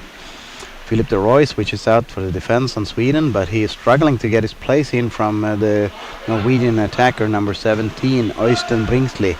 And Norway is pounding away from the corner, and they are now presenting a player on the other side there. Let's see now, number Philip de Roy can get a hold of the ball and passes it out to Isak Andersson, number 91. Let's see here, number 28, that's Melvin Lundgren, a good Swedish striker or finisher. He doesn't really get the pass over to his teammate, the number 7 from Norway. Challenging him, Lovisa again with the ball, tries to find his fellow teammate, which is Elias, and he barely just gets with his big reach. This is good because even if Norway has been putting pressure on the defense of Sweden, they still manage to keep people diving on the attack end also. So. And this is the grinding part that the teams need to make work for them so that they can keep playing. Isak Andersson's just fiddling with the ball some, and now we maybe have some switching in Sweden to be done. There you have Aslan with the ball from Sweden. He tries to secure with the fins. We have Melvin Lundgren, the finisher, but a good play from Norway. They're disturbing him, Melvin, that is approaching the defense there. Something that you should, as a forward, really try to keen your homing senses on when should you strike in a dead zone. Yes. Oh, now Norway is coming quickly through. Number 22 here, but it passes right in the arms of the Swedish goalie there. Which was fortunate for him, because otherwise it could have been a pretty open goal. Yeah, but that was really promising, because it's so frustrating when you get the ball to the attacking end and then you immediately lose it. So Sweden was able to keep on playing and recovering from the long pressure from Norway, and that's promising. We have number 3, one of the Åse family, is pushing on Lavina, who had a long down time. It was a good switch for Lavina. Albin has a struggle staying on the basket, but Philip de Roy catches the pass, which otherwise would have been an open basket. Sweden doesn't really have control of the ball until now, when number 12, Niklas Kostas, secures the ball for Sweden. Albin moves out. He's checked immediately from the dead corner, and it's an open goal. Hitting with the fist. I'm not sure if that's I'm not really sure that either. We could see in the replay if we can rewind it too much. But if it's a closed fist, it shouldn't be a goal, because then it would be a penalty or a free throw for Sweden. You can see he comes from a dead angle, and I'm not sure, I can't see really there, but what happens is he comes from a dead angle, which is the forward's best position to come. We can talk fighter jets all day long, but in the dead zone, the dead spot, you can really make a lot of damage as a forward. Okay, now we have a surface scrum here. Sweden trying to regain by number 12, which is passing on to Philip de Roy, which is challenging the Norwegian defense. Is 3 players on him, including Tiger Finn. Let's see what they can make from it. Lavina secures the ball here, and Albin tries to move in again. Not showing disrespect to Norwegian, but good forecheck by number 7, the team captain, Beek. And now see what Norway can make for the play here. They are pretty much unchallenged. Lovisa tries to hang on to the legs, not to give them more room to momentum. Norway is in the corner now, trying to seek their traditional triangle play around the basket. It doesn't really work the same as before. And let's see now, the Swedish team is pushing out from the basket really good, and it's a good play for Elias there, who can have Albin with him. Albin tries to secure a passing spot. Albin needs to defend with the Finns here. They are 3 times the size of that boy, so let's see if he can Now make he a needs good help. play. He needs help by number 91. Isak Andersson loses the ball, which is unfortunate. Now we need to chase it back. Number 55, Elias, leaves the basket. He's a defender, so hopefully Melvin is securing his spot. Now Melvin has been down quite a long time. We need to exchange on the basket for Melvin. Elias needs to fill that void. Norway is keeping the ball in an attacking position by number 4, which is Fredrik Ose. And let's see here. Norwegians are positioning themselves around the basket. You now have a player on the right side of the basket, but he needs to leave. It's quite good from the Swedes to not to deny the Norwegians to switch sides there, because then their opportunity kind of goes to waste. Yes, they are doing good. They are not passing behind the basket, and the No. defender is also blocking the passes in front of the basket. So I good think work. the dimensions of the ball also makes it impossible for these guys to pass behind the basket, which is Okay, yeah. unfortunate for the girls, because it does really add another angle to defend, and it's hard. Now we have number 22 for Norway, which is let's see here. Number 22 is Olav. He's pushing on with number 19 ready to strike, and that's 2 people that shouldn't Oh, be close to that's the a goal. basket. And there you have number 19 that actually makes the last push on the goal, and secures another goal for Norway, which now gives them 3-0. It's not an awful number to start the game with, and but of course, when you're down, you really need to focus on your core game and see if you can make adjustments. Good play from Sweden there. Lovisa gets the ball from the swim out. And let's see if she collects it again. She's immediately greeted by the Norway number 1, Amot. Okay, that's a bit of a careless ball protecting from the Sweden there. Let's see if he can remedy some of that. Sweden needs to organize here. They have more people moving into the basket, but you can see there they were transitioning from one end to another. They had to turn around 360 to or 180 to go in the right direction. That costs energy and speed. So let's see here. We have Aslan, who is seeking for someone to make a pass. He had someone around him. He didn't see. Oh! That's a dead pass. Unfortunately, the Norwegian saw that. I think he saw the point. And Norway is being denied the first push. Let's see here if they can make another push. They have a lot of people on the basket now. Let's see if we can remedy. Yes, we can. Number 91, Isak Andersson, breaks the certain goal opportunity for Norway, and they need to start over, which is saved by the Bells, or Isaac. Philip de Roy, the team captain, tries to challenge, I think, one of the Åse, no, number 9, Benjamin Wallensten, for the ball, and see can he do that. They switch out to the team captain, Vik. So 2 team captains dugging it out here over the Swedish basket, and let's see, Simon Vik breaks it free, but to Samuel Garheden. And Garheden is challenged by 2 Norwegian players, number 7 and number 8, and this should be a tough struggle for Samuel, and he needs help. The Norwegians break it free. They try to move it down, and they have players on the basket by number 19, and he scores on Albin, number 42. What a momentum from that player. He Yeah, is, it was unfortunate, this little bit careless pass, because Sweden had the moment to recover and take the game in the end of the Norwegians. So they kind of missed the opportunity to rest and put their own game together. Yeah, that was unfortunate. We now have a Swedish timeout. I would say that's a wise decision, because right now the Swedes are able to kind of disrupt the Norwegian team somewhat in their startup and the assault, but they loses the momentum after a short while. You saw there 2 scrums where Sweden were in offensive position and pushing the ball, but they loses it, and now the Norwegians can put a player underneath the scrum, put on a big momentum, and challenge the goalie for a goal. It's always so difficult with the defending team if there is scrum just above the basket. Yep. You need to keep the defense down, and still some of the players are bind into this scrum, Yeah. and it's really like a stressful Yeah. situation for the And it's a defending really team. routine. You have to play a long time to see. Okay, there's a defender who is in the scrum. Then I, as a forward, has to go in and cover that position at the basket. That is really something that only the top players can see, the top teams can see. Yeah, it So makes it's really the hard. team easily to make mistakes. Of course. And at this level, I would say that they are still learning a lot of the game, core ethics and plays. So I think they're doing a good job, and I think Norway right now has the upper hand. Sweden starts with the ball. Samuel Garheden moves out. Let's see what he can do. He plays for Police in Sweden normally. He ends up in a underwater scrum there with someone riding his back, number 14, which is Nicholas Wold. I don't know. You see, Sweden has the possession of the ball here. Let's see if they can do something. Melvin, the good striker or finisher for Sweden, passes on to Levina. They are teammates normally, which is probably why Levina knew that this is the time to help Melvin.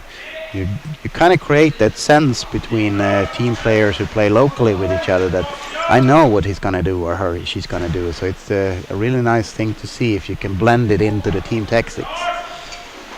See here, Sweden regains possession of the ball. Lovisa is ready to receive. Oh, it's a tough ball to make for and Levina has to pick it up. Yeah, Norway has really good and active forechecking, so you Yeah. don't have any time and any space. No, There's always somebody now we involved. have Elias Svedjelt, number 55, duking it out with the Finns and the Norway. You see here, number 19 he's just placing himself, covering all the angles for the Swedes. They really have to move about to get a good pass, and that's really professional played as well. That you don't have to use that much energy, but you just close off a lot of angles. Yes. Now we see Norway makes a good pass for number 19, I think again, who's diving directly into the Swedish goals. And let's see, he goes on top, and the score is made. I didn't even see what happened there, right? But it was a good play from the top, and we were talking about the triangle again. When he moves up from the top, he plays down to the left side, which is already ready to strike. And we'll talk to Victor, which is one of the head coaches for Sweden. The moment from receiving to striking is very short in the Norwegian they team. are really efficient. They are super efficient at doing that. So I think that they are already poised at the position to do the strike when they get the ball, which is that's timing. Really good. And they always have the guy in the second chance on the bottom. So if you grab the goalkeeper and you are trying to make the score, you have always the opportunity to pass it underneath the goal, and there is a guy with an even better opportunity to score. So they are really, really efficient on goal scoring. I talked to one of the players from Molde, which is the Norway national team, or the local team, that said that you should always try and create a void for your teammates and then move the pass into that void, because then it creates that second to strike on the basket, and that's quite a good tactics to use. Now we see Aslan trying to move in on the basket. Swedish play here. Let's see if he can make the pass. That's Philip de Roy, good at defending the ball in offensive position. Sweden is defending with the Finns in offensive mode. Number 32 there. Let's see, that is Julian Devolescu is trying to also secure the ball. Oh, and that was a hard play. Right when he was pulled, he tried to pass, and he dragged the pass with him closer to the Norwegian side. And again, Sweden needs to struggle in the surface scrum here. Number 12, which is Niklas Kostas, tries to regain possession of the ball. We have a placement underneath the scrum here. Number 6, Aslan, tries to move in, but Norway wins the ball. We have 2 players who are now connected to the offensive player. And we have a defense down. We have number 22 for Norway trying to move in on the basket. Let's see here. Oh, and they make the play underneath the defender. Let's see what they can do. Can they defend? Number 26 here. He delivers the ball, but the Sweden's goalie catches it. Aslan makes a good recovery from that goal. Yeah, that's the end of the That's first the half. end of the first half. I'm really nice to have you commenting with me. It's really nice to see a different view from some of the perspectives Yes, that we see. thank you for your excellent commenting. I Thank just you. told to the guys in the Finnish teams that they should go back home and watch these streaming videos with those comments. It's really good way to learn. Thank you for your Thank you so much. efforts. And welcome back anytime Yes, if you thanks. want to. Thank you. So there you have it, the first half of the Swedish match against Norway in the Junior Nordic Championships. We can see here that Norway has secured 6 goals to 0, which is quite modest if you measure the other games that teams have been duking out against each other.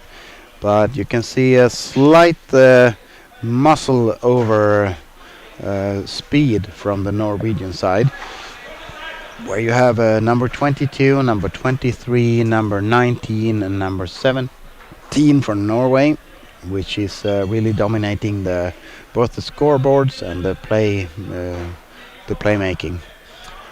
Interesting to see that Sweden has started way more aggressively this period or this half than before. And you can also see that they are trying to fill the gaps with each other and stay longer in the assault mode, which is really interesting to see. And I would say that they have really made a good reach for attacking the Norwegian high confidence that they go into the games with. So it will be nice to see what the second half of this game can do for the Swedes. 6-0.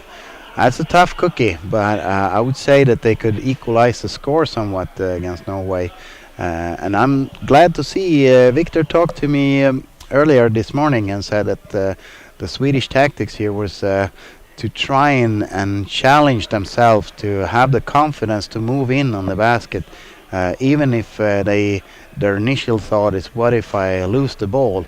It doesn't matter. If you make the push, then you have a good chance of actually making an effort.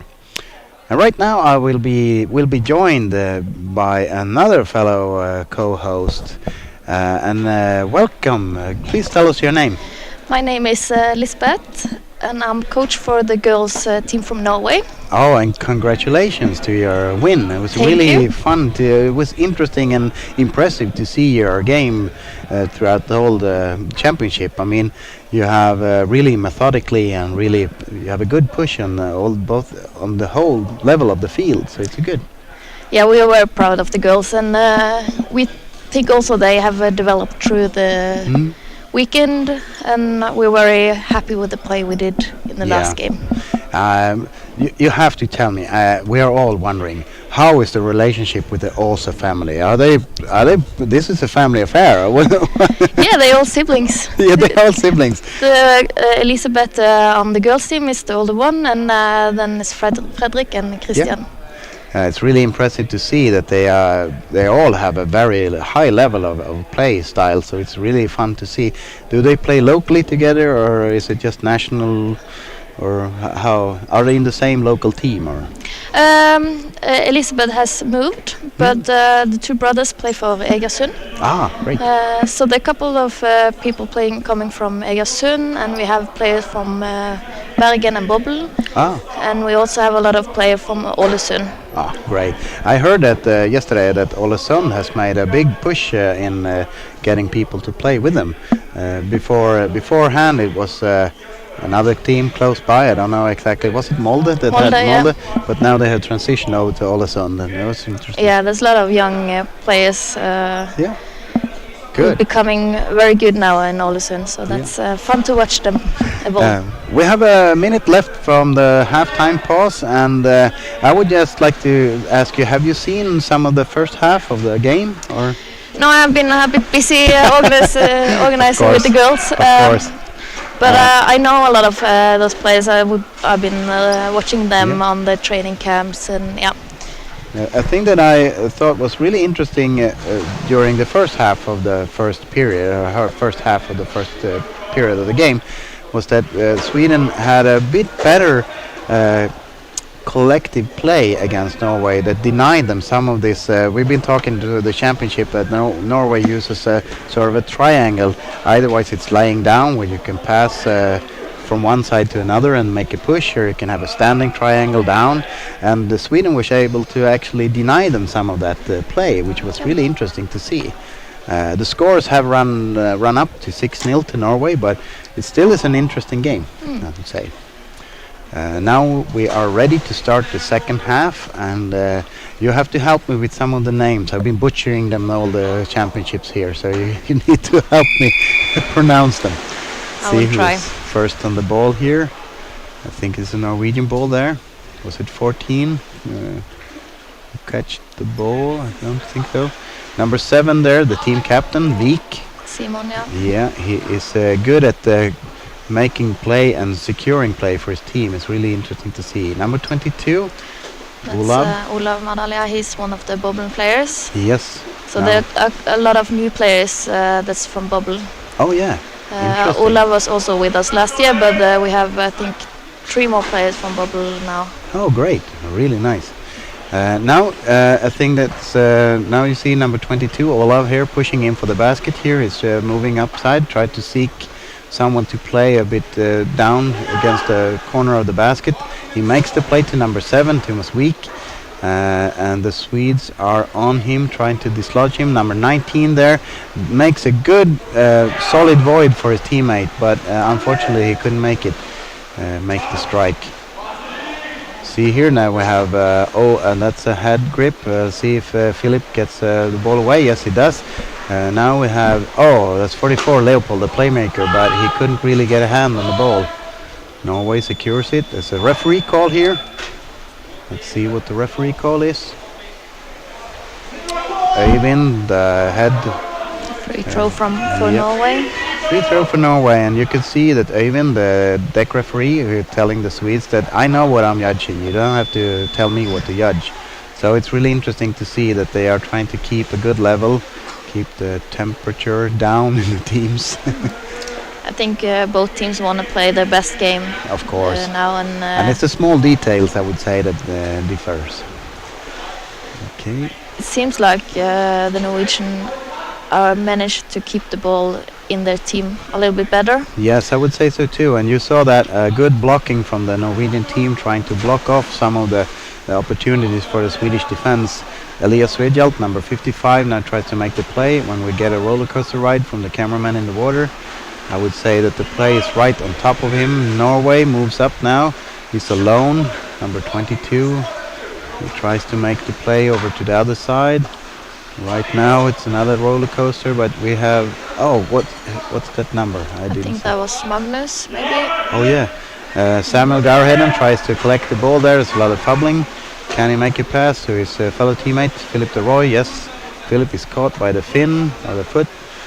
Challenged by Amot, number 1 there. Let's see if he can make the play. Yes, he can.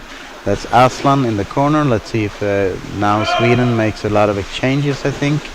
Now they need to move on the basket, otherwise it will be hard to keep the pressure up. It seems like the Swedes want to gather their team in the corner before attacking. Yes, and we've been discussing that with Victor as well. That might not be the best decision in this game type. We can see Norway is pushing a lot more offensively with a few players, but they are always pushing offensively. Yeah, and I think also when they go straight to the corner, Norway are able to set their defense. Yeah. They are very well trained at defending. Norway here with number 7, Simon Wieck, trying to push the ball over to the other side. Number 12 here from Sweden grabs him. And now we usually don't see that side of the change, but now we did. See what the cameraman in the water is trying to do. Okay, there's a surface scrum here. We see the back of number 26 here for Sweden. This is two Swedish and 1 Norwegian in the scrum. Yes.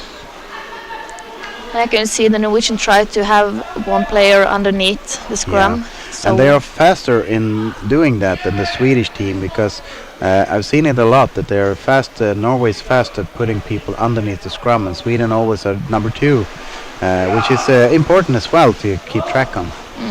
Number 19 here trying to move the ball to number 8, Skjegstad, right? Yep.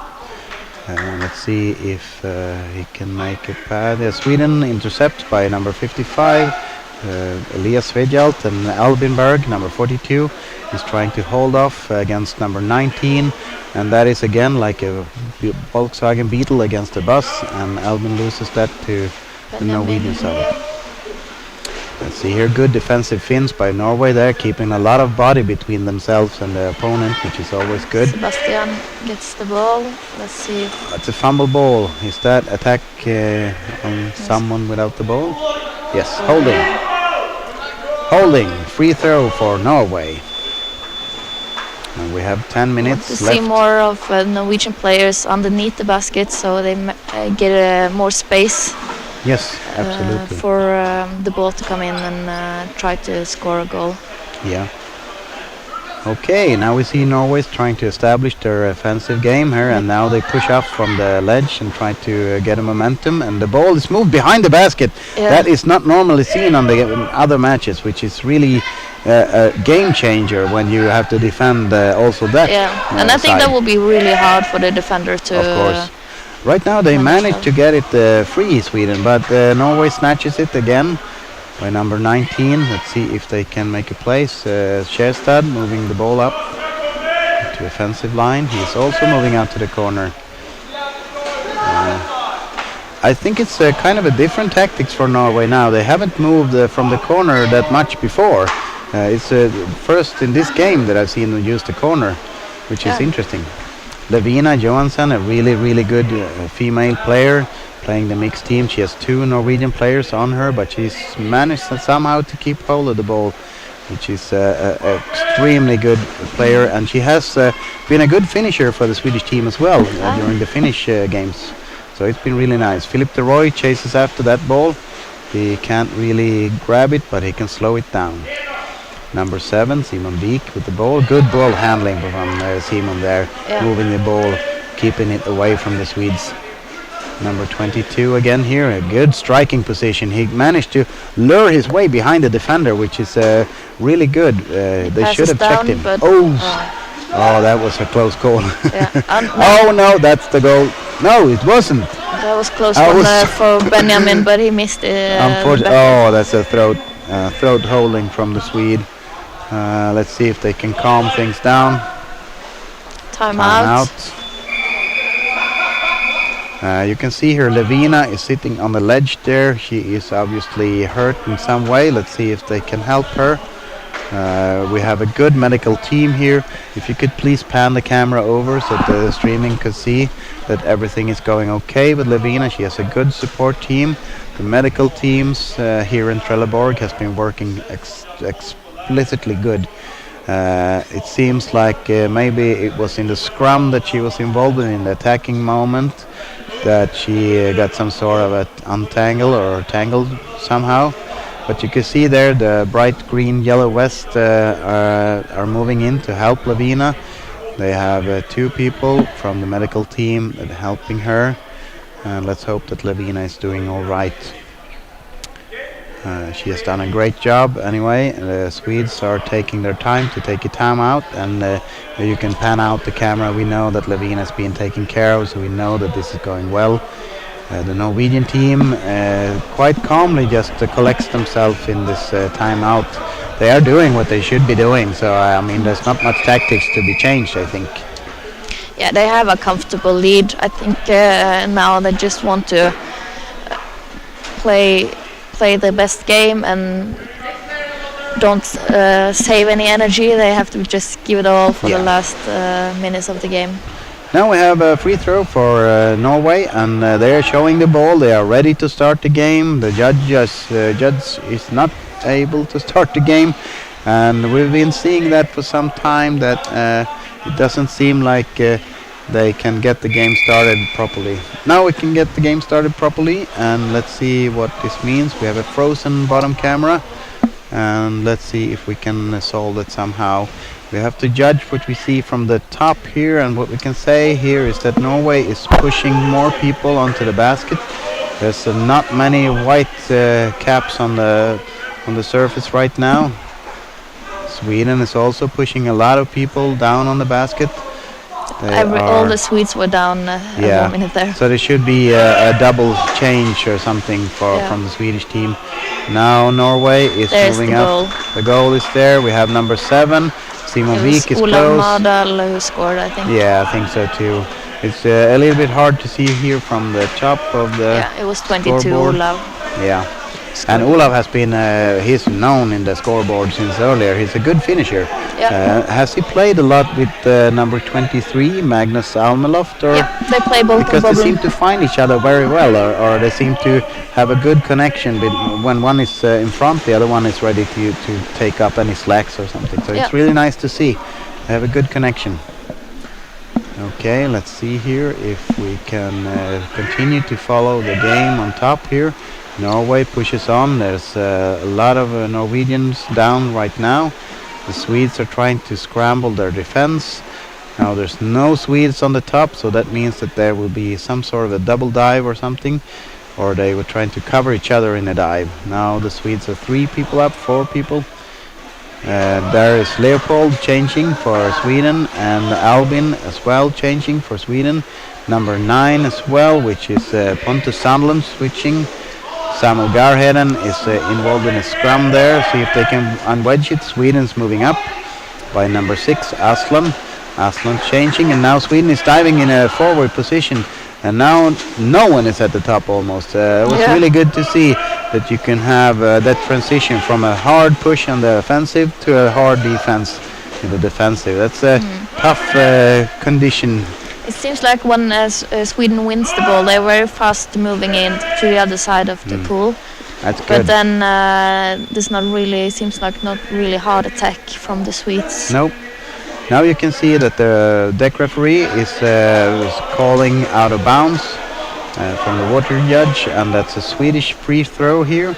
And we have a few minutes left on the clock. Unfortunately, we seem to have lost the underwater camera or something. And we shall see here, unfortunately we can't really see the underwater going on, which is unfortunately, but we can at least see that Sweden makes a free throw here, but they lose the ball to Norway. Norway is pushing up then, filling up with players. Let's see if Sweden can regain some ball possession here in the defense. Norway's pushing up. There's only one person left in the Norwegian team at the surface there, in the reverse. Now they are getting ready to, if it doesn't go well, they have 2 people diving in defense. Unfortunately, they don't need to. Unfortunately. And that was Simon Wijk Yes. scoring that goal. He's a good finisher, Simon. I think he has a lot of, he's fast from receiving to striking, which is, the timing is really nice to see when he does that move from grabbing or pushing to his actually striking. I think he used his speed a lot to finish, which is a good tactic, because then the opposite team won't be able to react to his moves when he comes in so fast. Yep. Let's see here if we can get any footage from the bottom. We don't seem to have it right now. We can see here the Swedish pushing the basket, and they are pushing here with almost the whole team. Albin, number 42, is switching on the defensive side. Philippe de Roy there. Might we have a standing on ledge there? No, his ball was over the surface. Is that the Norwegian sign for we're playing over the water? Because I think it's out of bounds anyway. Yeah, we use the other side for when the ball is over the water, and this sign for when it's out of the playing area. That explains a lot. Yeah. Okay, let's see here. We have Norwegians in play here, trying to make an offensive play here, and Sweden is frantically trying to put players down in the defense. Seems like they won the ball, because now we have a transition over to the Norwegian side, or we have a change. It's There was really Lars changing with Yep. Sebastian.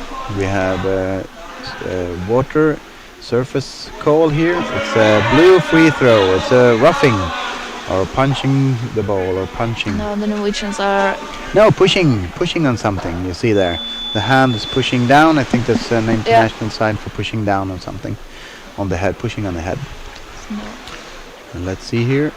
Sweden has 3 players at top, 4. Seems like the Norwegian are able They to won get the ball. Yeah. I would say. The frantic swimming Let's see towards if they can make a good attack. It's too bad we can't see what's happening at the bottom of. Yes. Unfortunately, we can't show you any underwater footage. We have 4 minutes 52 seconds left on the clock, and it would be really nice if we could get the camera working. But unfortunately, right now, it seems to have frozen. I don't know if that That's means a that something. But the goal has been made. I think it's Olav. Olav made the score. Good for Olav. He has really made a good championship this championship, and he's a good finisher, really good finisher. Let's see here if we can continue to make the play. It's still only 9-0 for the Norwegians, so the numbers are a bit more modest than they were yesterday, but they're still gaining a lot of goals here. Yeah. Okay, let's see here. I think for the Swedes now they probably might have a goal on not let the Norwegians score so many. Yeah, I think that you should secure some of the positions and see that the numbers doesn't run up that much. So it's exactly. I think it would have been fun if they would try to score a goal as well, but it seems like they more want to keep the Norwegians keep scoring the numbers down. Yeah. Yeah. Also, I thought the first period of the game, the Swedes were much more aggressive and actually were quite close for a while, more close than Norway to make the first goal. Yeah. But they adapted quite nicely in Norway to Swedish play style, and they could start to grind it back to gain the momentum again. So it's nice to see that the Swedes are pushing. Yeah. But I can understand from a coach point that we could try to keep the numbers down some. But we've been talking a lot about this championship should be a learning experience as well for the players. That it should be that they learn to try and do some things that they normally don't do. Yeah, because I think also if next time, if the Swedes will actually able to score the first goal, then the match will look totally different. Yeah, I think so too. So I think that they should push. They should push for more goals. Now number 19 is standing on top of some Swedes there. Let's see if the Swedes can dislodge the ball.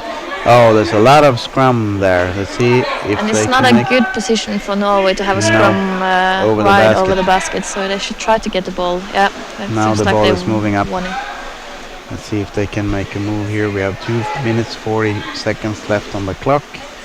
Norway is attacking. And let's see if the Swedes can. Oh, Lovisa's getting helped out of the water. The ledge. How would you describe this pool with the ledge that you have here at the switching side? Yeah, that's it's a trouble when the players are exchanging, because you not always you have to look where to jump up, so you don't jump into the ledge. So you always have to take a look up before changing, and then that could take a couple of seconds. That could be crucial if it's something happening around the basket. So. I was talking to the Finnish coach, who was also telling us that all the seconds adds up to becoming a gap on the position. So if you have a half second climbing up, half second jumping in, and a half second swimming up to your position, that's almost 2 seconds that are lost. Yeah. The gaps are getting there. So and it's like straight over the basket, where it's a very natural place for the goalies to jump up. So the ledge is pointing out, so you really have to be careful there. Yeah, I know one of the girl players, she hit her head a lot of times in the pool wall that goes a bit out as well. So was she okay then? Yeah, she was okay, but it's not a good feeling hitting your head on the way up. And I think also when you're going up, you're kind of relaxing somewhat because you're so tired. So the compression is and you quite used dangerous. to not think about it. You used to just go up. And it's hard to remember to think about the wall and the ledge. Yeah. Now we have another surface scrum. Philip de Roy seems to be in charge with Samuel Garheden close to it. But I think it's Thomas Wieck there with the red snorkel who is for the Norwegian team trying to swim away with the scrum. Yeah. Samuel is frantically pushing or pulling. Now he goes away and leaves Philip to tend to the scrum. Both the attackers from Norway was in the scrum, I think. Yep. Let's see here, number 6, Aslan is climbing. I'm not sure that actually... Trying to push the ball down. But they have a firm grip. We have 34 seconds left on the clock here for Norway. And I'm not sure if Norway just want to try to keep the ball in the scrum or they're trying to win it. I'm not sure what they're thinking here. Well, they're certainly killing time for Sweden. With Sweden that really wants to get this ball loose and then make a final attempt. Yeah. We have 13 seconds left on the clock here, and Norway is still holding on to the scrum. It almost looks like they're fighting each other. Yeah, 2 Norwegians. Simon Wieck is lying on the surface there, and we have number 18 right now. The game is over. Yeah. Well, thank you so much for joining me. Unfortunately, I couldn't show you much of the underwater footage, but it was really nice to have you here and discuss Norwegian tactics and the play that was made. It was really fun. Thank you so much. Thank you. Have a good day. You too. Thank you. So there you have it, the last match of the championship here in Trelleborg, Sweden, the Junior Nordic Championships. And Norway goes away with a win of 9-0. So Sweden was able to polish the numbers some, polish down the numbers some for Norway. But in the end, you can see that Norway had a good chance of moving from the corner with the momentum and actually score. I think Sweden made a good, solid attempt by closing off some of the triangle play that Norway is using around the basket, but it worked fine for some time, and then it didn't work fine some other time. You could see more of the individual plays from Norwegian players, I think, during this game, where the individual players made solo attempts and solo pushes for the goal and actually made some good goals there. They didn't get the team machine working quite as much as they did before. So it was really nice to see Sweden trying to give them a good push for the match. Unfortunately, it didn't pan out the way maybe Sweden wanted to, and Norway could secure the gold in this Junior Nordic Championship. And Sweden will go home with a silver, which is of course not what they want, but it's better than nothing. We will say thank you from the stream here in Trelleborg, Sweden, and please try and give us some shout-outs if you would like to see some improvements in covering of this event or other events. DKB Productions will be back with coverings of other national and international championships across the world, hopefully. But as for me, I would like to thank Hanse, who has been doing all the water coverage during the championship, and Luke, who has been covering the technician side. And me, Per, is thanking you as a viewer for all the good things that you have been commenting and helping us with during this championship. And we hope to have brought you a good experience of underwater rugby at the highest junior level that we can present. Thank you so much, and see you back soon as we can. Thank you.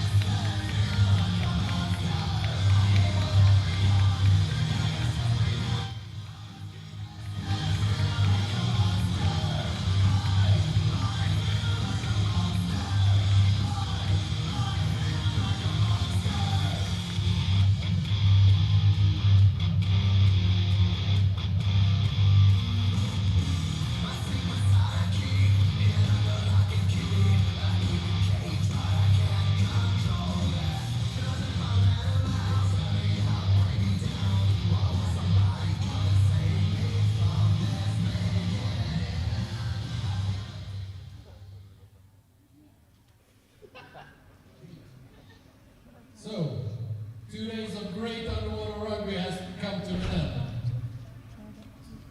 To see all happy and talented players make us really, really proud. But before we start the award, I would like to thank everyone that contributed and made this championship possible. Especially Kajsa och Anne representing SSDF, judges, screening team, and all volunteers from Trelleborg Underwater Rugby Club. Please give them a big round of applause.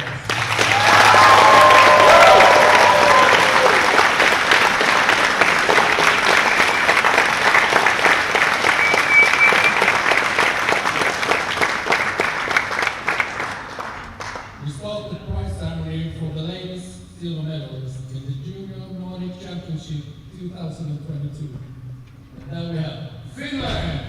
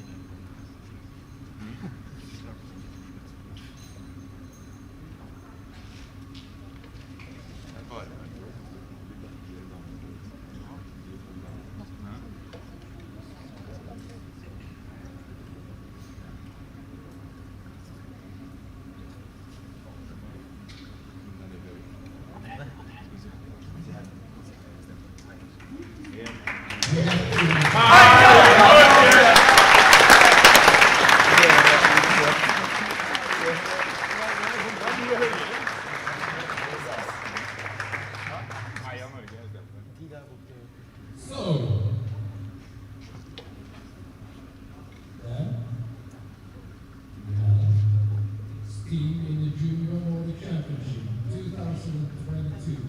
And the bronze medalist is Finland!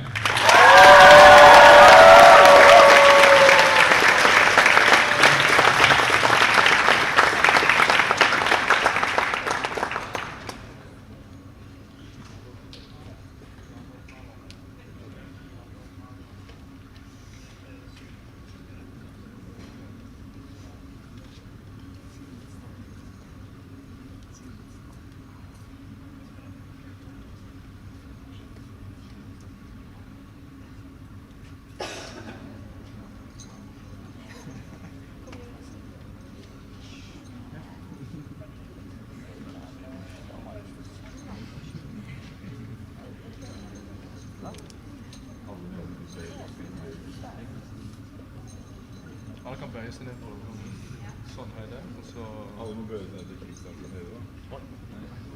Oi!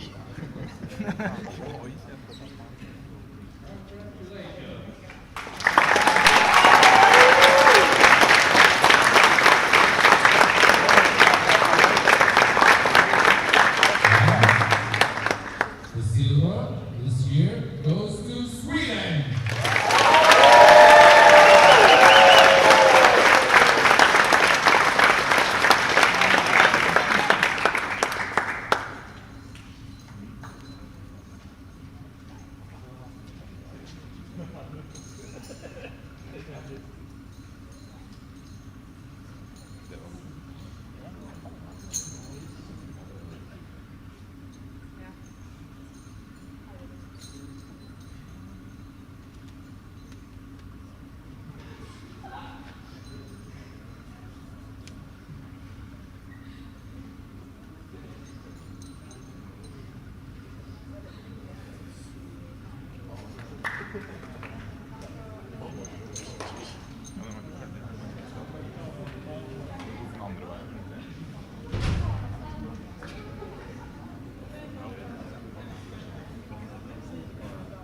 So, give them a big round of applause.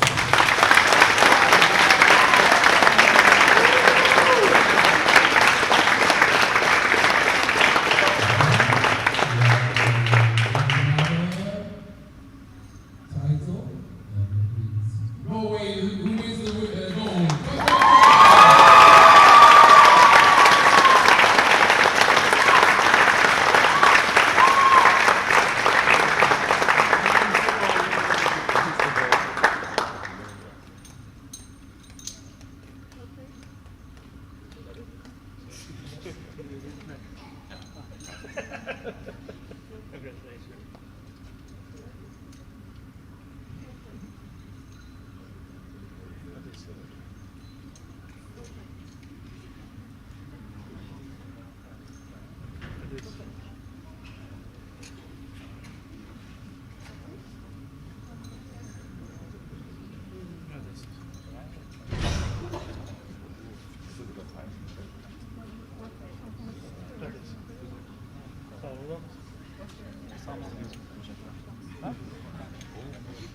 Give them a big applause.